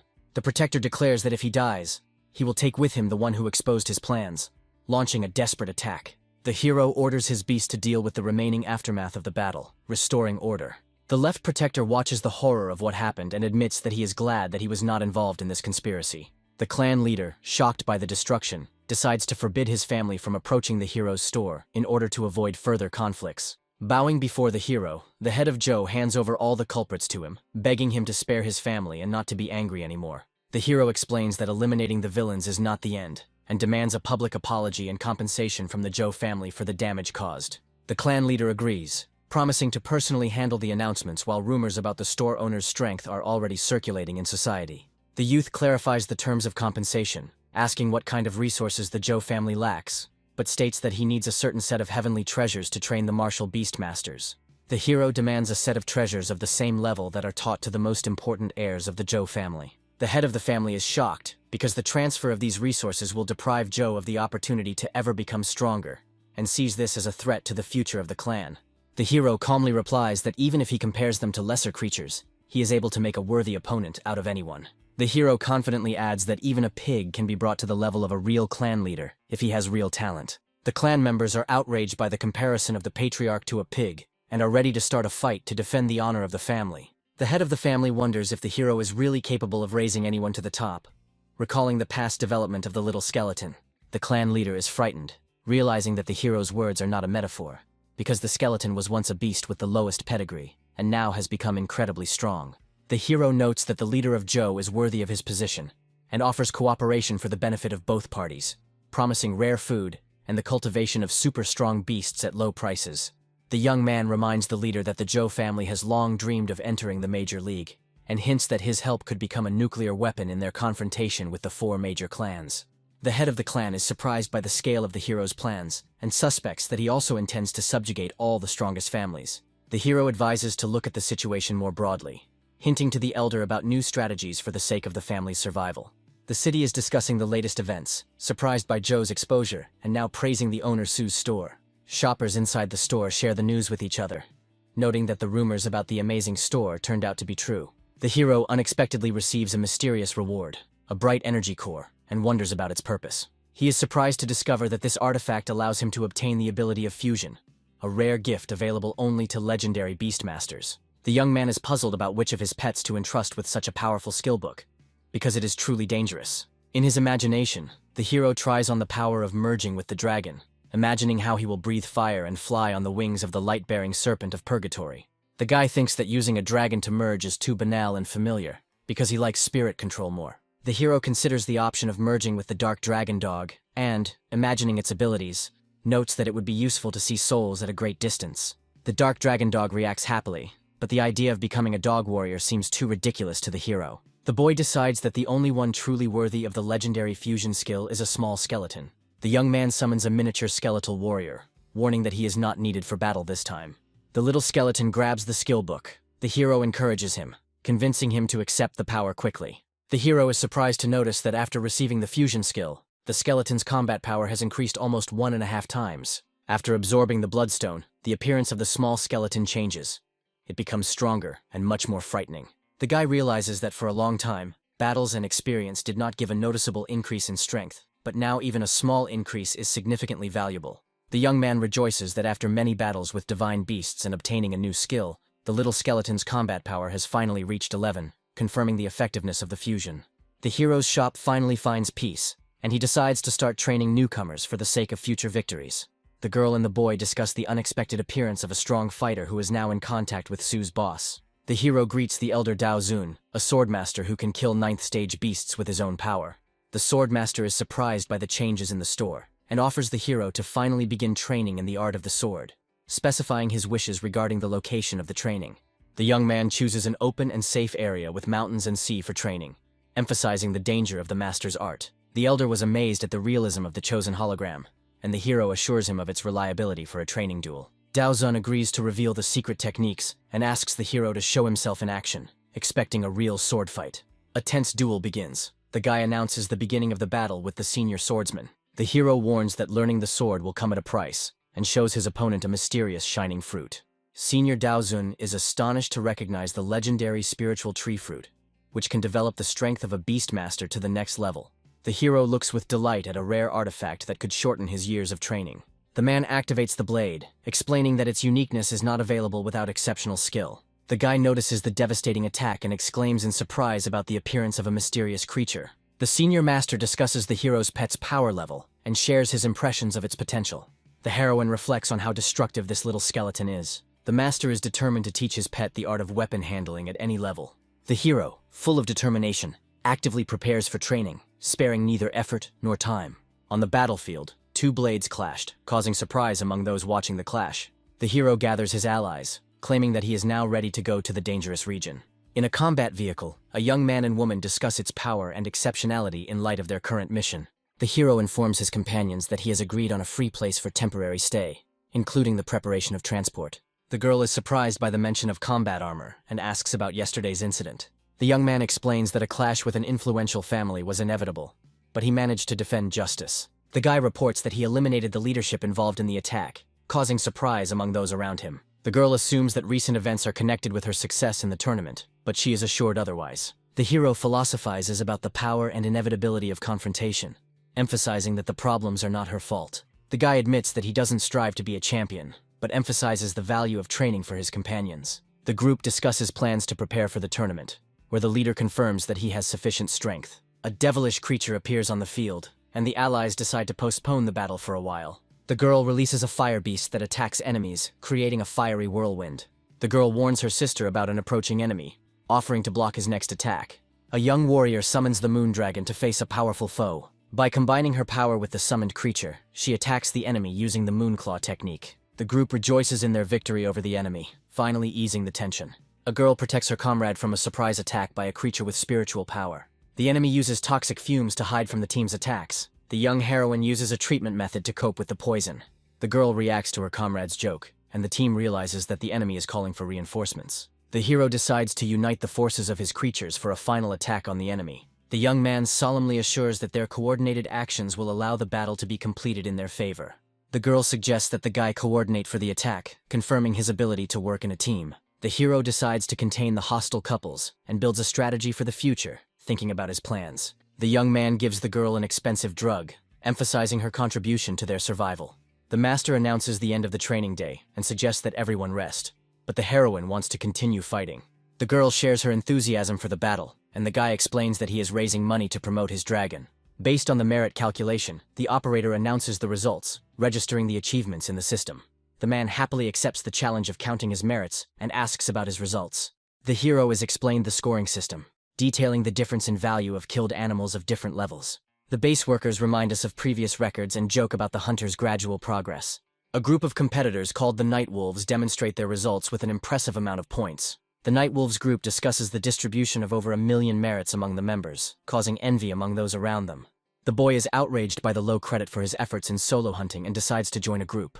The operator calls the next team, representing 3 registered participants. The hero and his 2 companions collect a record-breaking 2 million merits, stunning the other participants. Observers are amazed at the number of points received, calculating how much each team member earned on average. The hero renounces his share of the credit, allowing his comrades to share it among themselves. The guy suggests that the heroine take a little more credit, but she insists on an equal distribution. Other participants express dissatisfaction with the unfairness of the merit system. The girl silently listens to the arguments of her group, who accuse her of inaction and unwillingness to fight for points. The boy explains to the girl the importance of effectively using the merits received to improve future opportunities. The senior participant, addressing the newcomers, emphasizes that they should be grateful for the opportunity to intern. Young hunters admit their mistakes, but justify their failures by their inexperience in difficult battles. A group of students are outraged that the work they've done, including killing high-level beasts, is being rated so low. The girl notices the tension in the room, but the young man asks her not to rush to conclusions and to remain calm. Senior hunters point out to newcomers that their success is routine and a natural consequence of well-deserved work. The leader of the experienced hunters concludes that participating in battles gave the youth useful experience. He reminds us that we need to focus not only on the results, but also on what was done to achieve them. A group of students is told that joining a team means sharing all risks and rewards collectively. Experienced hunters emphasize the importance of the value of each action and suggest that those who are dissatisfied act independently. Young people are thinking about the fairness of the system, realizing the importance of experience and teamwork for further growth. The boy reflects on the girl's resilience, admitting that she hates injustice, but she needs to become stronger. The hero motivates his companions by offering to exchange their merits for currency and continue training in the desert areas. The day before the tournament opens, the ranking of the top participants is temporarily suspended. The mysterious man rejoices at the opportunity to spread the hero's name throughout the city, planning his moves. In a darkened room, mysterious figures discuss a young opponent who is ready to fight for first place. On the customer rating screen, the hero's name and his comrades occupy the top positions, attracting the attention of rivals. Huge screens on the airships announce the start of the long-awaited 50-second global epic tournament. The huge stadium is filling up with people eagerly awaiting the start of the preliminary rounds. The crowd of spectators erupts in shouts of enthusiasm, eager to see the exciting spectacle of the tournament. Tournament organizers encourage participants to demonstrate their skills by launching the competition. A girl from Fengshan University is preparing for the qualifying round of the tournament, aiming for high achievements. Participants from different universities and families take their places, emphasizing the scale of the tournament with 1,000 participants. The arena gates close, the force field is activated, and the name of the round is announced. The first elimination round, called Insect Swarm, is filled with dangerous fantasy creatures. Participants will learn that they will have to confront a swarm of wild level 5 bees whose stings can paralyze. According to the rules of the round, participants must last 6 hours, which causes panic among the unprepared. A university professor watches the tournament, noticing how much more difficult this level has become compared to previous ones. The young man finds himself in the spotlight, sitting next to renowned teachers backstage at the competition.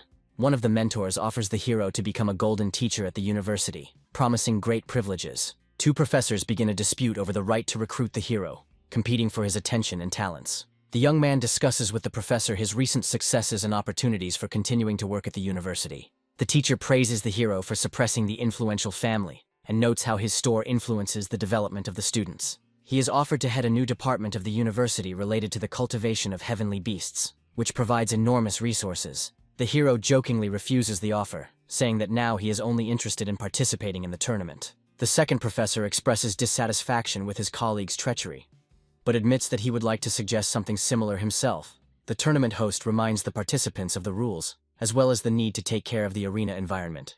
The tournament begins, and the participants are faced with paralyzing poisonous insects that pose a deadly threat. Many players are eliminated from the round due to the swarms of bees attracted to the arena. A girl finds herself in the spotlight after becoming the target of a swarm of insects due to an unsuccessful maneuver. She displays amazing agility and elegant movement while resisting attacks, which causes delight among the spectators. The girl reflects on the strange activity of the swarm of insects that avoid attacking the grass flowers. On the other side of the arena, one of the participants easily deals with insects using his strength. The guy unleashes power, destroying many fantasy bees, hoping to end the round faster. The host admires the tactics of the participant, who hides his real strength, showing only a part. The contestant is suddenly faced with a massive attack of bees, causing him to lose his advantage. The commentator points out the participant's mistake, as he underestimated the reproduction rate of the ghost bee swarms. The girl analyzes the situation, realizing that even high-level masters would not have lasted so long against the swarm. She comes to the conclusion that the key to passing the round is not in fighting strength, but in unconventional solutions. The younger generation of the Tang family criticizes the girl for her ambitions, preparing for battle with disdain. The heroine comes up with an experimental plan, to lure bees to herbal flowers to reduce their pressure. The insects continue to ignore the grass flowers, which increases the girl's suspicions about the swarm's bizarre behavior. The heroine comes to 2 possible reasons. Either the swarm is being controlled, or the flowers are somehow scaring them away. The girl guesses that special rules for protecting flowers may explain the current situation in the arena. Behind the scenes, the teachers learn about the Tang family's weapon, which is capable of fatally wounding even strong opponents. The girl successfully repels the attack, unexpectedly wounding the opponents, which causes them shock and confusion. The announcer reports the defeat of 3 strong members from the Tang family, who were attacked by a swarm of bees. One of the participants calls upon his fire frog to create a wall of fire to protect himself from insects. The group of participants uses the fire barrier for cover, but begin to argue about what to do next. The heroine understands that the secret artifacts that repel insects have not been found, and looks for them among the bees. She continues to move around the arena in search of a possible treasure that holds the key to victory. The girl decides to use star power to determine if secret artifacts are hidden inside fantasy bees. She quickly catches one of the bees and begins to examine it to confirm her guess. While examining the captured insect, she discovers a hidden treasure inside it, confirming her suspicions. The commentator happily announces that the contestant has found the correct way to complete the round in just 1 hour. The girl stands proudly in the arena, having won the first round, which causes admiration of the spectators. The other participants begin to realize that the treasure is hidden in the bees, but regret their failure. Backstage, teachers discuss how Su Linyu's skillful technique helped her defeat difficult opponents. One of the senior mentors makes a sarcastic comment upon discovering the girl's connection to the Tang family. The protagonist answers in a light tone that there is nothing special about teaching the girl, increasing his calmness. The Tang family participants who lose the round leave the arena under the care of medical assistants, which concludes the round. One of the participants successfully repeats Su Linyu's method, receiving the key to passing the first round. The round is declared over, allowing the advanced participants to prepare for the next stage in 3 days. The heroine notices the importance of her discovery and is glad that it prevented possible tragedies in the arena. As she leaves the arena, the girl jokes about returning home and is noticed by a hidden rival from the Mu family. The Mu family's secret technique leaves a blood mark, causing beasts to become aggressive. The opponent explains that using this technique will split the load between the participant and their heavenly beast. A swarm of insects controlled by a member from the Mu family rushes towards Su Lingyu, causing horror among the onlookers. Viewers are outraged by the injustice of what is happening, assuming that the heroine was deliberately attacked. The commentator explains that there is no direct rule against attacking other participants, leaving the situation open to condemnation. The Mu family member, ostentatiously declaring himself to be the future champion, directs his full power at the heroine. The girl activates the summoning rift, summoning her powerful celestial beast to confront the enemies surrounding her. A fantasy fire beast appears, possessing high speed and destructive power, causing confusion to the opponents. The enemy is shocked that the heroine was hiding such a powerful battle beast. The enemy attempts to regain control of the battle situation by using the 8th stage demonic claw. The fire beast activates the nightmare paralysis ability, immobilizing the enemy and depriving them of control over themselves. The heroine explains the weakness of the blood mark, pointing out the decrease in the owner's concentration due to sharing the load with the heavenly beast. She disarms the enemy and destroys the source of his power, avoiding unnecessary violence. Leaving the arena, the heroine easily and confidently declares that she does not kill enemies, following her brother's instructions.